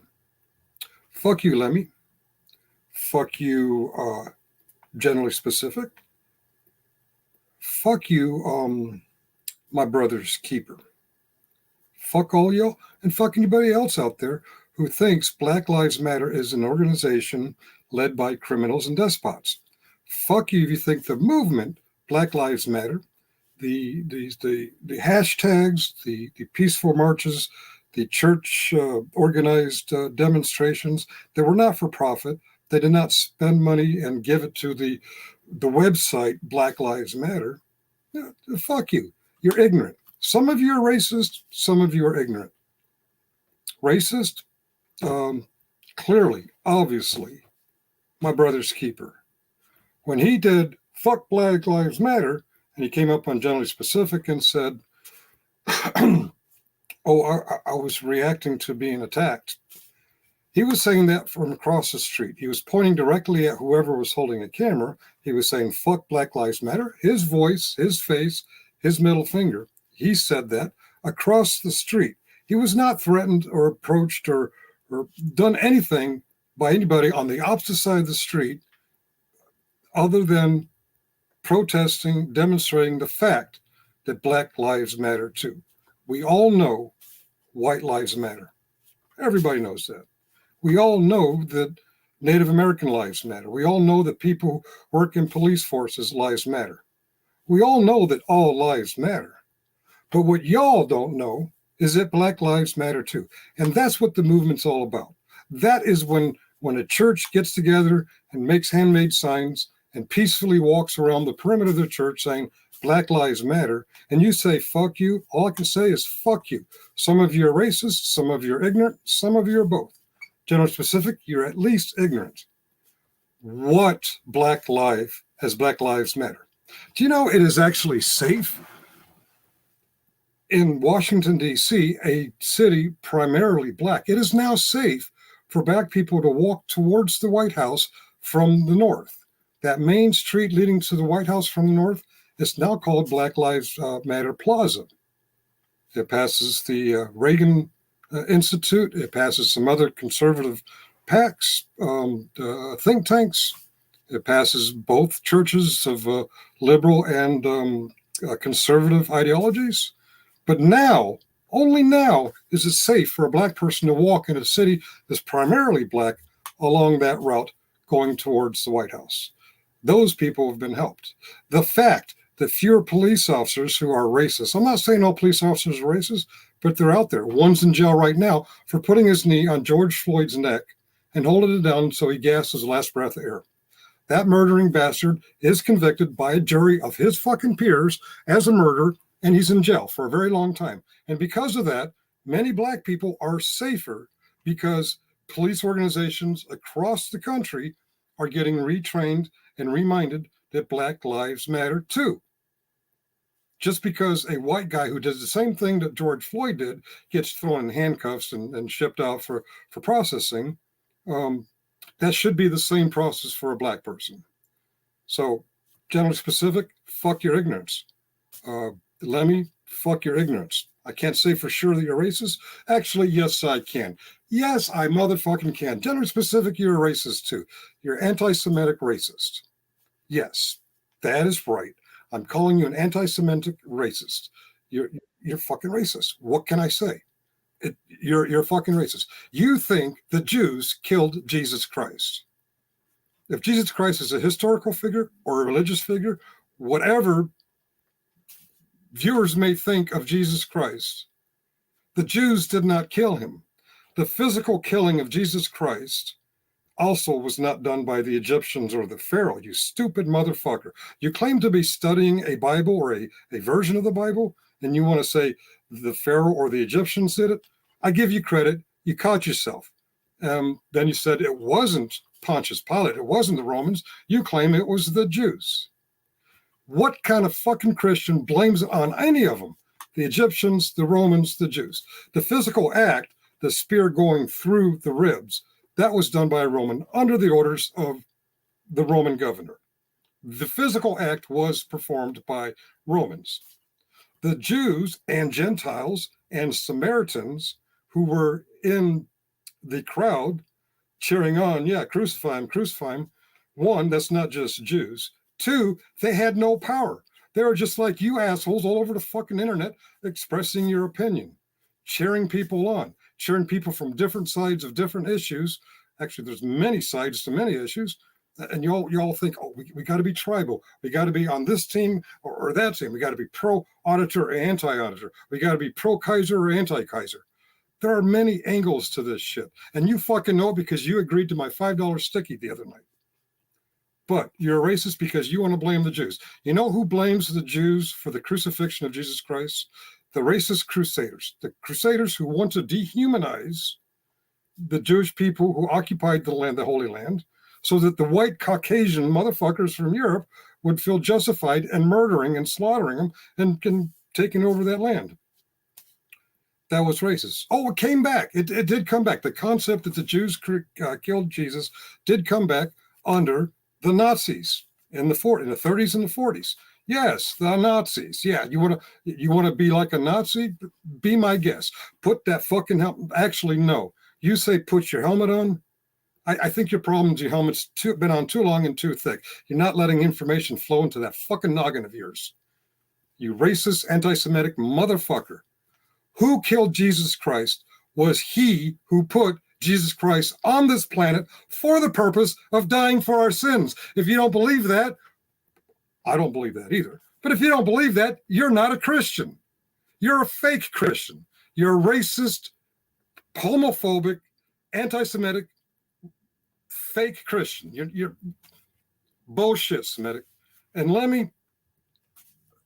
I don't know if it's ignorance or racism. With you, I don't know. Black Lives Matter is a decentralized movement. It started with hashtags in 2013 when another racist named George Zinnemann, and don't say he's not a racist, he can't be racist because he's Latino. He hated black people. He hated black people and he murdered a black child, a young man still in high school. He murdered him. Yeah, I know he got off because in the moment of the murder, he was defending himself. He's defending himself in a situation he put himself in. And generally specific, that picture you put up behind you is not current day DC. I don't know when it is, I don't know where it is, but being a neighbor of DC, I'm very familiar with DC. Those light posts, those cars, and that bonfire in the middle of the street is not current day DC. Maybe it's possible it's from 1968, the days following the assassination by racists of Dr. Martin Luther King. Yeah, people got upset. Yeah, people got fucking upset about that. No, DC was not burnt to the ground. 68 through what you call the Summer of Love through now, DC is pretty much the same. Yeah, some places have been gentrified. Some neighborhoods have been moved around. The city was never burnt down, nor was Seattle, nor was Portland. No American city has been burnt down, literally burnt down, since, speaking of, just over 100 years ago, the Black Wall Street in Oklahoma. That's the last American city that was burnt down by riots. Who were the rioters? White racists. White racists who were fed the lie that a black man dated or raped a white girl, and they all lost their fucking heads like you fucking lose your heads. Am I done? Yeah, I'm done. Okay, back to our regularly scheduled program.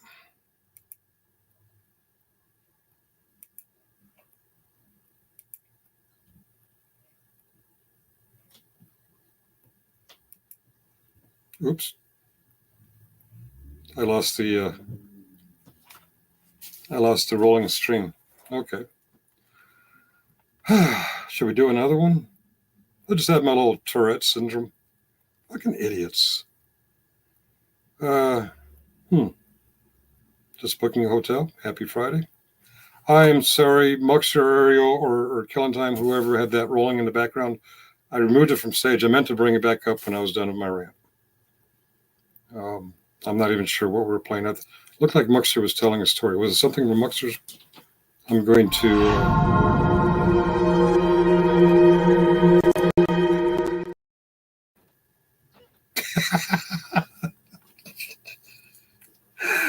Okay, all right, fair enough. No, but seriously, guys. Happy Friday, Untrackable. Yeah, that was a little staged fake rage. Seriously, Black Lives Matter is not an organization. There is a website out there. There's 2 or 3, actually. They claim to be the Black Lives Matter. Black Lives Matter is a movement by millions and millions of Americans who recognize the fact that Black lives matter too. I'm wondering if I should, oh, never mind, I got a signal from above.